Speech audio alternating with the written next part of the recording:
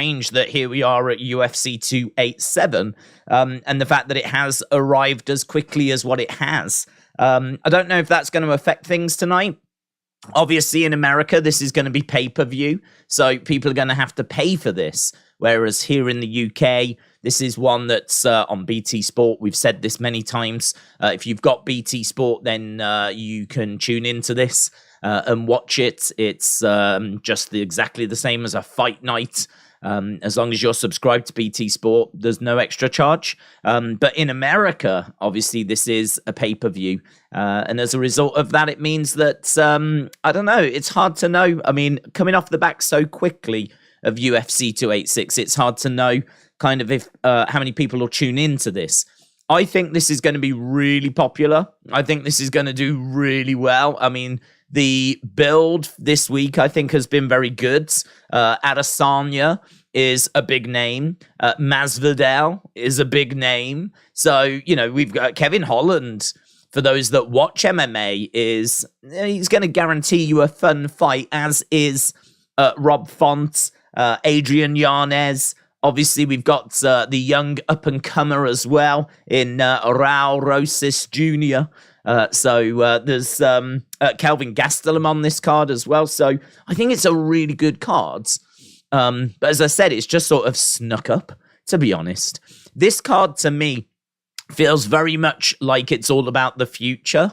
Tonight actually feels like quite an important night. And maybe more so than usual as well, because I got asked the question the other day, what will Adesanya do if he loses?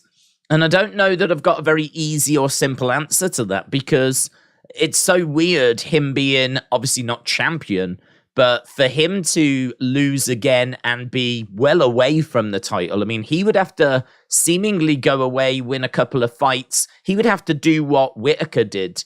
And that is kind of just be on the outside a little bit, pick up wins, and then find a way back to the title. And so I think that, I mean, look, they're always going to want to try and keep Adesanya in the mix. Like, they're always going to want to try and find big fights for Izzy. But it's very interesting that if he does lose here, you know, could it be a case that we see him go after the welterweight title? Or like something along those lines. I mean, I don't think he will. I'm not expecting him to do anything crazy like that. Maybe he goes after the light heavyweight title again. If there's no way of him, I mean, I don't think he would get down to welterweight, to be honest. But in regards to like changing division, like, could we see something along those lines for him? Because if he's well away from the middleweight title and he's going to have to go away and win a few fights, then it would be interesting to see what he would go to do. He's already tried his luck at light heavyweight, for example. He's already tried to go after the title there. Maybe he would have a little look there. I don't think he would step away, but it's hard to picture him being like, I don't know, taking on some rank fighters like in the co-main or something. Like, I struggle to see that for him. He feels like one of their biggest stars.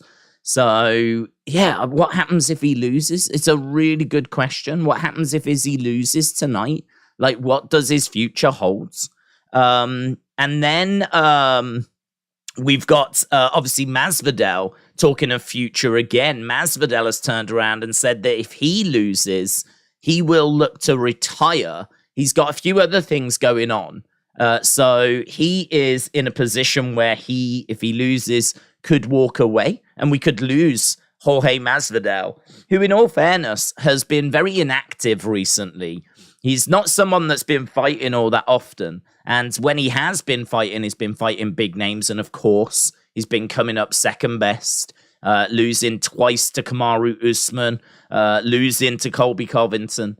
And so now he finds himself in a situation where he's got name recognition, but he hasn't really got any momentum. He doesn't feel close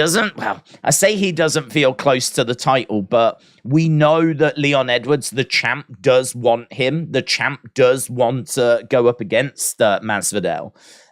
So if Masvidal was to win, even though he's currently ranked 11th, it'd be interesting to see how close to the title he would be. This does feel like his final run at a title. This does feel like his final opportunity at a title. So he is 38, 39, around that kind of age. He's making noises of retiring. And obviously he's had a great career. Obviously he's got his fingers in other pies. So again, you know, if he loses here to Gilbert Burns, and there's a great chance of that happening, what does the future hold for Jorge Masvidal?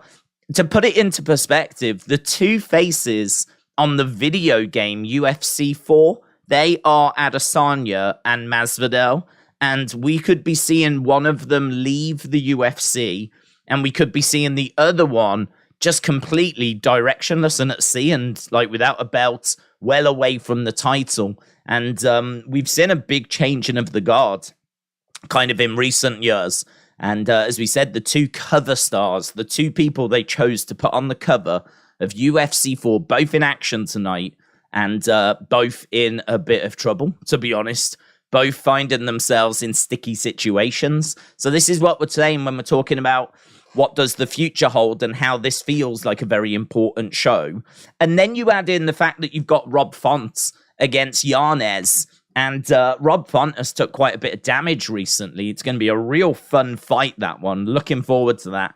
That is going to be two strikers going up against each other. It should be a real battle, technical, but should be a lot of fun as well. And honestly, I mean, we could see a changing of the guard there. If Yanez does get the victory, where does that leave Rob Font? Because Rob Font has lost his last two. And Rob Font is a really fun fighter to watch, but he is finding that maybe the damage is starting to catch him up now. Like maybe the decline is starting to set in at the age of 35. I mean, 35 in the bantamweight division, you know, you are going to start seeing a decline at that point, and maybe time has caught up with Rob Font. So Rob Font could be slipping. Yanez could be right there to capitalize. That's a very interesting fight. Then we've got Kevin Holland against Ponzinibbio. Both of these guys are towards the end of their careers. Both of these guys are in their kind of 30s now. Certainly Ponzinibbio. Holland, you feel like has got a couple of years still left in him, but he's lost his last two. And his UFC record is 10-6. I think the UFC will look to keep him around as long as possible because he is exciting. But he is frustrating as well because he's always getting distracted. Sometimes he can zone out of fights. He's someone, though, that I think the UFC like. I think the fans like. I think whenever you see Kevin Holland is fighting, you know you're going to see something. But as I said, you know, like, feels like it's now. No, I don't know if it's now or never, but I suppose in a way it is. I mean, damage is going to be catching him up. He's had 16 UFC fights. And as we said, you know, at what point is that damage going to catch up with Kevin Holland? We're seeing, obviously, him on a bit of a bad run at the moment. I believe he's lost his last couple as well. This looks like one he should win, but it's not the easiest fight for him. And honestly, he could easily lose here. And if he does lose, where does that leave him? Like, where does that leave Kevin Holland if he loses to Ponzinibbio and then is doesn't have a win in his last three? So again, you know, even though it might be strange to sit here and say Kevin Holland is in trouble, like it sort of feels like he could be, to be honest. Sort of feels like he could be. I think UFC would keep him around. I think he would definitely. It's not as if like he would walk away after this or they would fire him after this. But to lose your last three is really not a good look. And so unless they're going to give him someone a bit easier just to give him a win, like his next fight could be critical after this if he loses this. So, and as we said, you know, I mean, he's just, I don't know, at the top end of the division, he just doesn't seem to be able to hang. And as we said, he can zone out, he can check out. There's definitely a few concerns there. So, I think this card is really interesting. The main card for people that need wins and for people that are I don't want to say on the verge of going, but they're heading in that direction. I think that's the way to look at it. There's some people here that really do need to pick up some wins. Masvidal, Font, Holland. These are people that could really do with picking up a victory tonight. And then what's really exciting is the first match on the main card. You've got Rosas Jr., who's 18 years old, the youngest fighter to ever win a fight in the UFC. And he is going to be competing tonight, 1-0 at the moment, an amazing prospect. Obviously, that first fight was a bit of a gimme for him, but this one is going to be a proper challenge as he takes on Christian Rodriguez. This is one that I think he should be able to win, but honestly, it's going to be tricky. It's not going to be a walk in the park. This is going to be a test.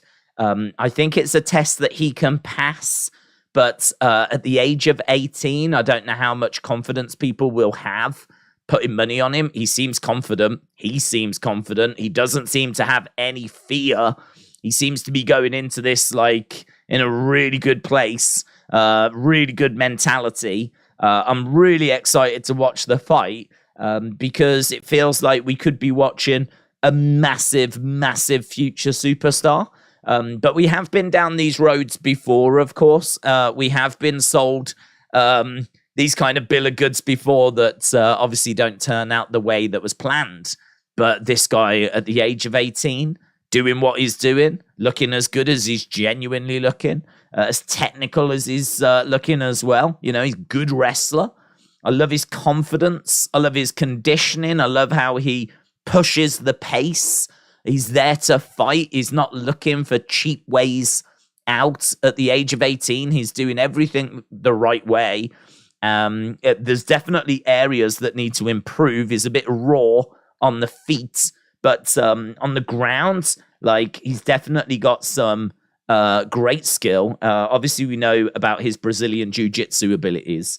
And honestly, he's just someone that I think is really fun and different to watch, to be honest, because of his age and the fact that you're still trying to figure out if this guy can really hang at this level. So it's really fun because we've got a lot of people that need wins. And then you got Raul Rosas Jr., who I don't know that he necessarily needs the win. I think for him right now, and obviously he's still undefeated, so he doesn't want to lose that. And you don't want to lose a fight at all. But I do think for him, the performances at this stage are arguably as important.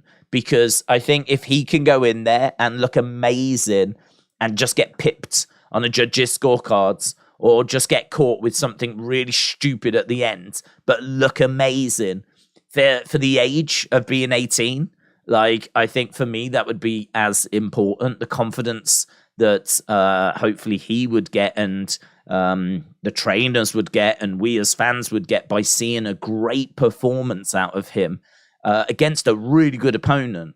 I think that would be really a positive, even if he did go on to just lose, which obviously wins and losses massively matter in the UFC. Of course they do. But at the age of 18, I think UFC know what they've got here. They've got something quite special.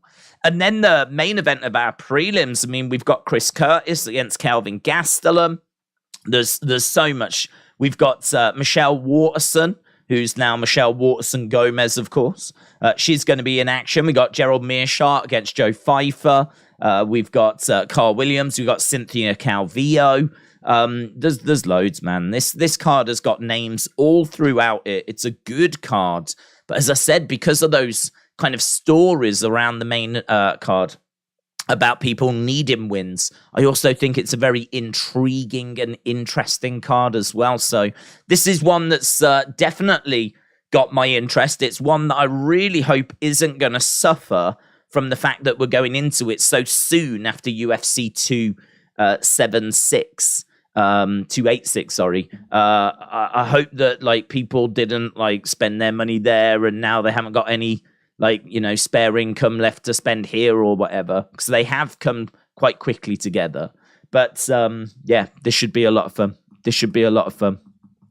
Laser said, Days, when will you get into the octagon and who would you go in there against? Name someone that you would beat. says Laser 5321. I think I would stand a decent chance against Vince McMahon. Now that WWE and UFC are under the same umbrella, then I feel like honestly, I still don't even know if I'd beat Vince. I mean, maybe Ari Emanuel, I might stand a chance against. Clearly, all the commentators, and I do include John Anik in that, would destroy me. I might. It depends how much training she's had. She might beat me as well, in all fairness. But Megan O'Leary, I think I would stand a chance against.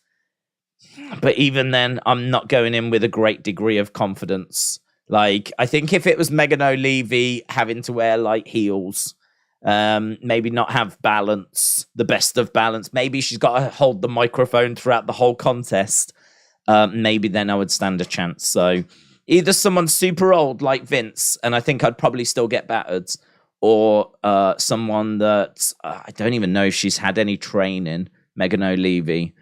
If she has, I'm a dead man. So, but that's where I'd be looking. Jesse Marsh expected to be named the new Leicester manager. James, shout out to you. Liam said, I love Chris Curtis. The man is a goat. Well, Chris Curtis against Kelvin Gastelum. Again, you know, we keep going back to this topic, and the reason why is because I think this is a very strong theme tonight. We go back to this topic of time. And look at Calvin. Oh, both of these. I mean, Chris Curtis is what, 35? If you're 35, you've probably not got long on the clock in the UFC. But not only that, you got Kelvin Gastelum. And Kelvin Gastelum is 11-8 in the UFC. It does definitely feel like things are catching up with him. It does feel like, he is 1-5 in his last 6. He is someone that was obviously right up there, and someone that I just think the division has passed by. If I'm going to be brutally honest, I think the division has passed him by, and I think that there's fights out there for him now, but they are gatekeeper fights, and I think that they are fights that are just going to put some money in his pocket. This is a real interesting one, though, against Chris Curtis, because Gastelum comes in as a -125 favorite, and honestly, I've got Curtis winning it. I mean, I think Curtis at +105, I think that's well worth a look. I think it's well worth a look. He's a very dangerous striker. He's got a great takedown defense. He's 4-1 in the UFC. Great cardio, works at a great pace as well, works the body well, throws more volume. He is a little bit small for this division, but we know that Kelvin Gastelum is not the biggest middleweights either. He's got a great chin. He's good in the scrambles. He's got decent Brazilian jiu-jitsu. I do expect him to outwork Gastelum. I think there's a chance that what we could see is Gastelum normally looks pretty good at the start. So I think these two are quite close, to be honest. I think they're quite close, and I think that's why the odds reflect in that. As we said, Gastelum -125, Chris Curtis +105. I could see it being a case there. Curtis is just going to be a little slow to get going. Gastelum's going to look better in the early stages, and then Chris Curtis will come through. Now, whether he'll get a finish or whether we go to get a decision or something, I'm not too sure. But I've got Chris Curtis just edging this one way or another. So, yeah, I agree. That's a really fun main event of the prelims. So we've got that coming up. And then, as we said, the fight straight after that is Raul Rosas Jr., the 18-year-old. Then the fight after that is Kevin Holland, who, as we said, just kind of his name alone, I think, gets people excited for his fights. You always know that you're going to see something. Whether it's going to be good or not is debatable. But do you remember when he had that? Was it Killer Year 2000? I think he fought and won like 5 times in the year 2000. He had such a good year. And then it just nothing's kind of matched up to that level. And as we said, he finds his record now being 10 wins, 6 losses in the UFC. He's got a big challenge in Ponzinibbio, and that should be a banger. I mean, not only is it Kevin Holland and Ponzinibbio, it should be a really fun fight as well. So then we've got that. Then we've got Rob Font against Yanez, as we said. That should be fun. Is it going to be a changing of the guard? Then we've got Masvidal Burns. Amazing. Then we've got our main event. So, I mean, you can see just the top end of this card in particular, so good. Hence why we've started just that little bit early so that we can like really talk about these fights, because these fights are so much fun. There's a lot here. There's a lot to get our teeth into. 10 minutes till the first one, said DC. Miss Clown said we're going to be seeing some fighting. We are. Liam said, I've got a parlay on Curtis, Pfeiffer, Holland, Burns, and Izzy. Yeah, well, I'll tell you now, I've got Izzy. I mean, we haven't really spoke about the main event. I've got Izzy winning, and the reason why is because I think they are quite close in their abilities, but I mean, at some point, Izzy has got to win against Pereira. It comes down to that for me. At some point, Izzy has got to get a win here. I mean, they faced twice in kickboxing, and now they've faced off in MMA, and all 3 times Pereira has won, but Pereira has not looked brilliant in all of these times. It's not like Pereira is leagues ahead of Adesanya. I'm not saying there's a little bit of luck in there, right? But I feel like there's a little bit of luck in there where Pereira just manages to, get... I mean, look, you create your own luck, in all fairness. So maybe that's doing him a disservice. But I just feel like, I mean, could he have his number and beat him again? Sure. I mean, he could. He could have his number and he could beat him again.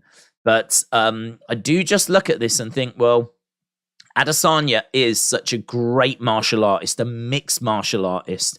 He's someone that I think won't have been obviously happy about that last performance. I thought his performance was all right last time out, but obviously the result is not the result that he wanted. He's going to have watched that fight. He knows now what Pereira looks like in an MMA cage. He's been in there with him. He'll know what he needs to work on. I just feel like this reminds me a lot of Edwards Usman from the other week, where Usman was the long-standing champion and Leon Edwards came and won the title, and then we had the rematch. And I went into that like, I'm feeling like Edwards might do this. I had a feeling that Edwards might do it, and he did. And I think, was it Teddy Atlas made a brilliant comment, which could apply here, that you get about 30% better when you become the champion. When you become the champion, your abilities and everything, you level up about 30%. Just the confidence, having the belt, all of that, it just levels you up that little bit. And I don't know why, I just felt like Leon might get it done. I remember us talking a lot about the altitude, because I believe they were at Salt Lake. And so for the first fight when Leon won with the head kick, and a lot of people were saying, rightfully so, that Usman had looked better in that fight. But though I did put stock in the altitude. If you looked at the first round, then Leon looked like he was the better fighter and then faded and seemed to crash. And I think the altitude really played a part. So the question was, now we're not at altitude, and now that we're in the UK, somewhere Leon has never lost, his friends and family are going to be there. They've been there before. He knows how to deal with that pressure. How's he going to look now? And honestly, the ants came back. Really good, wasn't it? Really, really good. Well, I feel like there's similar questions here, but not the altitude question. Like, for me, I think Adesanya does have the ability to beat Pereira. I just think that he's not been able to do it up until this point. Now, the question is Pereira going to be 30% better now that he's got the belts? And is he going to breeze past Adesanya? I mean, I just don't think he is. I just don't think he's going to breeze past Adesanya. I don't think that Pereira is going to look as good here as what Leon Edwards did against Usman the other week. Because one of the other things as well, Pereira, I mean, I know that he's got skills, but he's also only had 8 MMA fights. Like, at some point, I feel like that's got to catch up with you. I know he's had a lot of kickboxing. I think he's had like over 40 kickboxing fights. But MMA fights, 8. His record is 7-1. He is beatable. He's got great striking. Adesanya, I love as well the fact that he wanted the rematch straight away. Adesanya wanted this. I don't think there's any mental games here. I don't think Adesanya's mentally beaten. I know that's a narrative that's doing the rounds, that Adesanya is mentally beaten, he's mentally defeated. He's faced this guy 4 times or 3 times, lost everyone. It's his boogeyman. He can't get past him. I don't believe that. I don't think Adesanya believes that. Adesanya wanted the rematch. He's a great MMA fighter.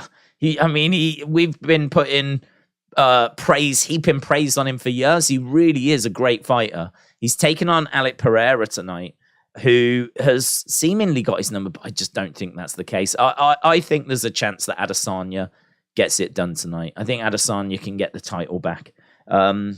Adesanya's 12-2. He's been in there with so many great fighters.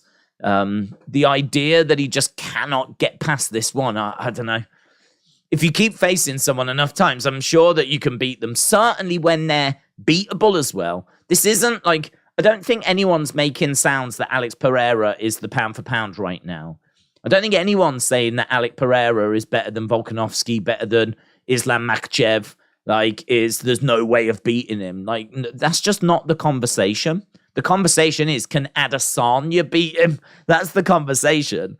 And as I said, at some point, if you are facing someone repeatedly and they are not unbeatable, I feel like you're gonna get there eventually. And is tonight the night? So I'm leaning Adesanya on this one. I'm leaning Adesanya. This is not a put your house on it kind of conversation at all, right? No, that is not the conversation. But if I have to pick a side, and I always like to pick a side, of course, what would be the point in doing this and sitting on the fence? I'm thinking we saw Leon retain the other week, and now in a similar situation where the long-time champ, ex-champ, is trying to get his belt back. I'm thinking it could go the other way tonight. And I'm thinking that Adesanya could overcome his boogeyman tonight. And, I think he's confident. I think he's, got great skills. We saw him actually wobble Pereira as well. I mean, don't forget, Pereira was out on the feet. Was it the first rounds? Pereira at times didn't look good in that last fight. This is not an unbeatable fighter. This is not like a goat or anything like this. This isn't like a mountain that just cannot be climbed. The question keeps coming back. Can Adesanya climb it? Can Adesanya beat him? We find out tonight. Gyro said, that's the scary thing about Pereira. You can win the entire fight and dominate, and all he has to do is knock you out with one hard shot. It's very true. It's very, very true. And he has the ability to do that tonight. He definitely has the ability to do that. But this is where, Adesanya is going to have to fight a better game plan and not give him the opportunity to find that shot. The fact that Adesanya wanted the rematch immediately, you could point at that at being ego. You could point at that at being stupidity if you want to. But you can also point to it as being confidence. And you can also point to it as him feeling like he had that fight and knowing that if they fight again, he will pick up the victory. He could have stepped away and done something else in the short term, but instead he's gone straight back in. And I'm backing him tonight. But it is like a 60-40 situation. This isn't me going 100% Adesanya, right? It's like 60-40 for me tonight. He is. In fact, I would say the odds are probably where I would put them So Adesanya's at like minus 145. There's not much in it. And then you've got Pereira at plus 120. So yeah, it's close. And as I said, that's probably how I would look to pitch it as well. So there we go. Then we've broken it down, and I'm really pleased that we did that. Maybe we'll start doing that for the big pay-per-views for UFC, because I mean, I always have my notes. I always do my research. It's just we always talk about it during the actual events. So it gives us just a bit of an opportunity to kind of go through each fight, the main cards. I don't think we need to go down into the prelims, because I think most people are focused on the main cards. And as we said, it's going to be a fun night this evening. It's all about people picking up wins to determine their futures, because some people here are really looking a bit wobbly. As we said, Masvidal, I believe, has even come out and said if he loses, he will retire. Now, whether he will honor that or not, I'm not sure. But Masvidal losing in Miami would really hurt him. That would really hurt him.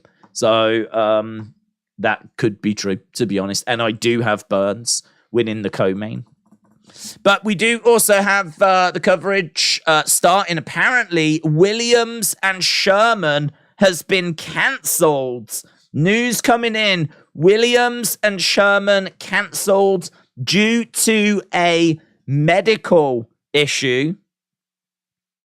So that's disappointing. Williams and Sherman has been cancelled. That takes our card down to 12 fights rather than the 13 tonight. So no Williams and Sherman in the heavyweight division. I think that means that our early prelims are going to have 3 fights on, and that our prelims are going to have 4 fights on. So 5-fight main card, 4 fights on the prelims, 3 fights on the early prelims. So we might just have to wait a little bit before we go to our first fight, what with that cancellation. So if you are just joining us, news coming through that Williams and Sherman, Williams heavy favorite in that one, minus 500, only taking the fight on a 1-week notice as well. I didn't catch who had the medical issue, but it just said cancelled due to a medical issue. So Williams and Sherman sadly dropping off the cards. If you are watching, fire in a like. It's greatly appreciated as we try to get to 1,000. I don't know. I really don't know about tonight. I don't really have much in the way of expectation for tonight, because it is a big kind of main event, co-main event. It's a good-looking card, but as we said, coming so quickly off the back of UFC 286. I just don't know. I don't know how many people will be around. So if you are watching, drop a like. It's greatly appreciated. Mitchell, shout out to you, my friends.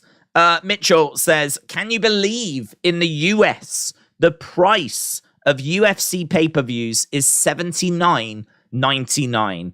If you have ESPN Plus, and $124.99.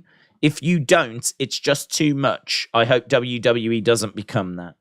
Yeah, it's amazing to me, actually, that you lot pay those prices. I don't know how they've managed to introduce those kinds of prices to the US. We don't have any pay-per-view prices anywhere remotely close to that.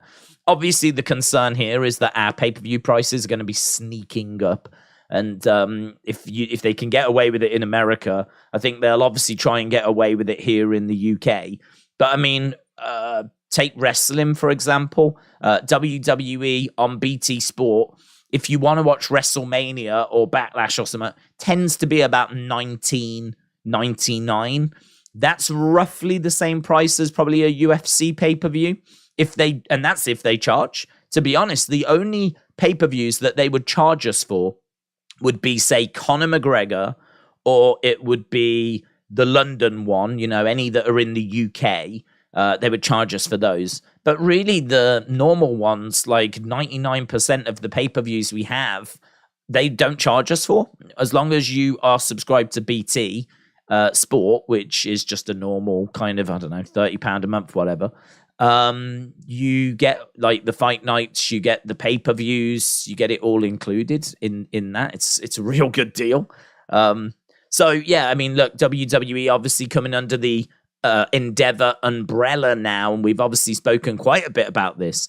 I wouldn't worry about it in the short term for WWE, but certainly long term, we know that this is what they do for UFC, and so they could look to do the same for WWE. But of course, hopefully not, and certainly not something I think we need to worry about anytime soon. So Mitchell, good point. Shout out to you. Vicky said, the Savage, I agree, he beats Islam next time. Likely they won't fight. Hamzat has been avoiding anyone. He was going up a weight. I think I saw someone say, but we do some already. Are we talking about Hamzat Chimaev there? Great fighter. Obviously, a lot of people point into that fight that Burns had with Hamzat. Saying that Burns, looked really good in that fight, made Hamzat Chimaev look human. Chimaev actually, quite brawling at times, quite reckless at times in that fight.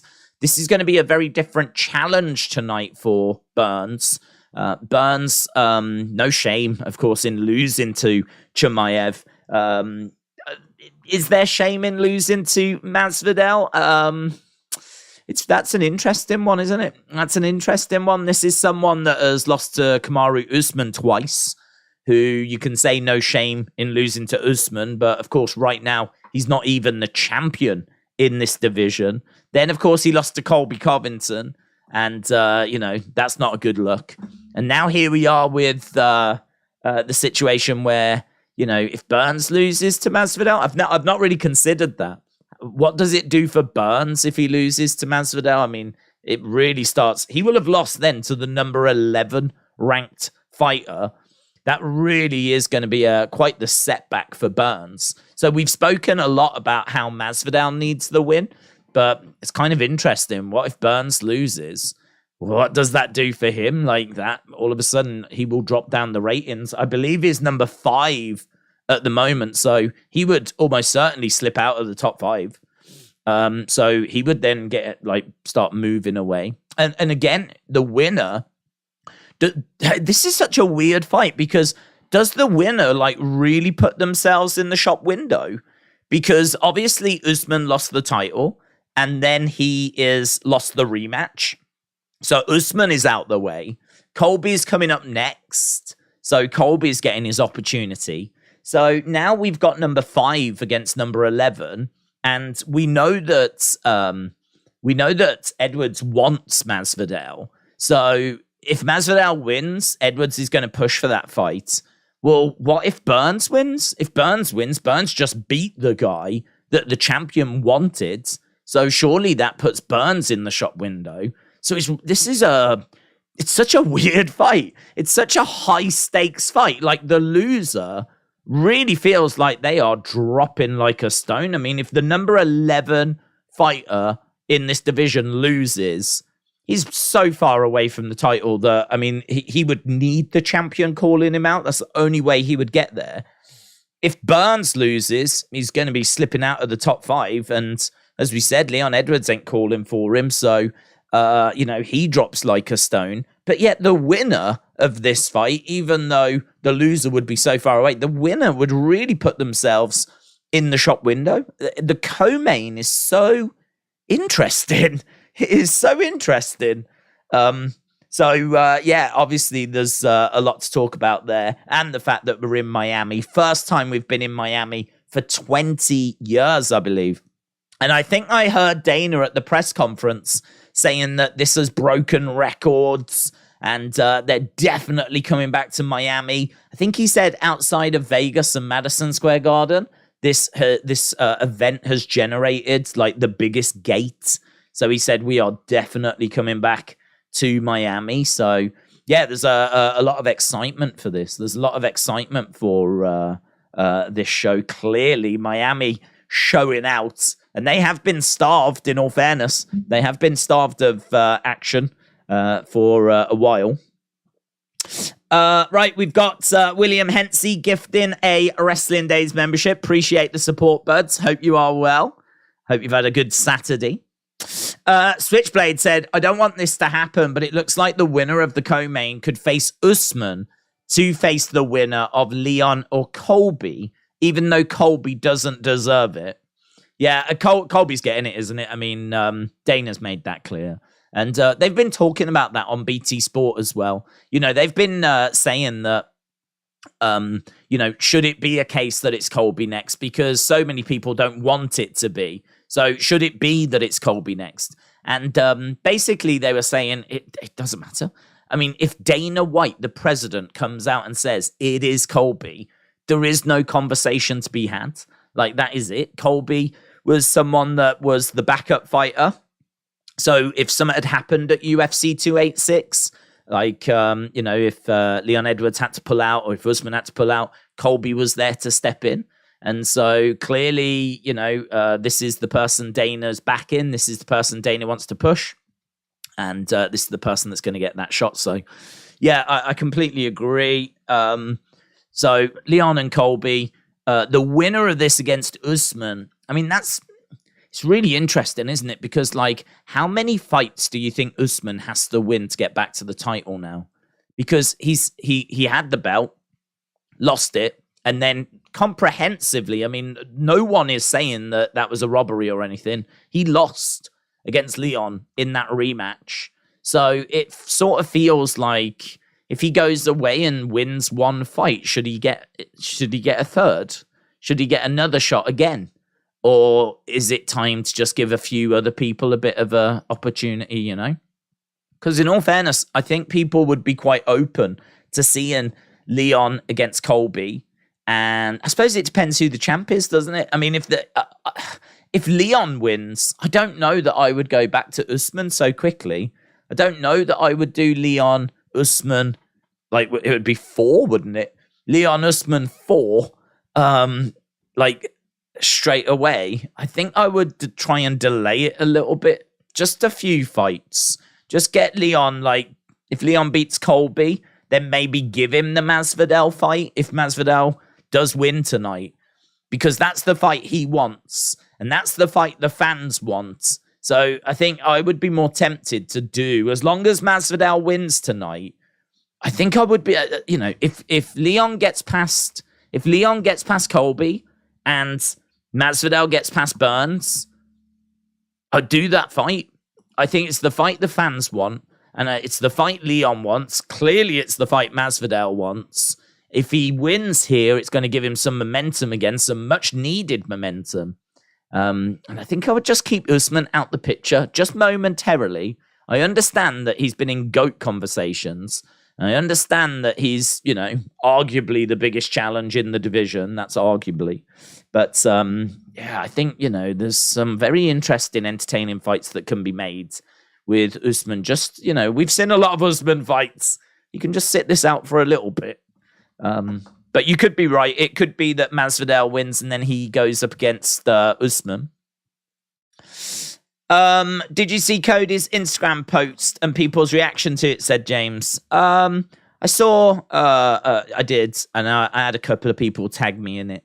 I think, you know, I think if you have watched this channel for a while, and even if you haven't watched this channel, we've spoken a lot about social media and about how its primary purpose is to get you to speculate and to hype things up and to get likes and all that kind of stuff. So, you know, there's always going to be little teases and there's always going to be things that just are there just to, you know, get people talking. So, to me, I looked at it and I was like, yeah, fine. You know, clearly Cody ain't going anywhere. Did you hear as well? And I know like people here won't be that bothered, but Jake Paul apparently came out and admitted that the brawl between him and Floyd Mayweather was all completely made up, to the surprise of very few people.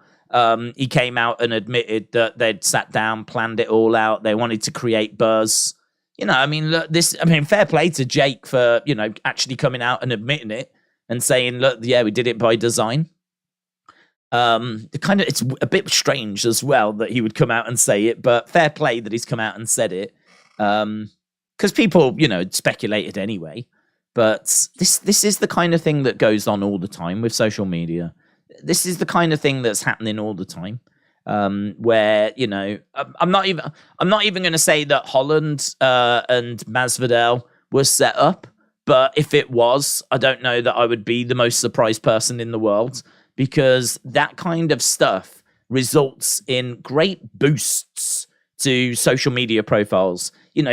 Trending and being the talk of the town, like trending and having the MMA community talking about you is just so valuable. It's worth so much that it's worth just having a word with someone going, do you want to do something in the lobby later? So I'm not saying that one was, but I'm just saying if it turned out that they had, I don't know that I'd be that surprised, because I think anything that tends to go viral, anything that you see play out on social media, I think there's always a chance that it's been set up, just because there's such big benefits to everyone involved. And as we said, Jake Paul coming out admitting that he completely set it up with Floyd Mayweather, the brawl thing that happened the other week. LDTV said, Days, cheers from the 909, listening in the 20, watching UFC at the 305. LDTV, sounds like you're getting around, buds. Shout out to you. Thank you for joining us, and I hope you're obviously going to enjoy the show.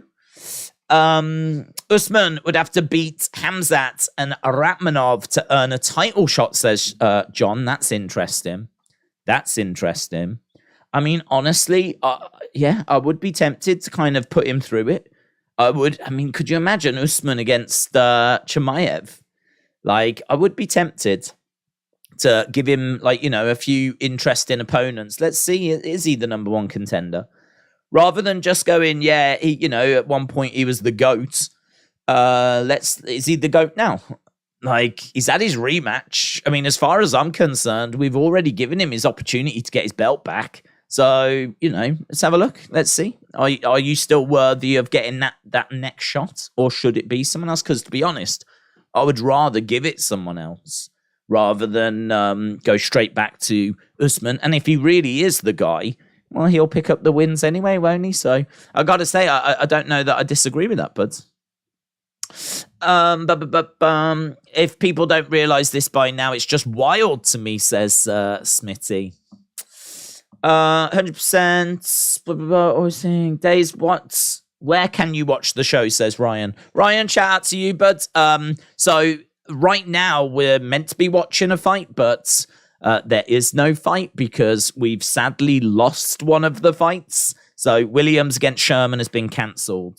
So right now, I believe there's about an hour and 40 minutes until we go over to the prelims. As soon as we go to the prelims, they should be shown on, I think, ESPN Plus. The actual main show will be, I think, pay-per-view ESPN Plus in America. As we said, here in the UK, it's all going to be on BT Sport.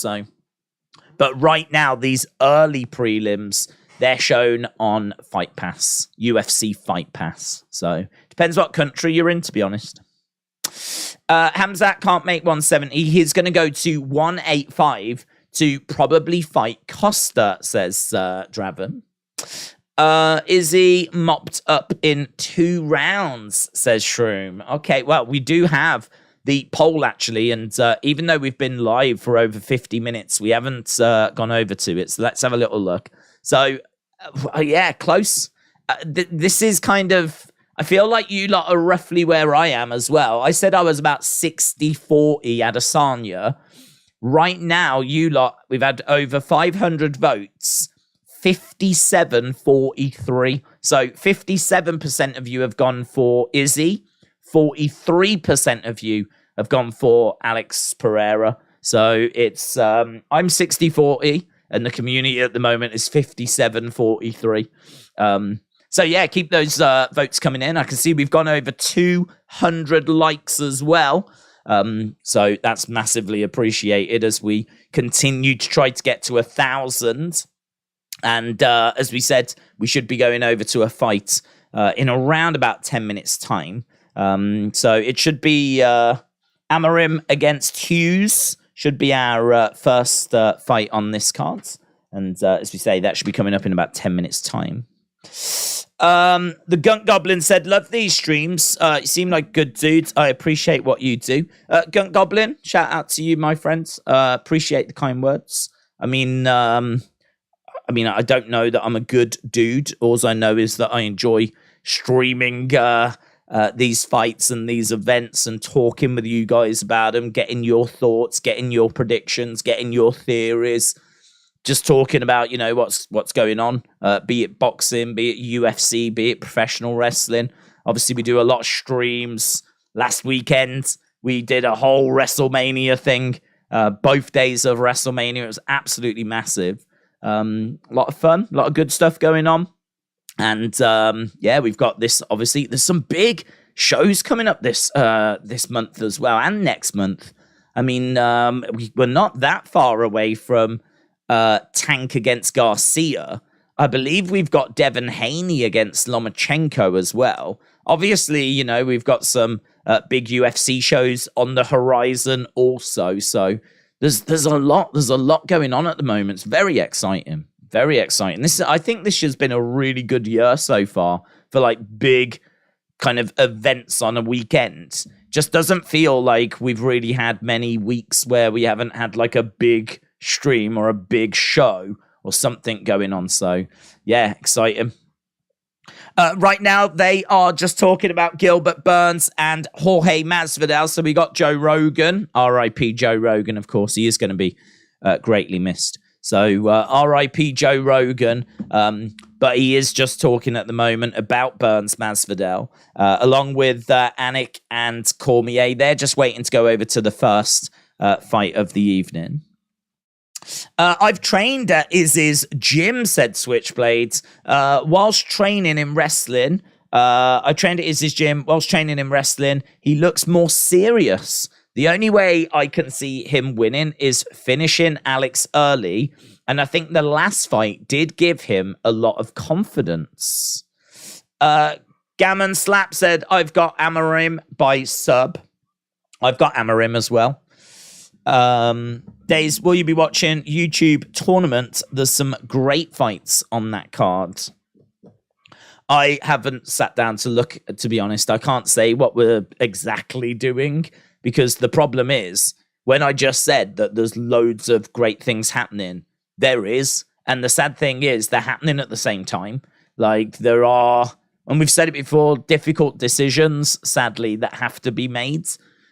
So what I need to do is, my focus was WrestleMania. Then I knew we went straight into this. I actually right now don't know what next weekend is. I don't know what we're doing next weekend. I wish I could sit here and go, we're doing this next week, we're doing that the week after, we're doing this, we're doing that. What I need to do is sit down and go, okay, this is what we're doing. This is what the streams will be. But I actually don't have that information right now, which as a streamer is probably not good. But I might put a community post out just so that people know as to what we're going to be looking at. So I don't want to sit and start committing to things and then it turns out we can't do them because something else is happening and then people get disappointed and, So we'll see. We'll see how it plays out. So, right, let's break this first one down because it said the first fight is going to be starting in 11 minutes time. So there is a countdown to the first fight, which is going to be in 11 minutes time. So Amorim is a grappler. She likes to take people down and she likes to look for submissions. She's making her UFC debut. She's 6-0. And actually we don't have, I wonder if I can get it up on screen. There it is. Nice. So she's 6-0, making her UFC debut. She is a bit of a first round killer. She is a prospect, but as always, big questions as to whether she's ready for this level. Because it's one thing to do it on the regional scene, but to actually come up and do it on a stage like this, in front of a crowd like this, which granted, you're the first fight. It's probably not going to be the biggest crowd, but even so, in a space like this, in an arena like this, and I'd imagine friends and family will be there. And there'll be a few people in the crowd. Even with who's there, it might be more than she's been in front of before. Her record is 6-0. There's a few cardio questions just because we haven't seen her go deep into fights. So we just don't know what she's going to look like. There's a few durability questions. Again, just don't see her get hit. So we don't know what she's going to be like. So, as much as she's a minus 250 favorite, there's a lot we don't know about her. We don't know what her heart is like. We don't know how gritty she is. We don't know how much she can dig in. We don't know about her chin. We don't know about her durability. We don't know about her cardio. She's a great fighter from what we've seen against the standard that she's faced, but it doesn't really tell us loads. So I don't know. This is one that I think if I was betting, I would stay away from unless you're really confident, unless you're feeling and you feel like this is definitely one you want to put on your ticket. I don't know, man. I'd be a bit nervous just because we just haven't seen it, man. We haven't seen it. So this is going to be interesting, this first fight, because she could look amazing. She could look amazing and she could send a message and then we can have more confidence in the future. Or this could be a struggle. Sam Hughes is tough. I mean, what we know about Sam Hughes is that she's tough, gritty, she's got good cardio. And honestly, I mean, if you are going to struggle in those areas, you don't really want to be going up against Sam Hughes. She's 2-4 in the UFC, so she is absolutely beatable. She is going to need to keep the fight standing. If this goes down to the ground, obviously Amorim's got grappling, and that could be a problem. Hughes has got good forward pressure. She's quite strong. She's got a decent takedown defense, which is going to be really important here. But sometimes she does lack a little bit of composure. She can sometimes get a bit flustered, find herself in some bad situations. And, those bad situations can go from bad to worse very quickly. And so, yeah, I've got Amorim winning. But as I said, I don't know that this would make it onto my ticket because there's definitely question marks here. There's definitely things here that are we just haven't seen it. We just don't know. We just don't know what Amorim can do at a UFC level. So what I can tell you is that on Tapology, 88% of people have gone with Amorim. 88%. Sam Hughes, 12%. So she's definitely got the crowds. She's definitely got the public. She's definitely got people believing in her. But as we said, is it going to go that way, or is she about to get found out at this level? So first fight going to be around about 5 minutes or so away, about 5 minutes or so. Feel free to put in your thoughts, Amorim or Hughes. Which way do you think this is going to go? LA Dort Knight said, do people not realize you aren't meant to swear streams unless you have special privileges? You are wasting your own time. Joyce is going to smash him. People excited for the Joyce. Yeah, I'm quite excited for that. I don't know when that is, actually. Joe Joyce in action soon, isn't he? I just saw an advert for that. I think it's being shown on BT. We're going to have to wait to see Edwards. We need more good fighters to make the division exciting, says Dort Knight. Smitty said AJ is legit. Would love it if he made the jump.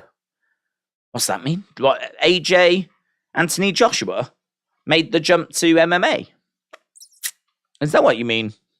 I feel like I'm walking into a few conversations here that are bubbling away already. Fabrizio confirms Jesse Marsh expected to be named Leicester manager tomorrow. James, thank you. But I think Amorim is going to take it by decision, says Gigabytes. God help Leicester, says the Savage. Johan said Amorim is the girl who came out with a thong photo shoot. Yeah, I mean, I didn't bother putting that down in my notes, but if that is going to sway your betting decision, then, fair play. Gigabyte said Burns is going to burn Masvidal in Miami. We are at a panel with the pundits at the moment, and it does look lovely. They're outside. The sun is shining. You can see there's cruise ships in the background. You can see like some of the buildings and everything. I mean, wonderful. What a life. What a life. Imagine working for the UFC and just being able to hang out in Miami and like go to the fights and everything and be paid to do it. I mean, when I see like some of these people, I'm just like, I'm definitely doing this whole living thing wrong. I'm definitely doing this wrong. I could be there, man. Could be in Miami with a cocktail. Days, Jesse Marsh is going to take us to the championship. My dreams are going to be shattered. Miami is the hotspot these days, says Pedro. Jay said, who have you got, Pereira or Adesanya? Yeah, we've just had a good kind of conversation about that, to be honest. We've actually been live for just over an hour already. And to be honest, I'm leaning Adesanya. I'm about 60-40. It's really interesting that the chat is kind of around that same level. Sometimes I can say things and the chat is just a little bit out of sync, or I'm out of sync with the chat. But yeah, I said it would be about 60-40 and for Adesanya, and you lot have got it 57-43 Adesanya. I think if you've got Pereira winning, I totally get it. I totally see why you would go that way, because bottom line is they've faced 3 times and Pereira's won every time. So like, it's quite easy to see why you would go that way. But I am a believer that their skill set is quite close. I know that Pereira has got that huge power, that knockout power, that ability to rock an opponent. It does feel to me, though, that at some point, Adesanya should be able to get a win over Pereira. It's going to be hard. I mean, to be honest, it's going to be hard, but it should be hard at this level, you know? So I'm just leaning Adesanya. I like his confidence. I also think, as well, as we said, you know, Pereira is not a GOAT. He's not unbeatable. He's got a loss on his records. He's 7-1, right? So we're not talking about someone that's got loads of experience in MMA. We're not talking about someone that has not been beaten before. We're not talking about someone that, I mean, even in his last fight against Adesanya, he was rocked. In the first round, he was wobbling. He was all at sea. And obviously, fantastic composure to get back into the fight and then end up getting the victory. Adesanya, I thought, looked really good at times in that fight. Looked really good.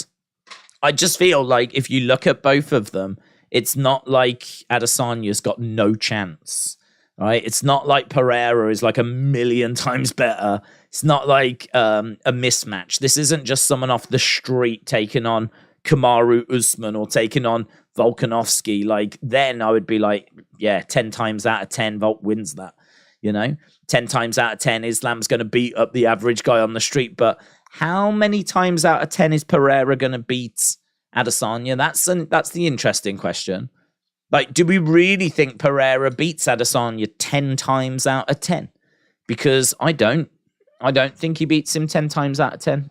And then the question becomes, at what point does Adesanya then get a win? Because I feel like he's definitely due it. And they definitely had him rocked in that last fight. So, yeah, I totally understand why people would go Pereira. Totally get it. And actually, it might be the wiser bet tonight because he's the underdog. I mean, he's coming in as plus 120. So the wise bet might be to go Pereira because he's got a great chance. I mean, it's pretty close to 50-50. I've got it 60-40 Adesanya, but it's pretty close to 50-50. So why not put the money on the dog? Why not put the money on the person that if they do win, is going to give you the bigger return? So, yeah, it's a really interesting main event tonight. It's a really interesting main event and a really interesting co-main. And I really like the rest of the main cards and the main event of the early the prelims. Curtis and Gastelum looks really good. There's a lot, man. It's going to be a good show tonight. It's going to be a good show. Okay, both women are making their way down. I know we've done a lot of talking, just chatting about fights and getting people's thoughts and whatever. But we are about to get underway. Here is Amorim, undefeated UFC debut, 100% finish rate, 5 submissions, 6 first round finishes, 6 wins, 6 first round finishes. Is she about to get another one here? Or was that just the level that she was competing at was just well below UFC level, and she is about to get found out? She's a good fighter, though. She is a good fighter. She's a finisher. We know that much. With the UFC part, with WWE part of UFC now, do you think there will be run-ins, outside interference, and steel chairs in the matches? Yeah, definitely. I think we'll see that starting tonight. We're going to be seeing people running down, steel chairs, outside interference, as you said.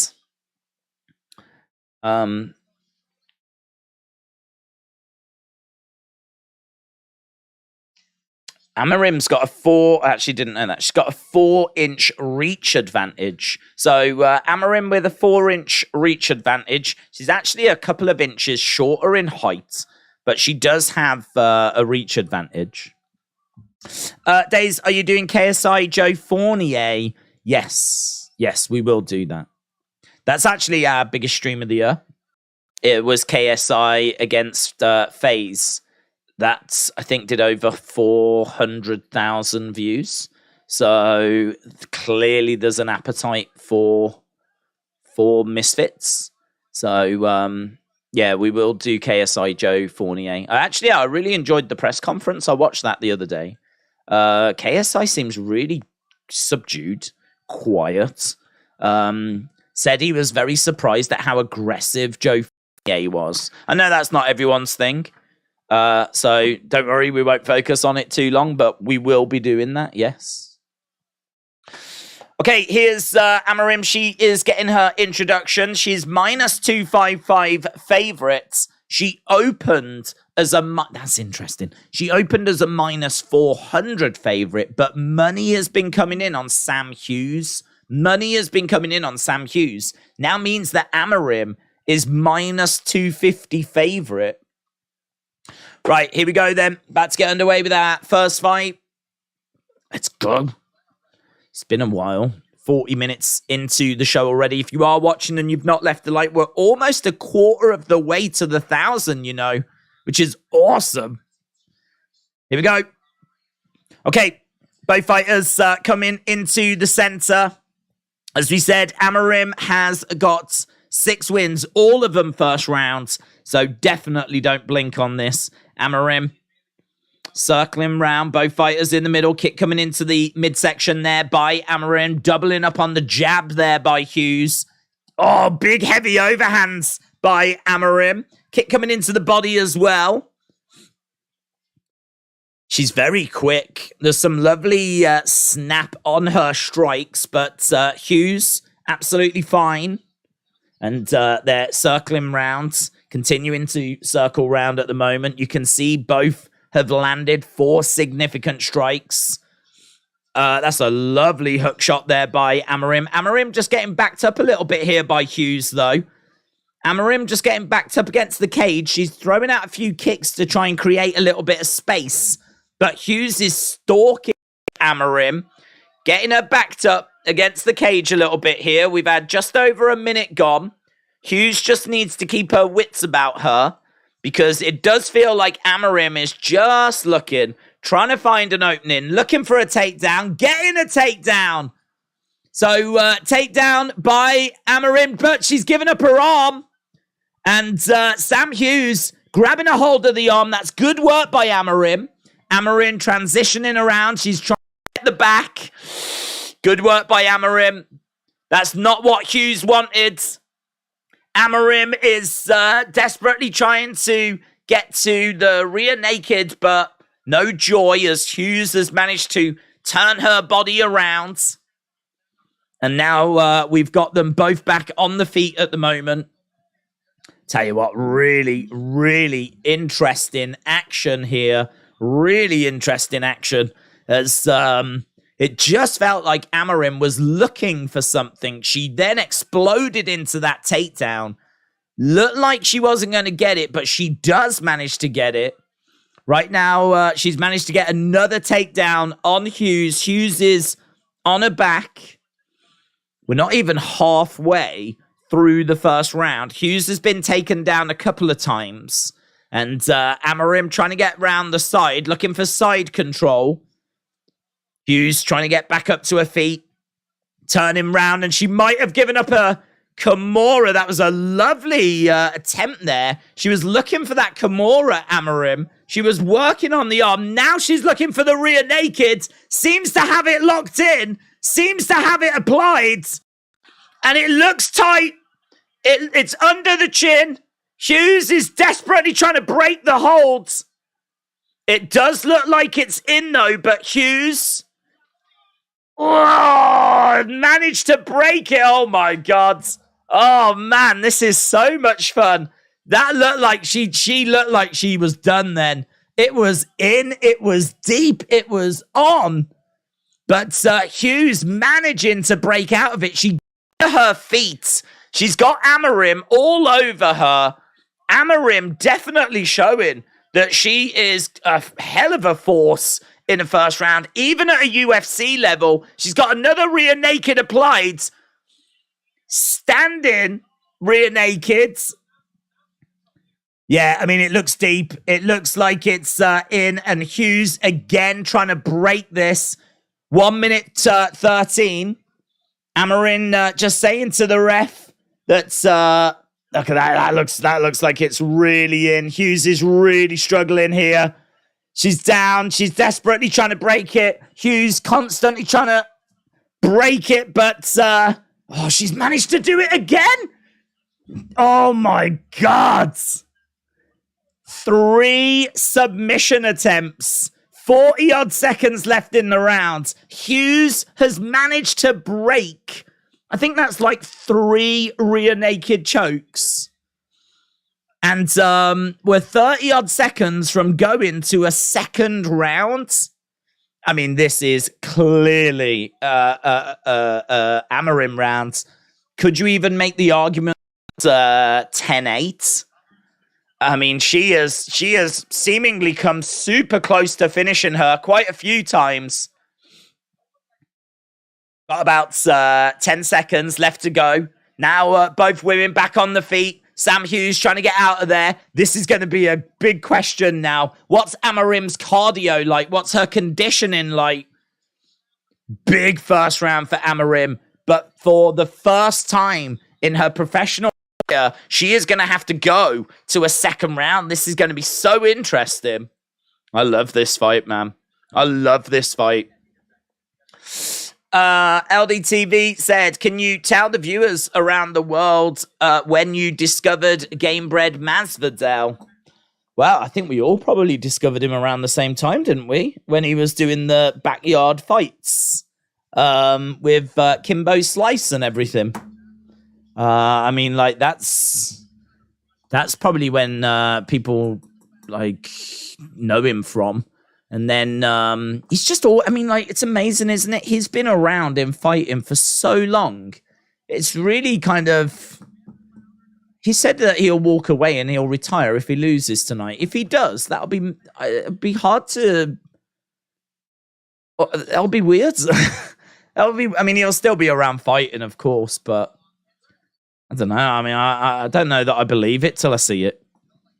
Here we go. Anyway, we're underway. Round number 2. So we've got Hughes throwing in some shots. Amorim back against the cage. Amorim goes down. So pressure being applied by Hughes. Amorim drops down.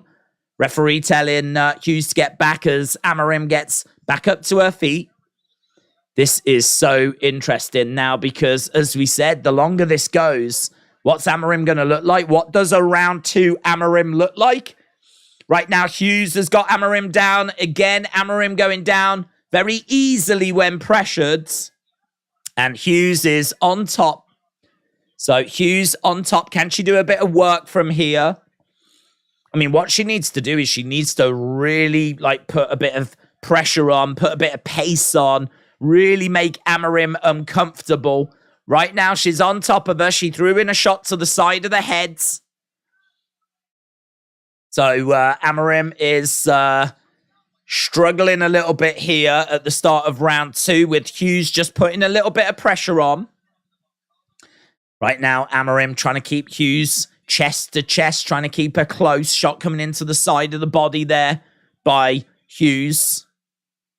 And again, you know, it's maybe not the gripping fight we saw in the first round because we're just down on the ground. Hughes in control. We're seeing Amorim trying to turn. I don't know. I mean, she's trying to defend this, but she's in a very uncomfortable position here. What she's doing a really good job of not allowing Hughes, though, to make this bad situation worse for her. Shots coming into the side of the head, though. She's definitely eating some strikes here. Another shot coming in there by Hughes. Couple of left hands coming in. This is a much better round, this, for Hughes, but referee standing them up. So both women back on the feet right now. And we got a couple of shots coming in by Hughes, backing up Amorim. Another shot coming in there. She reminds me, she looks a bit like Amanda Hebus, Amorim. I'm getting Hebus vibes from Amorim as Amorim is being told to get back up to her feet. Hughes again coming forward. Hughes having a much better round here. Much better. Couple of shots coming in as Amorim looks for a takedown. No. She finds herself down on her back with Hughes on top. Shots coming into the side of the head here by Hughes. And again, chest to chest. Amorim goes down. Amorim throwing a few shots to the side of the heads. We're not seeing much in the way of activity in this round, but we are seeing much better work by Hughes, putting pressure on, kind of driving Amorim back. Amorim, I don't know if this is a bit of a game. She's just kind of conceding this round and going to throw everything into the third. But Amorim got 3 minutes 24 control time in the first round. So far, Hughes has had 2 minutes 17 control time in this round. Shots coming into the side of the body. Amorim trying to get back up here, but Hughes really driving her elbow, forearm into the side of Amorim, forcing her back down. And we've got good work here by Hughes. Really good work. Amorim she's trying a lot. She's trying to find a way of getting back up to her feet. She's being told to get back up here by the referee. So, little bit labored getting back up to her feet there, Amorim. Little bit labored. We got a minute left to go here as Hughes comes forwards. Amorim looks for the takedown. Hughes stuffs it. Amorim trying to drive Hughes back against the cage. So right now for the final 40 seconds, we've got Amorim driving Hughes up against the side of the cage. It's not going to give her the round here, but it's giving her a bit of control time. Amorim was looking for a bit of a throw there. Didn't get it. Both women go down to the ground. There's a real scramble going on. They're both looking to grab each other's legs. They look like a slight clash of heads as they both came back up. Right now, there's a guillotine that looks like it's being applied here by Amorim. 10 seconds left to go. So, guillotine being applied, but shots coming into the side of the heads by Hughes. And for me, that's going to be 1 round each. That's going to be 1 round each. Really fun fight, this one. I'm really enjoying this. It's so interesting to have someone that's 6-0 with 6 first-round finishes coming in with tons of hype. Opened up as a -400 favorite. And now they're about to go into round number 3. Clearly never been in this situation before. Clearly looking tired in that second round. Dominated the first round, though, and you could make an argument that that first round's a 10-8. So even if Sam Hughes wins this, we could be looking at a draw, but you can't really bank on that. So yeah, they're saying to Hughes, she is tired AF. She is tired AF. Give it everything you've got. So they're saying to Sam Hughes, she's done. She's done. Brazilian cardio on display, said Alexis. 1-1 said AB. Amorim is gassed, says the Savage. These ladies are bringing it, says AB. It's really fun, isn't it? Really good opening fight, this one. Okay, right. So they've told Sam Hughes, everything you've got, bring it, because this girl is tired. And Amorim is backed up against the cage. We got some shots coming in here by Hughes. Amorim is just backing up. Oh, looking for a takedown there as Hughes was off guard. Really felt like she should have got that takedown. She didn't, Amorim.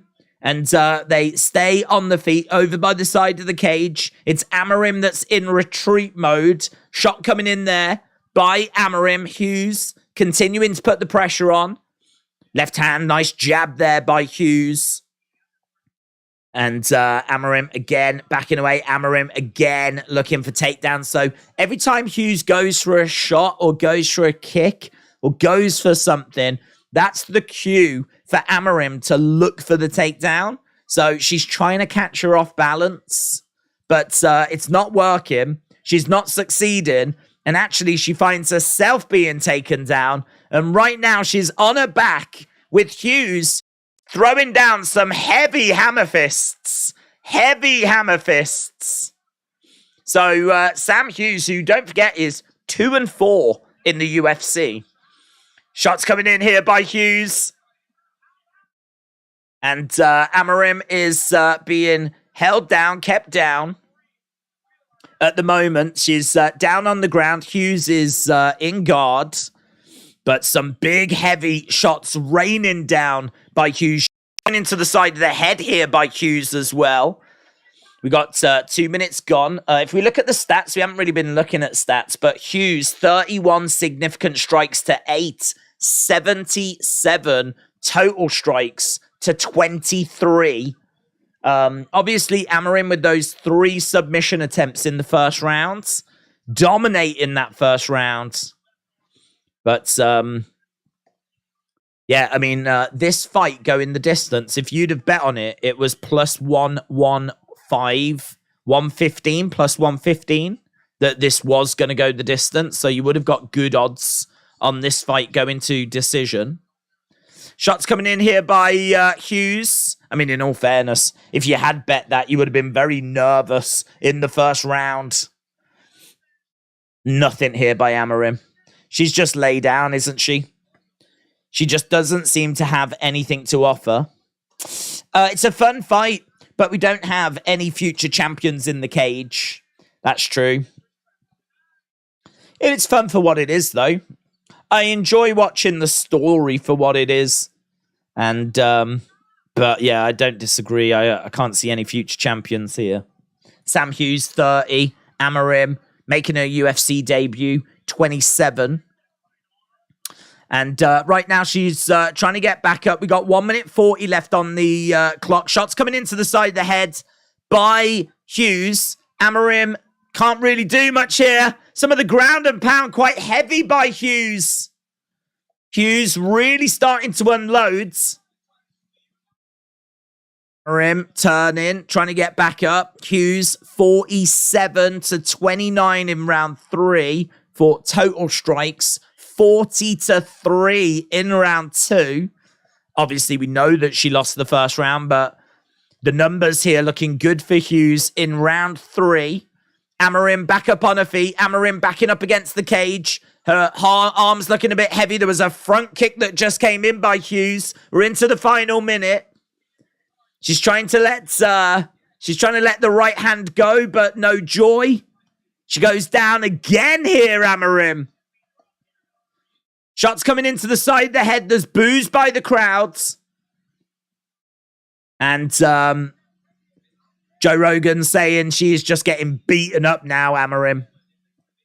30-odd seconds left to go. This is going to be so interesting to score. So interesting.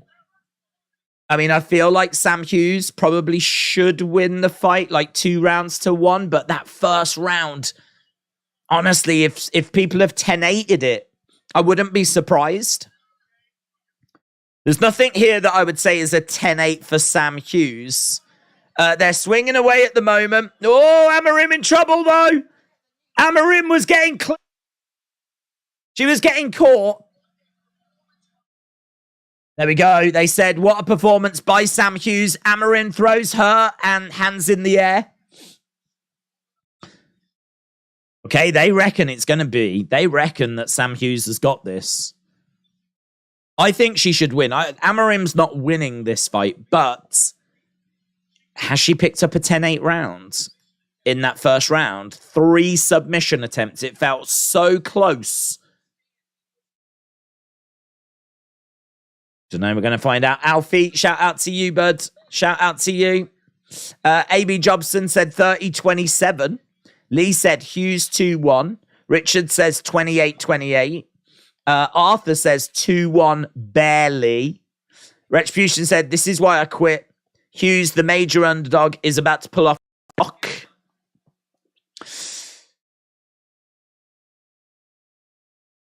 All right, here we go. Let's see.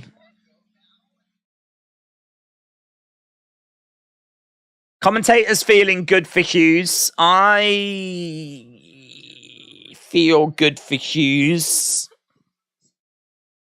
But honestly, this could be a draw. It might be that Hughes gets 2 of the scorecards. One of them's... Let's see. Okay. All 3. Unanimous decision. So Hughes wins it. Hughes wins it. Unanimous decision. All 3 judges went 29-28. So seemingly none of them 10-8'd that first round. So none of them went for the 10-8. And it means that Sam Hughes loses round 1 and then wins round 2, round 3. All 3 judges going that way. And a win for Sam Hughes. I'm pleased for her. Obviously disappointed for Amorim. It would have been great to have seen her come in, win in the first round, look really good. The arrival of a new exciting star. But we said before we started, we just don't know what her conditioning looks like. We just don't know what her cardio is going to be like. And she just absolutely fell off a cliff, man. She fell off a cliff. Sam Hughes.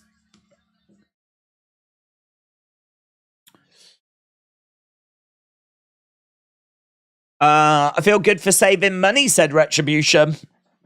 Pereira doesn't have enough movement to land on Izzy, says Arthur.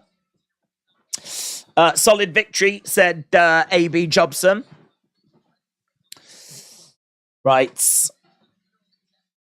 Okay, so that one goes the distance. We move on to our next fight, the second fight. This is Shah Yilan taking on Steve Garcia.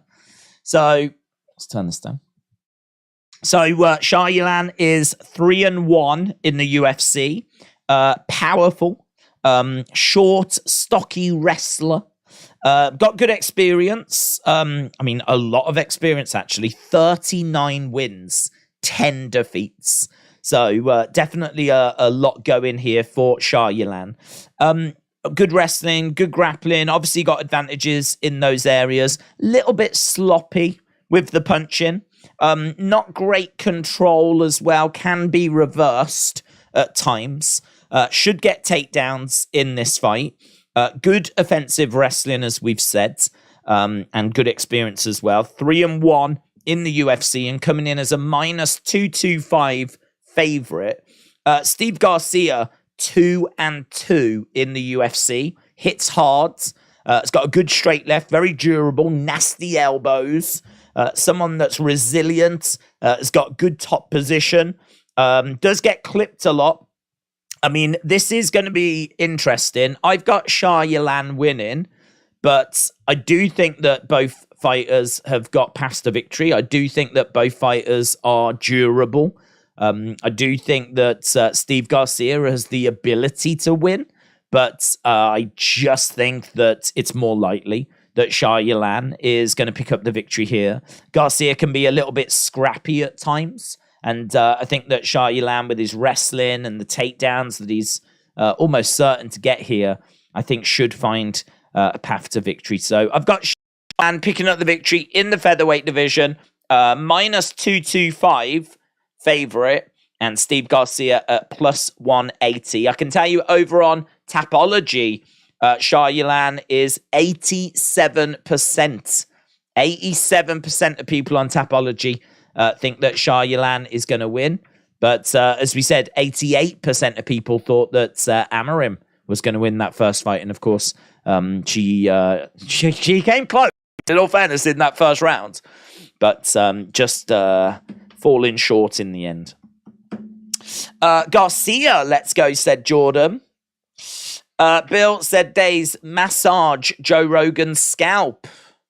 I would, but obviously R.I.P. Joe Rogan. It's going to be missed. It's going to be sadly missed. Izzy won, let's go, said Limit Ants. Tommy said, I've heard rumors that Vince is running the show tonight. Well, we'll find out, won't we? We'll find out if there's any awful toilet humor that gets injected into the show. Then we'll know that he's in charge. Steve has to build behind his jab and use his reach, says Arthur. James says that this starts on BT at 1 a.m. That's true. We're still in the early prelims. We've had one fight so far. We should have another couple on the early prelims. So even though there was maybe a lack of action, we are well underway with the show now. So we've got 57 minutes to go until the prelims start. We've got 2 fights that we need to fit in. Soon as the prelims start, then we've got 4 fights. So we tend to do 2 fights an hour. Basically, we tend to do a fight every half an hour. So, yeah, we're just under an hour away from the prelims.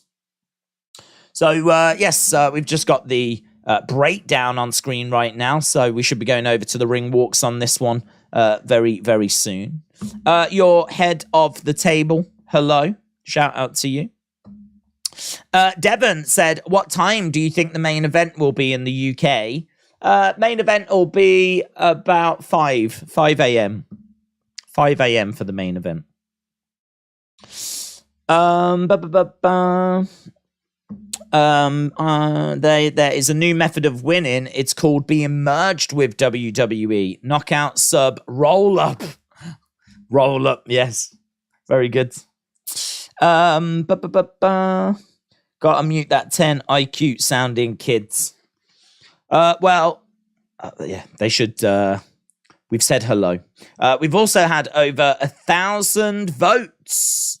So Adesanya 58%, Pereira 42%. Feel free to put a vote in if you haven't already. Leave a like as well if you haven't.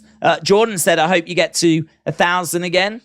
It's another week, bud. It's another fight. It's another struggle. We have got to 285, though, which is not bad, actually, considering it's only like an hour into the proper show. So that's not bad at all. So if you are watching and you've not left a like, leave a like. It is greatly appreciated as we are heading to our second fight. Steve Garcia making his way down Mean Machine, Albuquerque, New Mexico. Making his way down to the ring. I hope you get to the 1,000s. Jax, shout out to you. Trini, hello, shout out to you. So, ring walks, not the longest ring walks, of course. Thankfully, because this is obviously a numbered show, we're not inside the Apex. We're actually in Miami. It should be crowds have been super excited Crowds have been making loads of noise. So should be a crowd tonight. The Miami crowd is hot, man. They are hot. They are vocal. They are excited. Obviously very excited for the main event, but also, of course, Jorge Masvidal. Still a little empty in there. You do see this.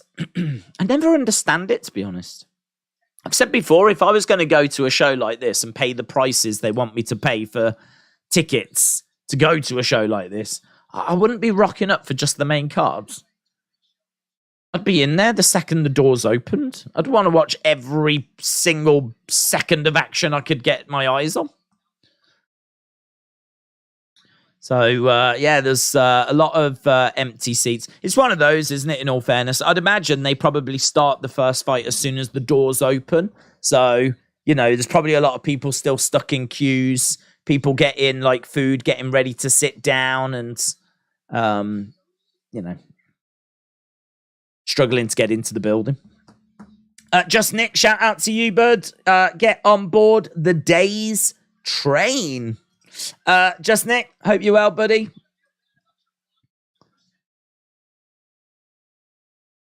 If you want to feel bad about your body fat percentage, and I think we all do, then go and stand next to Shah Yilan, says John Anik. Does look like an absolute specimen. One of 12 active Chinese UFC fighters. So, and it is a hell of a record, isn't it? Considering he's 28, but then saying that, you know, you do see a lot of these fighters coming in that have these crazy records because they just run through so many journeymen. Joe Rogan says he thinks that Shah Yilan is going to be a world-class fighter in just the next few years. Right. Izzy has got an amazing chin, says Arthur. Arthur said Pereira had better bring an army with him. Matt said, who do you think's going to win the main event? Sponsored by Prime Hydration. I've got Adesanya winning. We've spoke about it a few times, but I just think that he's got to get the win at some point. I don't believe that he can never beat Alex Pereira. I think he will pick up the victory at some point, and I think that we could be seeing that tonight. Right, they just showed Shah Yilan, 39 wins, 26 first-round finishes. 26 first-round finishes is very impressive. So 39 wins, 26 first-round finishes. But Steve Garcia is coming in with that very impressive 6-inch reach advantage. So 75 inches for Garcia, 69 inches for Shah Yilan. Here's Bruce Buffer about to get underway with that second fight of the evening. As we said, we've already lost one fight, so we are down to 12. Last fight was really good, though. And a big thank you to everyone that's left a like. We are now over 300 likes, 307. So we need to get 692. Yes. 692 is what we need now. Can we do that by the time we get to the main event? Last week during WrestleMania streams, we were getting to 1,000 before the show had even started. We were getting to 1,000 during the pre-show, which is mental. That is mental. That was a lot of fun last week. It was a lot of fun. Right, here we go then. Larry Folsom is the referee for this one, and we're about to get underway. So, fight number 2 in the featherweight division. Steve Garcia, 13 wins, 5 defeats, is 2-2 in the UFC. Shah Yilan, 26 first-round finishes. We are underway. Shah Yilan in white, Steve Garcia in black. And we're seeing some heavy exchanges already here between these two. There's a massive can of Monster energy drink slapped in the center of the octagon for this. Looked like a bit of a low blow there, and there was. So, low blow by Steve Garcia. Yeah, I mean, it did sound nasty in all fairness. Cormier said it sounded like it hit the cup. Just having a look, knee strike, was it? Kick? Yeah. Yeah, that didn't look intentional, but did seem to clip the cup. So we have got an official timeout here in round number 1. It was more of a glancing blow, to be honest. So Shah Yilan just getting ready to restart this, and we will be underway in a second. D. Crawford, shout out to you, buds. Right, here we go. Lovely right hand. Look at the movement of Shah Yilan. Look at the movement. So impressive. Just bouncing around. I love his timing. Oh my God. Beautiful right hand by Shah Yilan. Steve Garcia goes down. Wow, that is a beauty. His movement is mesmerizing. His striking is so good. That right hand, it was all just poetry in motion. It was just meant to happen. We're down on the ground, though. Steve Garcia is still with us. He's not been deaded. And Shah Yilan is on top of him. But yeah, he's all over him at the moment. He's keeping him grounded. Forearm, heavy forearm strike there by Shah Yilan. Is dominating this round. Dominating proceedings. And keeping him grounded. Shot coming into the side of the body. Shot coming into the side of the head. As Garcia tries to get over to the side of the cage. So Garcia in a seated position. And we are seeing some good work. Oh, heavy shot there. Heavy shot coming in by Shah Yilan as Steve Garcia manages to get to a knee. Over by the side of the cage. Shah Yilan is wrapping himself around the leg. He's trying to drag Steve Garcia back down. Catching him with a beautiful right hand. Garcia got knocked down. Shah Yilan was straight onto him. But he's not been able to capitalize. And that is definitely a concern because Shah Yilan's movement is so impressive. And the way that he flows into the shots, really beautiful to watch. But the fact that he was in such a dominant position and he wasn't able to finish the fight is maybe just a little concern. Because he has got great skill. He is a lovely fighter to watch. And as we said, you can understand why Joe Rogan was kind of bigging him up beforehand and why he was so excited about him. He's got Steve Garcia back down, though. And shots coming into the side of the head. He's got 1 minute 50 odd to work here. So right now, Shah Yilan, 14 significant strikes. Steve Garcia, 1.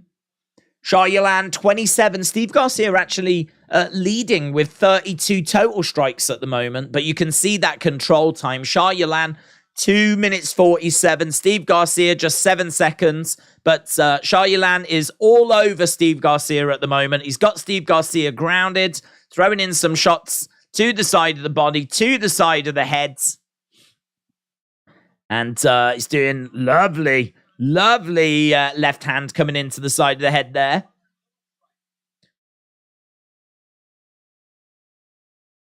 Garcia doing a decent job of not allowing this bad situation to get worse. He's definitely doing a good job there. And we are seeing Shah Yilan just keeping this fight grounded chest to chest at the moment. I'd like to see more from Shah Yilan. It is actually Steve Garcia with a few just little strikes from the bottom. Nothing much, but He is just picking up some strikes.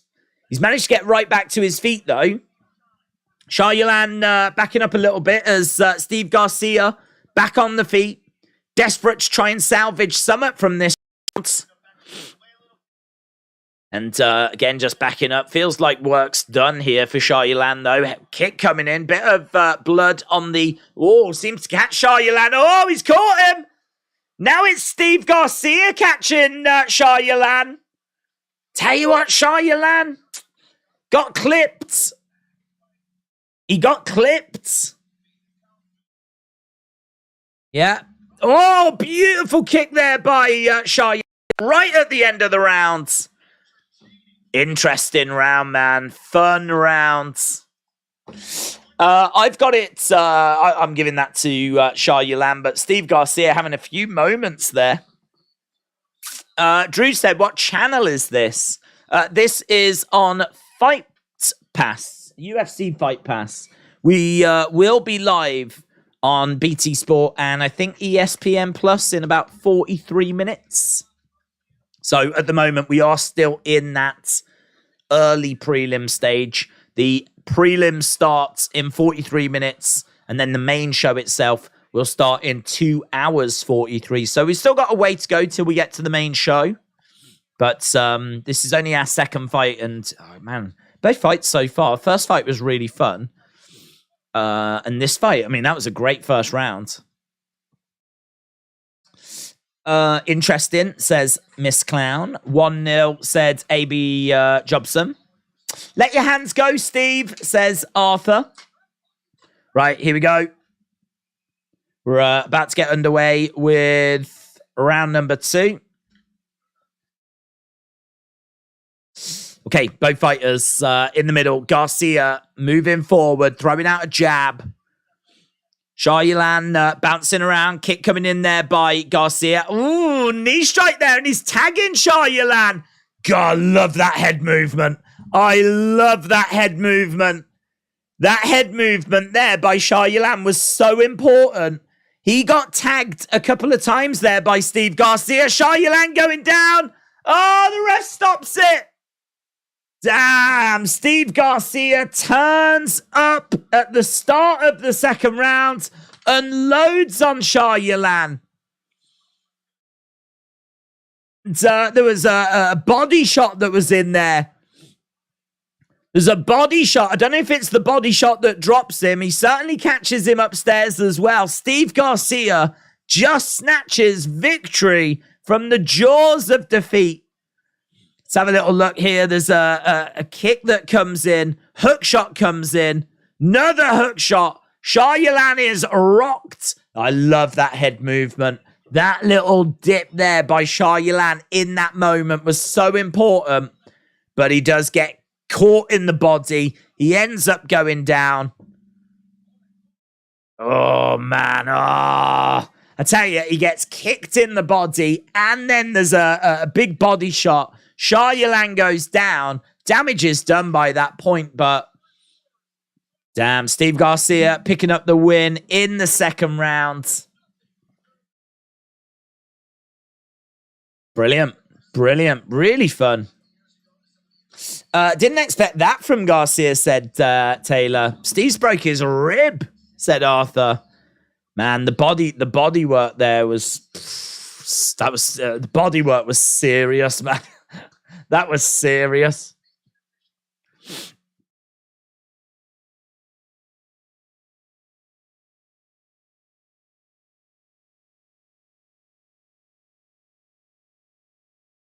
There's definitely I love the movement of Yilan. I think his striking is very fluid.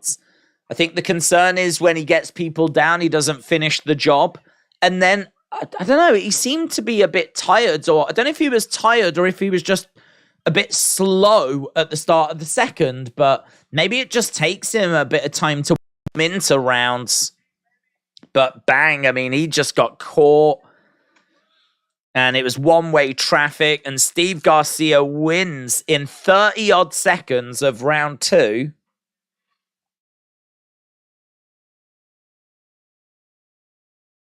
Garcia said he trains every day for moments like these. Bro got up and he chose violence, says Tommy. Savage said I'm 0-2 right now. James said I'm 0-2. Listen, that's how it goes, man. We all know that's how it goes. We all know that's how the fight game works. I wouldn't worry about it. Your 0-2s can go on a bit of a run.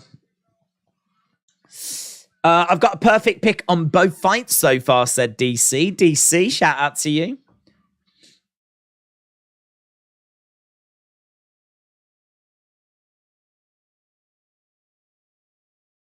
Steve Garcia then just getting interviewed by Joe Rogan. And yeah, that's a big win for him.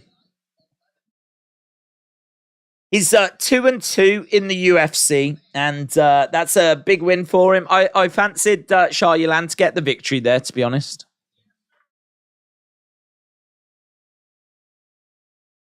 Right, I think they're just showing a replay. So whilst they're showing a replay of that finish, we can turn our attention to fight number 3, which probably isn't going to be for another 10 minutes or so. But, yeah, Mandes against Ogden coming up next. This is our main event of the early prelims, and should be another fun fight, this one. This is at catch weight, and this is Mandes at -290. He's 2-1 in the UFC. He's a striker. Doesn't seem to have one-punch knockout power, though.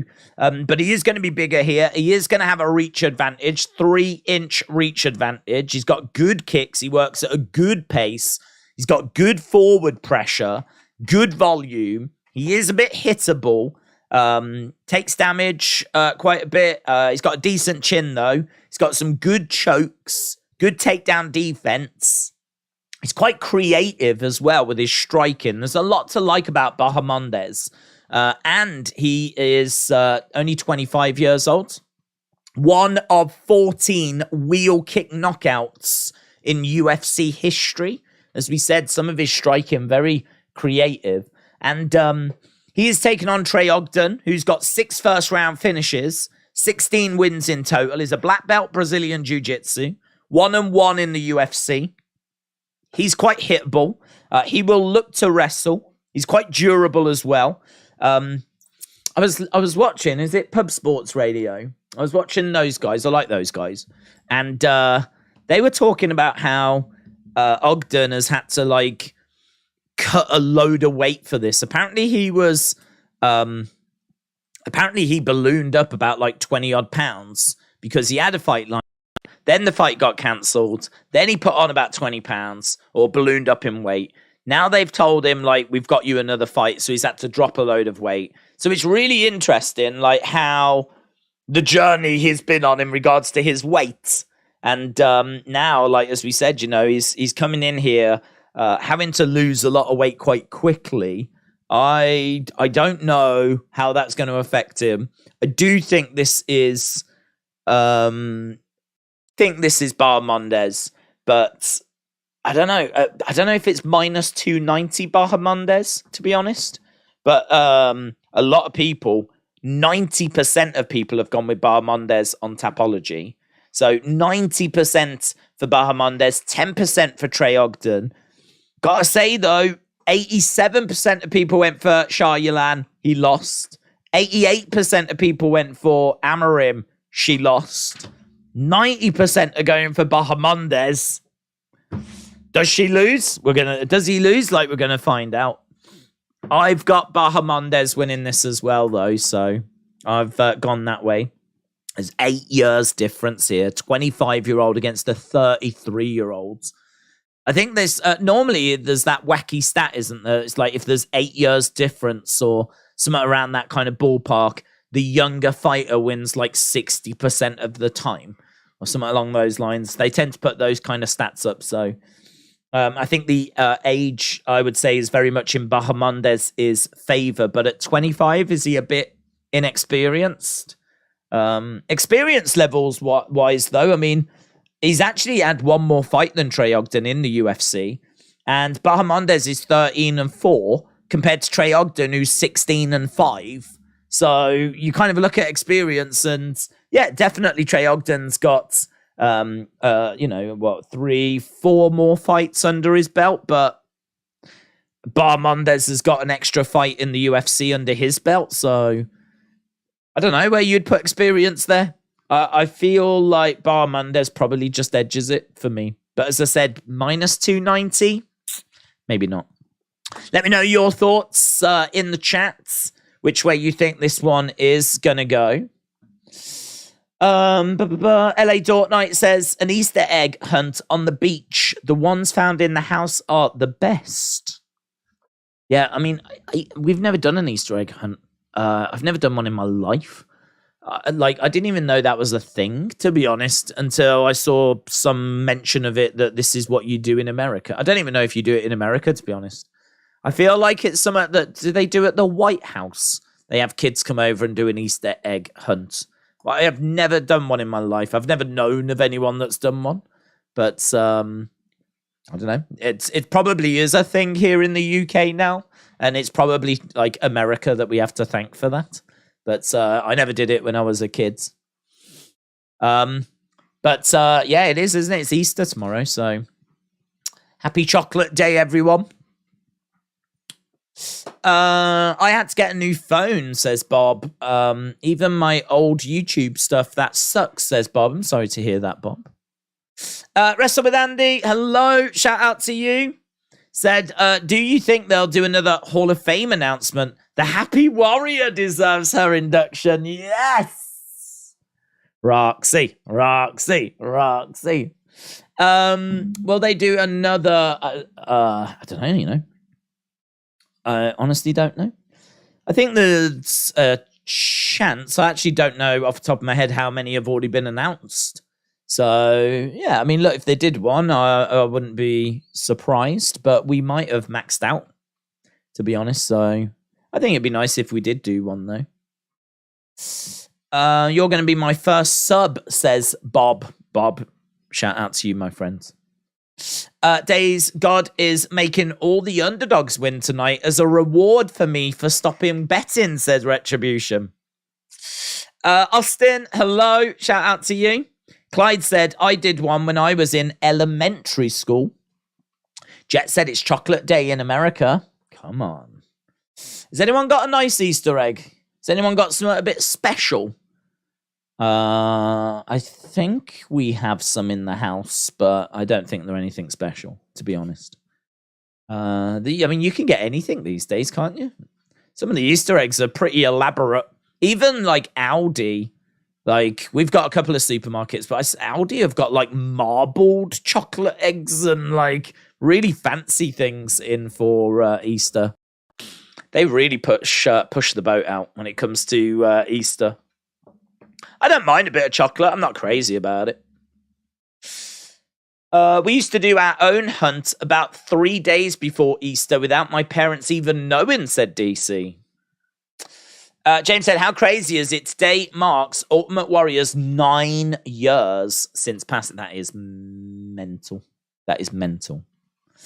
Vicky said, it's an amazing Easter hunt. Billy said they're very common in the United States. To be honest, mate, they might be common here now. It might be something that's really caught on. I genuinely don't know. All I know is that when I was a kid, I'd never even heard of it. We never did it. I'm not aware that my cousins or family ever did it. My brother certainly never did it. I've never had any friends ask me if I was doing an Easter egg hunt in my life. So it's just not something I was ever familiar with until I got older. And then I heard that you like hid eggs around the garden and all this. And I was always just given an egg. Here's your egg. Here's your Easter egg. Thanks. Happy Easter. Here's your Easter egg.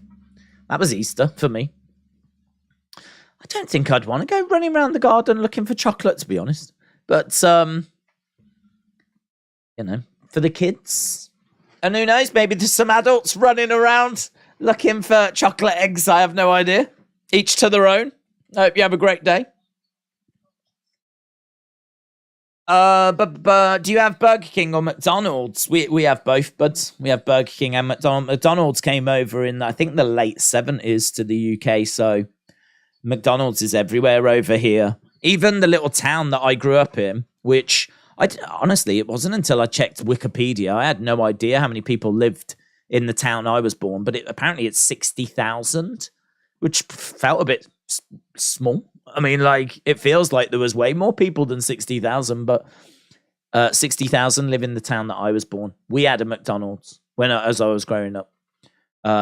So, you know, you can imagine if a town of that size has got one, you can imagine how many are in the cities, you know, and they're everywhere. So, Burger King, I actually don't know when they came over. I think they probably came over a bit later, but yeah, I mean, they're everywhere as well. Mandes seems to be emotional. I can't tell if he's just really enjoying singing his entrance song or if he's a bit upset. I don't know. One of 2 Chileans in UFC history making his way down.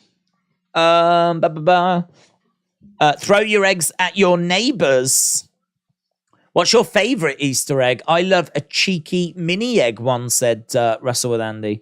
I honestly, buds, I don't really have a favorite. I'm not like really a chocolate person, to be honest. I tell you what I've really got into recently, and it's like crack to me. You can get popcorn like in a slab. So it's just popcorn on a tray smothered in chocolate, right? And that's it, basically. And you can, like, break bits off. And because of how thick the chocolate is, you've got all these bits of popcorn just smothered in chocolate, and you can eat it. And the chocolate is quite thick in places. And then you've got the satisfying crunch of the popcorn. I think if you used to have chocolate-covered popcorn, like, just on their own, it wouldn't be the same experience that I'm talking about.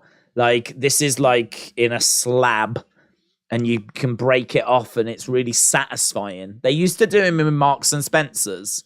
I don't know that they do them anymore. There are companies that make them, and I saw that Audi have started to sell some a bit similar. So I think we've got a couple of those in the house, which I got my eye on. But yeah, I'd probably take that over an egg, to be honest. Just chocolate. Like, just chocolate. I find that if I'm eating just chocolate, it can get a bit like, do you know what I mean? A bit, I don't know. I need some variety. I need something to mix it up. Do you know what I mean? I need some, that's where, like, the popcorn comes in. It's like, it's good, man. It's good. It's really nice. So, I don't know if they do an egg that would be like that, or probably not. So I'd probably just want to get that, to be honest. But I have no idea if I've got anything this year, or I haven't looked for anything. I haven't asked for anything.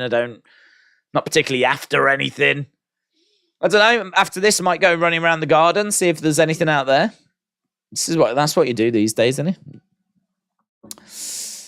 it? Cormier isn't allowed Easter egg hunts. He would eat all the eggs before it starts, says Draven.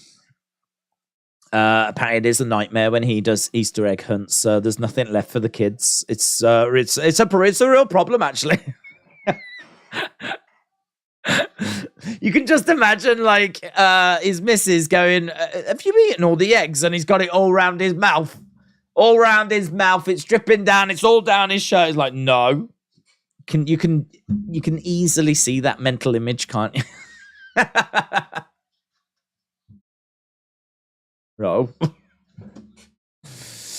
Right, here we go then. Bang.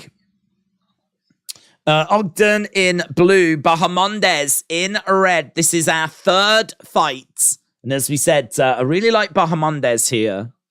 This is at 160 catch weight. And as we said, Ogden had ballooned up. I don't know if he'd had an early Easter egg hunt. This is our main event of the early prelims. Low kick coming in there by Bahamondes. Ogden in the middle. Nice inside leg kick there by Ogden as Bahamondes outside leg kick. being very strategic here by these two watching. Being very patient at the moment. Bahamondes switching stances. Little bit flat. I'd like to see a bit more feinting here by Bahamondes. He's a bit too static. He's just switching stances, really. Outside leg kick there by Bahamondes, and fires a left hand straight. But at the moment, you can see very even contest. Both guys having landed 4 significant strikes. Nice body shot there by Bahamondes. Ogden standing his ground in the middle. Nice bouncing movement by Ogden as Bahamondes switches stances. Just don't see, I mean, like, he doesn't seem that hard to work out, Bahamondes. He just sort of stands there and switches stances, and that's about it. I sort of feel like he's going to need to get a bit cuter as he moves up through the division. I mean, he is still just 25. But he is switching stances a lot. But that does, you know, that makes it a bit trickier to know what's coming, you know, and where it's coming from. So, I mean, that's pretty good, but I'd like to see a bit more movement. It's very static. Low kick, misses there. Certainly giving enough problems to Ogden at the moment, though. Still in the middle. We are nearing the halfway points. Bahamondes has got a nasty high kick, says Draven. Outside leg kick there by Ogden. We've got Bahamondes in the center, again bouncing around. Outside leg kick, jab coming in there by Bahamondes. Inside leg kick by Bahamondes. Ogden, another leg kick coming in. We're seeing a bit more output now by Bahamondes. This is better. Switching stances again. Another outside leg kick. That's a lovely left straight by Bahamondes. So constantly switching stances around. Ogden in the center with Bahamondes. Ooh, heavy kick to the body by Bahamondes. Really like that. Really like that. Bahamondes can put the pressure forwards. Ogden in the center. Spirals back out again. There's a couple of jabs coming in there by Ogden. A couple of jabs coming in by Bahamondes. Ogden trying to find a way forward. Kick coming into the body there by Bahamondes. Ogden backed up against the cage. It's not where he wants to be. Outside leg kick there by Bahamondes. Kick coming back by Ogden, but he's under a lot of pressure, man. He's under a lot of pressure. 21 significant strikes to 6. So Bahamondes continuing to back Ogden up against the cage. We've got just over a minute left to go. This is our main event of the early prelims. And we are seeing 21 significant strikes to 6. Bahamondes doing a great job at the moment. Not finding that high kick yet. But shot coming in, just misses there by Bahamondes as Ogden moves out of range. A couple of jabs coming in by Bahamondes. And Ogden. Ooh, knee strike coming in there by Bahamondes. Bahamondes has got Ogden backing up a little bit. Oh, kick coming into the body there by Bahamondes. Ogden trying to find a way forward. Bahamondes. Oh, letting his hands go, but just couldn't land anything. He's definitely winning this round, though. Spin kick to the body, and that is the end of the round. Bob said, ring girls are meant to appear as if a fighter wins. They also take home the girl, not take home a crackhead with a nasty bingo habit. That's the worst, isn't it? Imagine being a crackhead and you've also got a nasty bingo habit. That would be the worst. We need to be more active there, just saying to Ogden. I think he needs to do a lot there. Days fainted when the KFC girl asked him thighs or breasts. Listen, I normally faint if any girl talks to me. She doesn't even need to say that.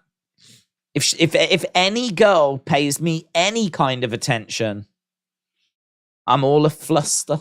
I'm all a fluster. Like one of them females in a period drama. Oh, Mr. Darcy. Oh. This is like Valentine's Day line at C's Candies. It's a chocolate hustle when some MMA bursts out, says Peter. It's exactly what's happening. So the name of the channel. Welcome to Chocolate Hustle. Kick coming in by Mandes. Ogden backing up a little bit. Austin said, so you've never fainted before then? Nice. Mandes in the center. Mandes did really good in that first round, but he didn't really have Ogden in any kind of serious danger.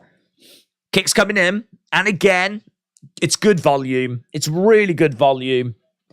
Oh, and he's tagging Ogden. Ogden having to commit a little bit more now. Jab coming in there by Mandes. So Ogden in the center. Nice little switcher stance there by Mandes. Fires out a straight left. Ogden in the middle. Jab coming in there by Mandes.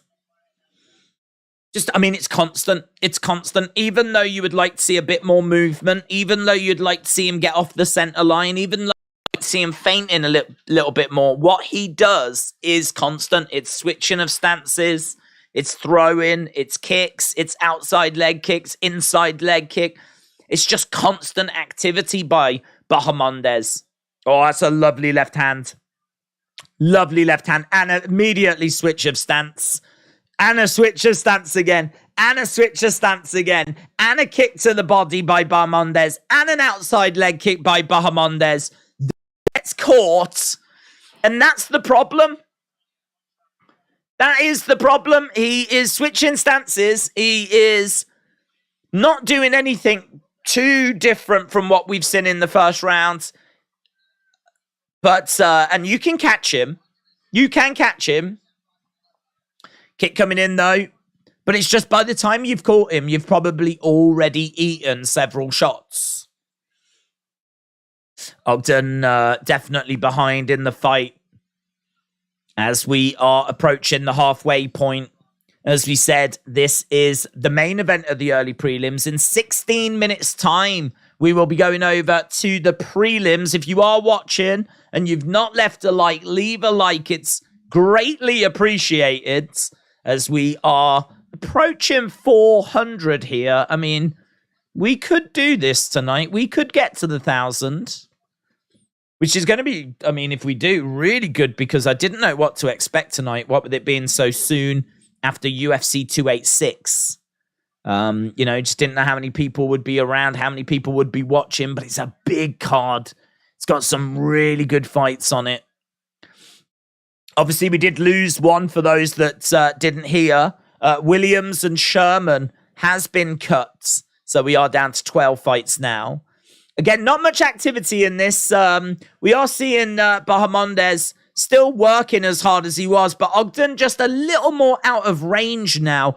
So that's making it harder for Mandes to kind of land the shots that he was landing before. Ogden has just adjusted his distance. Now he's starting to work the outside kicks, and now he's got Mandes a little flustered because Mandes is not finding things as easy as what he was earlier in the fight. I still feel like he's done enough in this round to take the round, but there's some nice little adjustments here by Ogden. Ogden just a little bit further out of range. Those jabs by Mandes, they're not landing anymore. And even though he's switching stances, him switching stances is him not throwing. Kick coming in there by Mandes.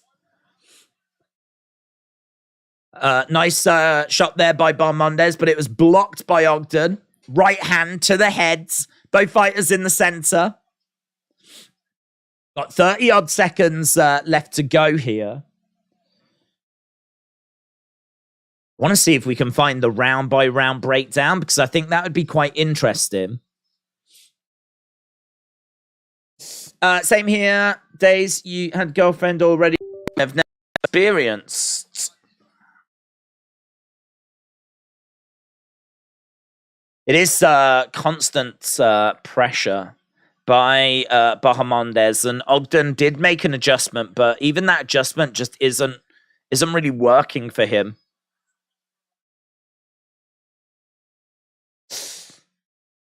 So they're saying there's a lot more variety coming from Bahamondes, whereas Ogden's just landing like single shots. It's just not enough. It's just not doing enough. Want to have a look at that second round and see what the numbers actually are saying. I mean, it felt like it was Bahamondes. First round was definitely Bahamondes. That round was Bahamondes. Little closer, though. Fairness. 28-20 for that round. First round was 24-9. So that second round was better by Ogden, but still not where he needed it to be. I think he's finding himself 2 rounds down here. Find the body, find the head, said Arthur. This 3 round it is, yeah, 3 rounds. I think there's only the one fight tonight that's 5, and that's our main events. Tends to only be main events and title fights. There's very, very, very, very rare occasions where, like, co-mains can be 5 rounds, but that's very, very rare. Outside leg kick misses, inside leg kick misses by Bahamondes. So we are in round number 3 now. Izzy for the win tonight, says Kaja. AB said 2-0. Inside out, and again said Dana White hates Ariel Hawani. Facts. Super Benny said, thanks for the early prelim stuff. I always enjoy watching before BT starts. Super Benny, shout out to you, but really appreciate the kind words. I hope you enjoyed the show tonight. Should be good, man. Should be really good. Bahamondes edging forward. We've got Ogden on the outsides. Can Ogden find a finish? That's kind of where it feels like we are. He needs to try and find a finish here as Bahamondes is edging forward. Lovely shot coming in there by Bahamondes. Jab coming back by Ogden. That's a lovely left hand there by Bahamondes. Outside kick by Bahamondes. Ogden throwing in a couple of jabs. Bahamondes with a kick to the body. And another kick coming in, but that's blocked by Ogden. Ogden taking a step back. Another leg kick coming in. We've seen 32 leg kicks by Bahamondes. 32 leg kicks. That's where half of his shots have been landing. He's mixed it up really well. 17 to the head. 15 to the body, 32 to the legs. Ogden has really targeted upstairs a lot more. We've only seen 4 body shots from him and 7 leg kicks. Nice shot coming in there by Bahamondes. Jab coming in there by Ogden. Bahamondes, 34 leg kicks. He's now 2 above his personal best. So he's landed more leg kicks in this fight than any other fight he's had before. And that is going to surely see him secure victory. Right now in this round, it's 19-8 in favor of Bahamondes. We are almost certainly at the point where Ogden has got to find a finish. And he's got 2 minutes 30 odd to find it. So sort of feels like the judges' scorecards are irrelevant. I can't see them, even the UFC judges, giving this to Ogden if we do go the distance. But it's still Bahamondes that's putting the pressure on. It's still Bahamondes that's moving forwards. And Bahamondes is the one that's driving Ogden back. Ogden up against the cage. Kick feint by Bahamondes. Hook shot just misses there by Ogden. Outside leg kick. Look at his leg, man. His leg is red raw. Ogden's leg is all kinds of messed up. Both fighters in the center. Switching of stances again there by Bahamondes. Shot coming into the body as Ogden backs away. Heavy overhand coming in by Bahamondes. And Ogden backing up a little bit, trying to find a way forward. Bahamondes coming forwards. Ogden backing up, leg kick coming in, throws the right hand. Bahamondes getting through with a few shots there. Ogden with a high kick, but it's blocked by Bahamondes. And crowd's not really feeling this one. Obviously, he's still waiting for people to come in, but with just over a minute to go. Ooh, it's a lovely jab, though, by Ogden, though. Snaps back Bahamondes' head. And feels like this is going to be a Bahamondes victory. Oddball said, who have you got, Burns or Masvidal? Let's go Jorge. I am leaning Burns, but I would like Masvidal to do it. I am concerned if he loses. He's made noises of retiring. I don't know whether that will happen or not. I hope it doesn't. I feel like he's still got something to offer.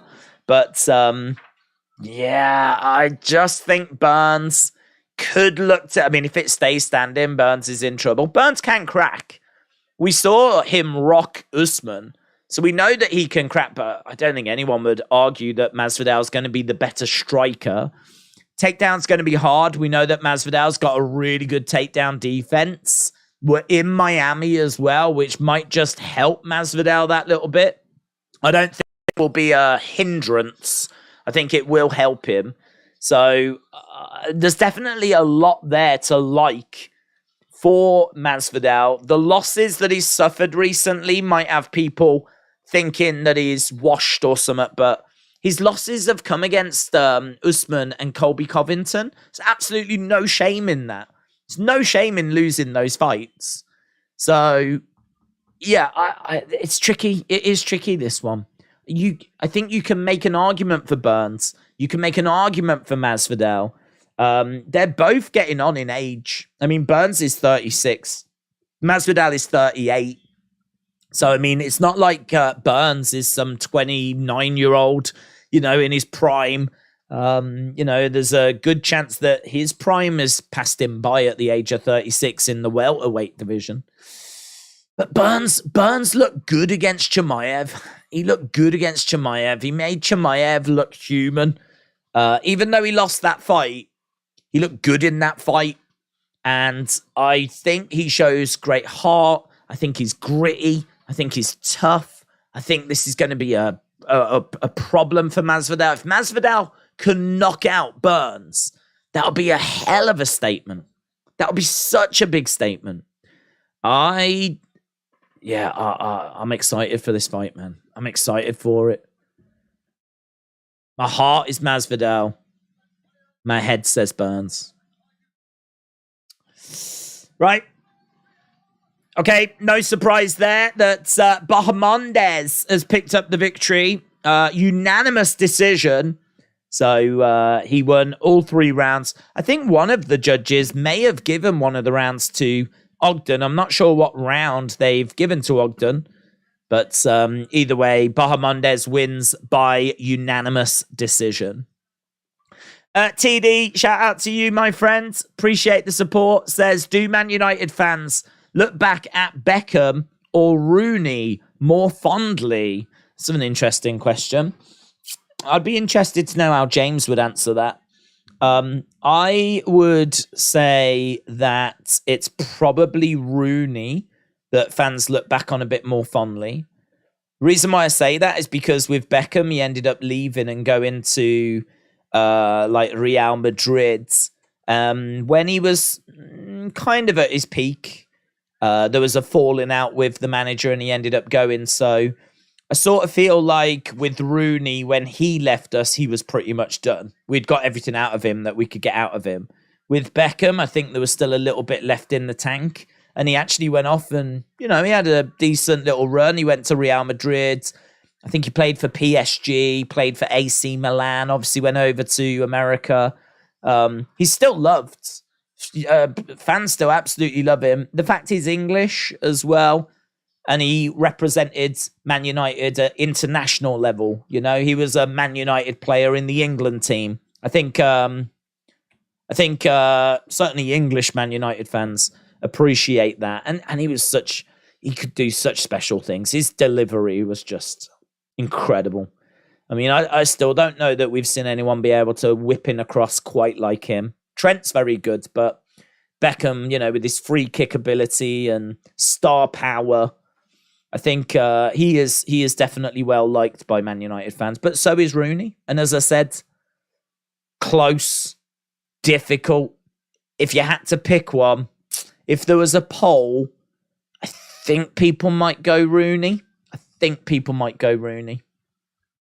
But it was Beckham corners that helped win us the European Cup in 1999. It was both of his corners that resulted in goals for Solskjaer and Sheringham. It's one of those real tricky questions that I wouldn't be surprised if other people went a different way and said Beckham. But for me, just because we got, I think, more out of Rooney, I'd go that way.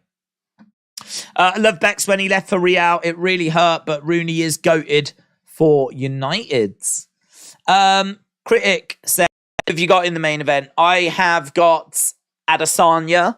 I am not massively confident about it. I'm 60-40. And what's amazing is that we've had just over 1,600 votes, and it is now 60-40 Adesanya. So I feel like I'm bang in line with the community. I feel like Adesanya is a brilliant mixed martial artist. He's someone that he's got great sniping, striking. He's got great ring IQ. He's very patient. He's got lovely striking from distance. He's not bad in the pocket. He's not bad in the clinch. He's got some decent Muay Thai.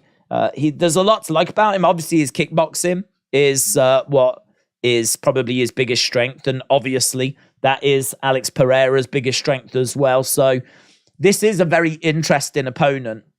This is someone that has beaten Adesanya 3 times before, twice in kickboxing, once in MMA. Someone that really takes away one of Adesanya's biggest strengths because, as we said, his kickboxing, we know that Pereira is as good, if not better. We know that Adesanya's ground game is not his strongest, but it's probably better than Pereira's. But Pereira has been working with Glover Teixeira. So we know that work with Teixeira is going to mean that he is improving in that area. And as we said, Teddy Atlas said that if you get the belt, you then become 30% better than when you didn't have the belt. So I think we see improvement from Pereira there as well. But I made the point earlier, and I really stand by it. Are we saying that if these two fight 10 times, that Alex Pereira is going to win 10 times? Because I don't feel that way. I don't think Alex Pereira wins 10 times out of 10, right? Maybe he wins 7, right? Maybe he wins 6. Maybe he wins 4. It's really hard to know. Clearly he wins because he won last time. But how many times does he win? I don't think it's 10. I think Adesanya has definitely got the ability to beat Alex Pereira. I don't think Pereira's unbeatable. And the question becomes, really, when does Adesanya get that win? When does he get that win? I think we saw last time a champion lose their title and then lose the rematch. We saw Leon Edwards beat Kamaru Usman just the other week in the rematch. Are we going to see the same thing happen? Are we going to see the champ lose the title, then lose the rematch as they try to get their belt back? We saw it just a few weeks ago. Are we about to see it again? I'm thinking this time it might go the other way. I'm thinking this time Adesanya might finally be able to beat Pereira. I think it's very close. I think Adesanya looked really good in that last fight. I think Pereira has always got that ability to catch you. I think that Pereira's always got that danger. I think you could easily look at that and say, for that reason alone, I'm going to go Pereira, because Adesanya's got to be perfect for 5 rounds. But don't forget, he had Pereira rocked early. If he had been able to put him away, we could have seen like a first round finish for Adesanya. This is what's so crazy about MMA is what could have been a first round finish for Adesanya turns out to be a fifth round finish for Pereira. Turns out to be a late win for Pereira instead. So it's the margins I feel are so close. And I made this point earlier. The best bet is probably to go Pereira because it feels close. I'm 60-40 Adesanya. But the best bet is probably to go with Pereira because they're better odds. Pereira is the champion and he's coming in as the underdog. And, he's never lost to Adesanya. So you kind of look at that and you go, that's probably the side to play. That's probably the bet to make. But if I had $50 or whatever and someone was like trying to put this down on who you think is going to win, I think I'd be putting it on Adesanya. Because I think that's the person that I feel is going to get the win tonight. But if it turns out to be Pereira, yeah, we've seen it before. We could see it again. Absolutely. I think it's a really interesting main event tonight. Because I think you can make arguments for a few different directions that it could go. Pereira has been wrecked several times. He's even tapped once, and that was in kickboxing, said Scott. Both Izzy's knuckles are like that on both hands. There's no injury, said Draven. Pereira is losing tonight, said the Gloomslinger. But Hasbula versus Wild Bobcat, said Draven. Go bet on Izzy, said Aaron.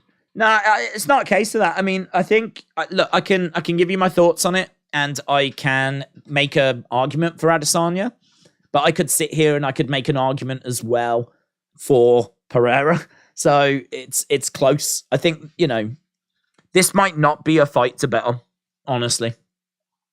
It might not be the fight to bet on because, to be honest, the odds are not... I mean, they're close, but they're not, it's not like we've got a massive underdog here. It's not like Pereira's a massive... If Pereira was like plus 300, plus 350, I'd say go bet on Pereira because at those kind of odds, you're going to make if he does what he did last time, you're going to make some nice money there. But he's only plus 120, so I don't even feel like the odds for the underdog are that great. So it's tricky. It's tricky.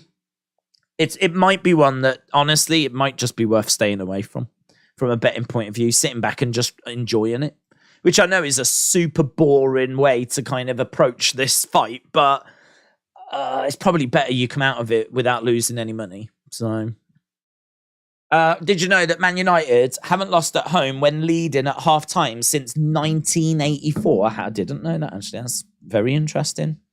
LA Dort Night, yeah. Shout out to you. What's been your favourite UFC event so far? Do you know what? Honestly, it might be the Fight Night card, London, from last year. There's been so many great events, but I think going back to London, and we hadn't been to London for a while because of the lockdown. UFC have always been pretty good about coming to the UK fight nights on a regular basis. And I don't know what it was. Maybe it's because UFC was so active during lockdown. There was a lot of companies that weren't. We saw a lot of sports obviously shut down. We saw football shut down. I don't know about American football. My guess is it probably did. I think basketball continued, but with no crowd. Wrestling continued. Football eventually continued without a crowd, but there'd been severe interruption. But UFC, I mean, it just didn't miss a beat. I don't even know if we missed a week. We may have missed a week, but we carried on. We just carried on. And obviously that's where like the Apex shows came from and everything. And I don't know if people like got into UFC that weren't into it before. I think there was emergence of British talent around that time as well. And I think the show last year where we had Paddy Pimblett, Molly McCann, obviously Makayev, I think was it Alan Arnold on that? Arnold Allen. We had who was the main event? It was Thingy, wasn't it? Aspinall in the main event. It just like Dana was buzzing after that. He was buzzing. He was like, that crowd was incredible. And he went around the world, and I saw him at other press conferences around the world saying, you've got to watch an event in London. You've got to get to the UK. There's just not a crowd like it. And I know that promoters say this about all crowds. But he was saying that on interviews that were completely unconnected with that London show. And it's just, from start to finish, one of the best shows I've ever seen. The crowd were there early. There's great emerging talent. There just feels like there's something going on in the UK at the moment. It just feels like there's something happening. There's some groundswell happening. I don't know if Bisping inspired a generation. I'm sure he did. I don't know if like kids got into it during lockdowns or whatever. But it does just feel like there's this real talent that's coming out of the UK. So that's the one that comes to mind. Really like that show. I really enjoyed it. And it was a great show to stream as well. Seemed like everyone in the chat really enjoyed it. We ended up going back. Going back didn't live up to it, to be honest. Felt a bit flat in comparison. But yeah, I'd have to go with that.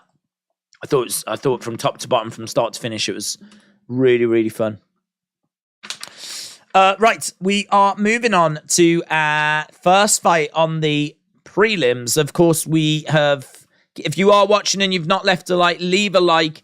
It's greatly, greatly appreciated. We are at 414. Not bad, actually. Not bad. If we can get to around 700 by the time we start the main show, that's about in line where we normally are. So right now we're at 414. So if you are watching and you've not left a like, leave a like. It's greatly appreciated, as we always try to get to 1,000. We always try to get to 1,000 if it's possible. We're going to break down our next fight. Next fight is going to be a ladies' fight. So we have got Cynthia Calvillo taking on Lupi Godinez. So this is going to be our next one. You can see that Calvillo, much better numbers when it comes to significant strikes landed per minute. Cynthia Calvillo is a decent boxer with fast hands. She's 6-5 in the UFC. She has lost her last 4. If Calvillo loses here, we could be saying goodbye. We really could. She is someone that's 35 years old. I think she's past her prime. I think that she has quit on the stool before. We've seen that there's a few questions around her heart, if she's got that fight in her. She's got good wrestling. She's got good boxing. The weight cuts were becoming an issue for her. This is going to be tricky, but she's taken on Godinez, who is 3-3 in the UFC. She lost her last fight to Angela Hill. She's a strong grappler. She's got good power. She's tough. She's gritty. She should be able to defend takedowns. It definitely feels like Lupi is going to win this, and I've got Lupi to win this, but this isn't like a massive mountain for Calvillo. Like, she could pick up the victory here. I just don't think she will pick up the victory here. So I've got Lupi winning this. Lupi comes in as a -270 favorite. Calvillo at +210. Godinez 8-3, 6 fights in the UFC. Calvillo, much more experience, 6-5. She joined the UFC quite early when her record was like 3-0, I think. And so she is got a lot more high-level experience. But as we said, she's on a losing skid. She's not in a great place. And I do quite fancy Godinez to capitalize. 6 years younger.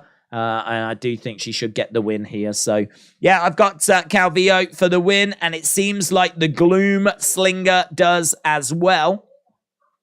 Harry said, how would you see Islam and Leon going? Well, I mean, I think Islam's a problem for anyone, and that would be a very interesting fight. Obviously, when he was in all kinds of trouble against Volkanovski, and Volkanovski is smaller. So, Volkanovski was causing him all kind of trouble, and put him in there against Leon. Leon's going to be bigger. I think that would be a very interesting fight. I'm definitely down for them doing it. Definitely down for seeing it. I think it's one that both fighters would welcome as well. I think I would lean Islam. But yeah, I mean, it would be a great fight. He's just so good at grabbing you and tying you up and making it difficult for you. On the feet, though, Leon, I think, could Leon just piece up Islam? Could he just, use his striking and stay at distance and pick him off? I mean, I don't know. People have tried that before. It hasn't worked. It'd be a great fight. I'd be leaning Islam. I think Islam would open as a slight favorite, but yeah, I think Islam would open as a slight favorite. As a lifelong LFC supporter, I know Scott, shout out to you. Adesanya is going to win 3 minutes 47 into round 2, said Lexi. Does anyone want to make a bet? It's very specific, my friend. I hope that comes off for you. WWE is better than UFC, says Harry. Well, Harry, the great thing is we don't need to choose because they're all part of the same family now. Right, here we go. Both women getting face-to-face in the middle. Cynthia Calvillo has got some words there for Loopy. Calvillo is fired up for this, and she needs to be fired up for this because the stakes are high. Smile on the face of Cynthia Calvillo. And we are underway. Calvillo stepping into the center. And as we said, we are up and running. Both women in the middle. We are on BT Sport for this. Obviously, this is the prelims. We've got 1 hour 47 left till we go to the main card. Kick coming in there by Godinez. Calvillo on the outside, throwing out a kick to the body. Godinez in the center. There's a shot there by Calvillo. Kick coming in by Calvillo.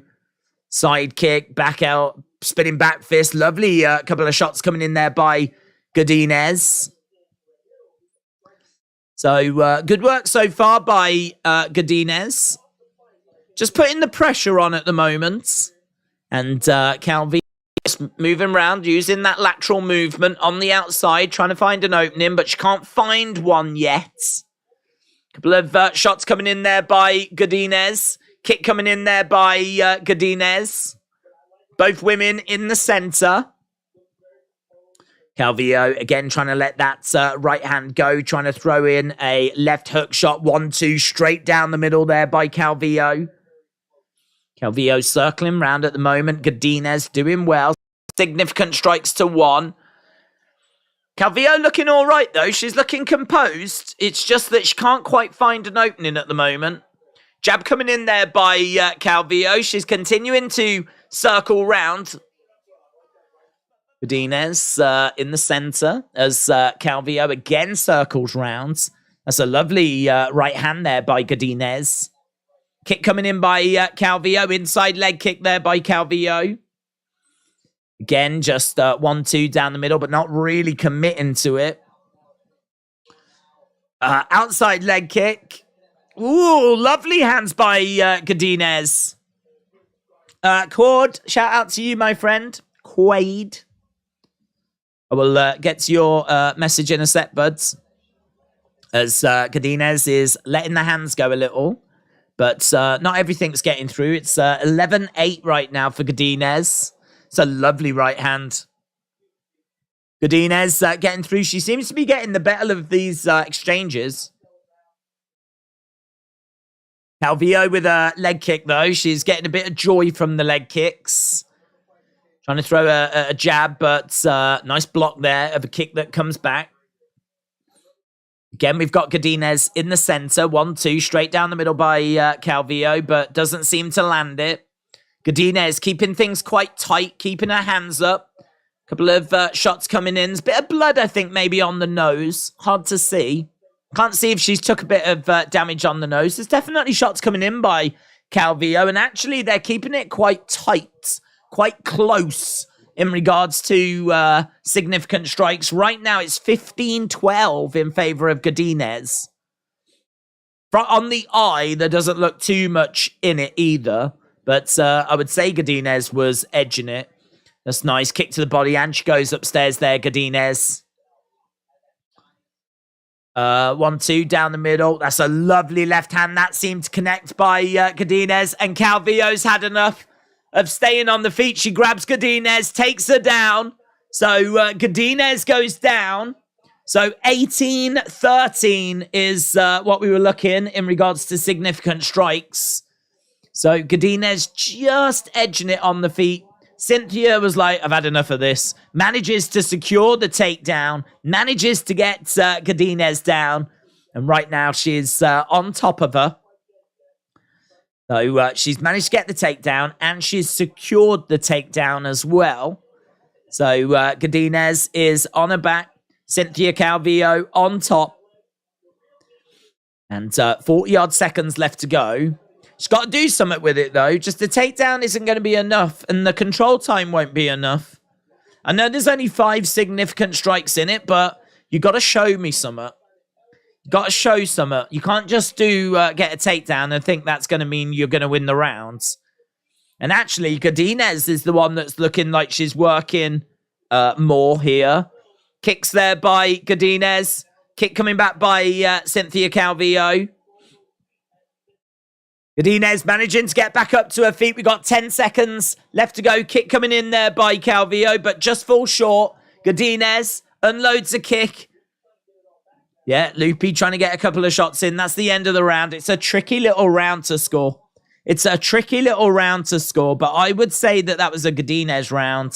I think the takedown, you could argue, is significant. You could argue that the 1 minute 14 is significant, but what did she actually do with it? Like, she didn't do anything with it. Godinez is ahead by 6 total strikes. She's ahead by 5 significant strikes, and the takedown. It makes things interesting, but doesn't do enough to make me give that to Cynthia Calvillo. Quaid Mortensen, shout out to you, buds.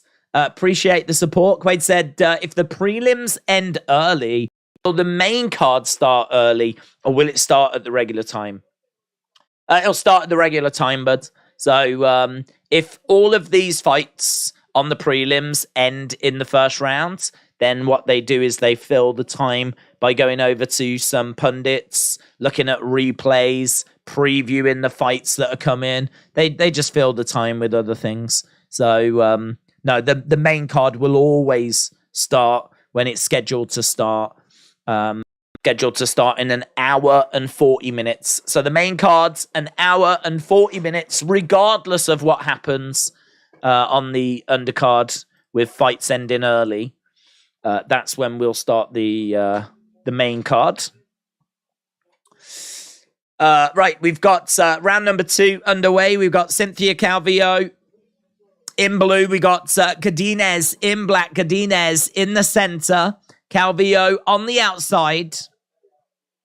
And nice jab coming in there by Godinez.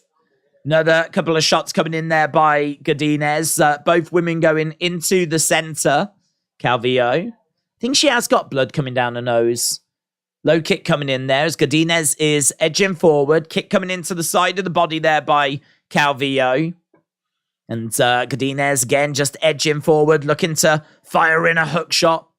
And body shot coming in. Nice fast hands there by Calvillo. Heavy jab coming in, though, by Godinez. Calvillo, again, just on the outside. She's getting backed up a little bit against the side of the cage. She hasn't got loads of room to work. Godinez again continuing to put the pressure on. Jab coming in there by Calvillo. Nice kick coming in by Calvillo. Grabbing a hold of Godinez there. Tangling up at the moment. Kick coming in there by Godinez. Able to prevent that takedown as Calvillo was looking for it. Calvillo again throwing out a jab as Godinez is coming forward. We're really waiting for one of these women to really take this fight. It's been really close, and I could understand people giving the first round to Calvillo. But as I said, it's been quite close. It's been a little bit scrappy. And here we're just waiting for one of the women to really take advantage, really pull ahead. And we've got a kick coming in there by Calvillo. 1-2 down the middle. We've got a couple of shots there by Godinez. Inside leg kick there by Calvillo. Jab coming in by Calvillo. Couple of shots coming in as Godinez is edging forwards. Calvillo again on the outside. I just want to see how this is breaking down at the moment, round by round. See where we are with shots, because it is just these two women are exchanging just shots, and it's hard to know who's landing the more. In fact, no wonder it's hard, because right now it's 14-13. Significant shots in favor of Cynthia Calvillo. These two are just exchanging shots back and forth. And as I said, it's really hard to get a read as to who's landed more.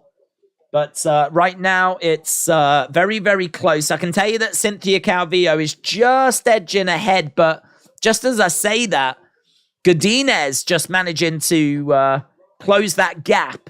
Right now, the live odds have got Cynthia Calvillo at plus 225. Godinez is minus 225.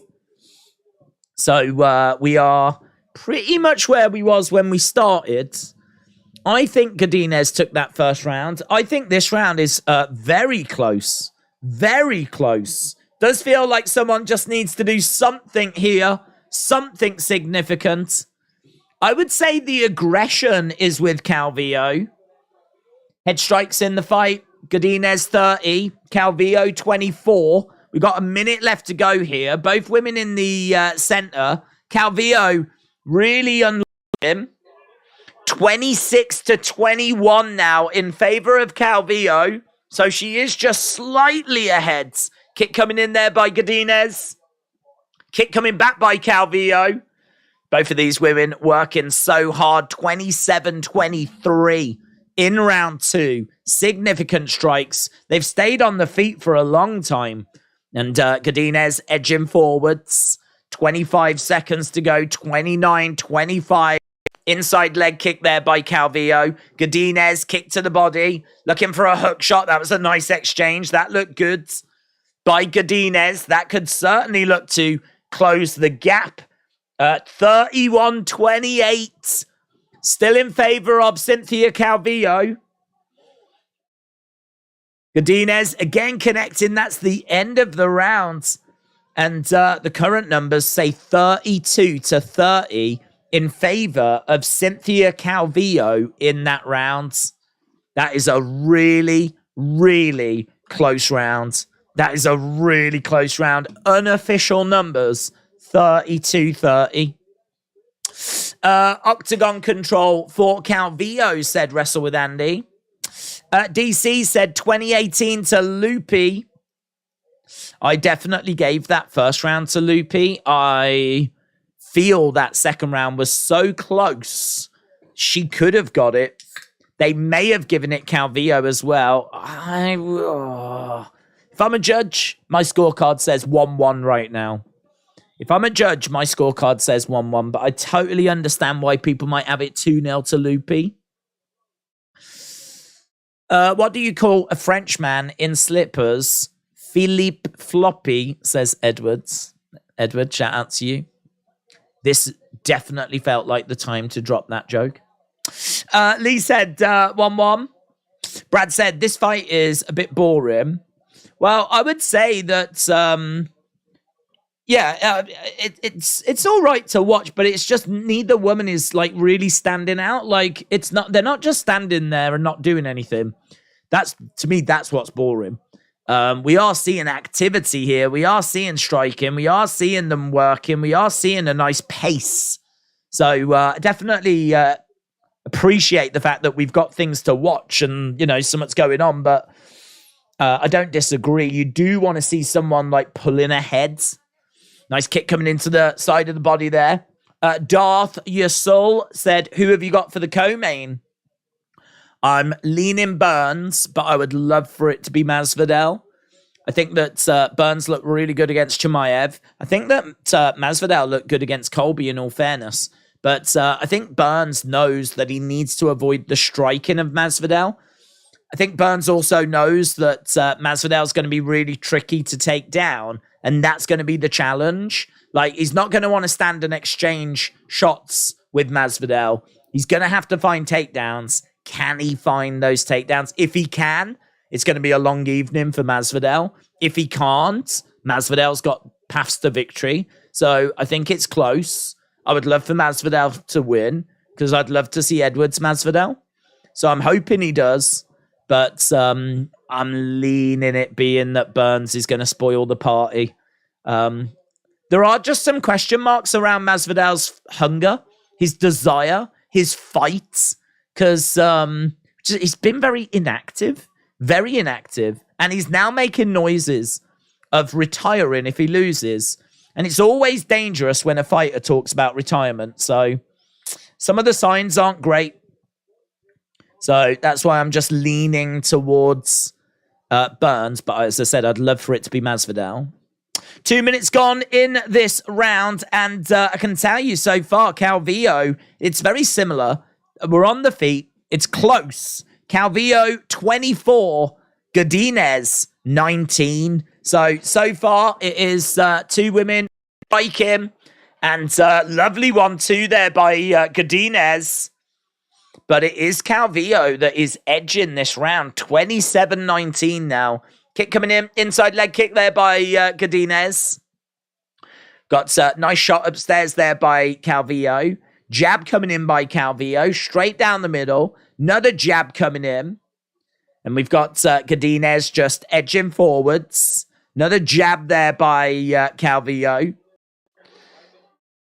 Overhand coming in there by Godinez, and inside leg kick coming in there by Godinez. Jab coming in by Calvillo. So blood coming down the nose of Godinez. Calvillo standing her ground in the center. And we've got Godinez edging forward, looking for a head kick. Jab coming in. Calvillo letting the hands go. Another jab coming in there by Calvillo. We've got Godinez circling round. 1 minute 30 to go. It's 43-30. So Calvillo edging this one. I had it 1-1 on my scorecard going into this. Calvillo's winning this round.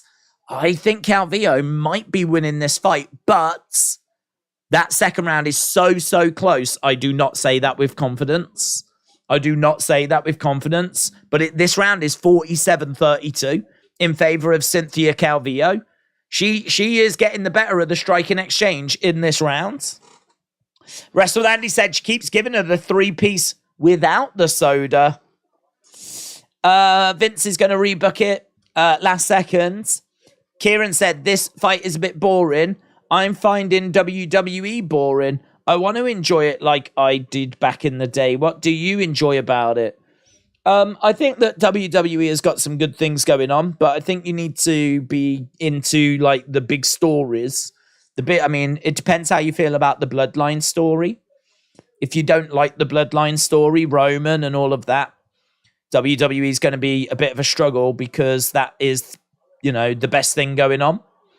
But I think if you like that, then that gives you some, on a Friday at least, to look forward to see what the next thing's going to be in that storyline. I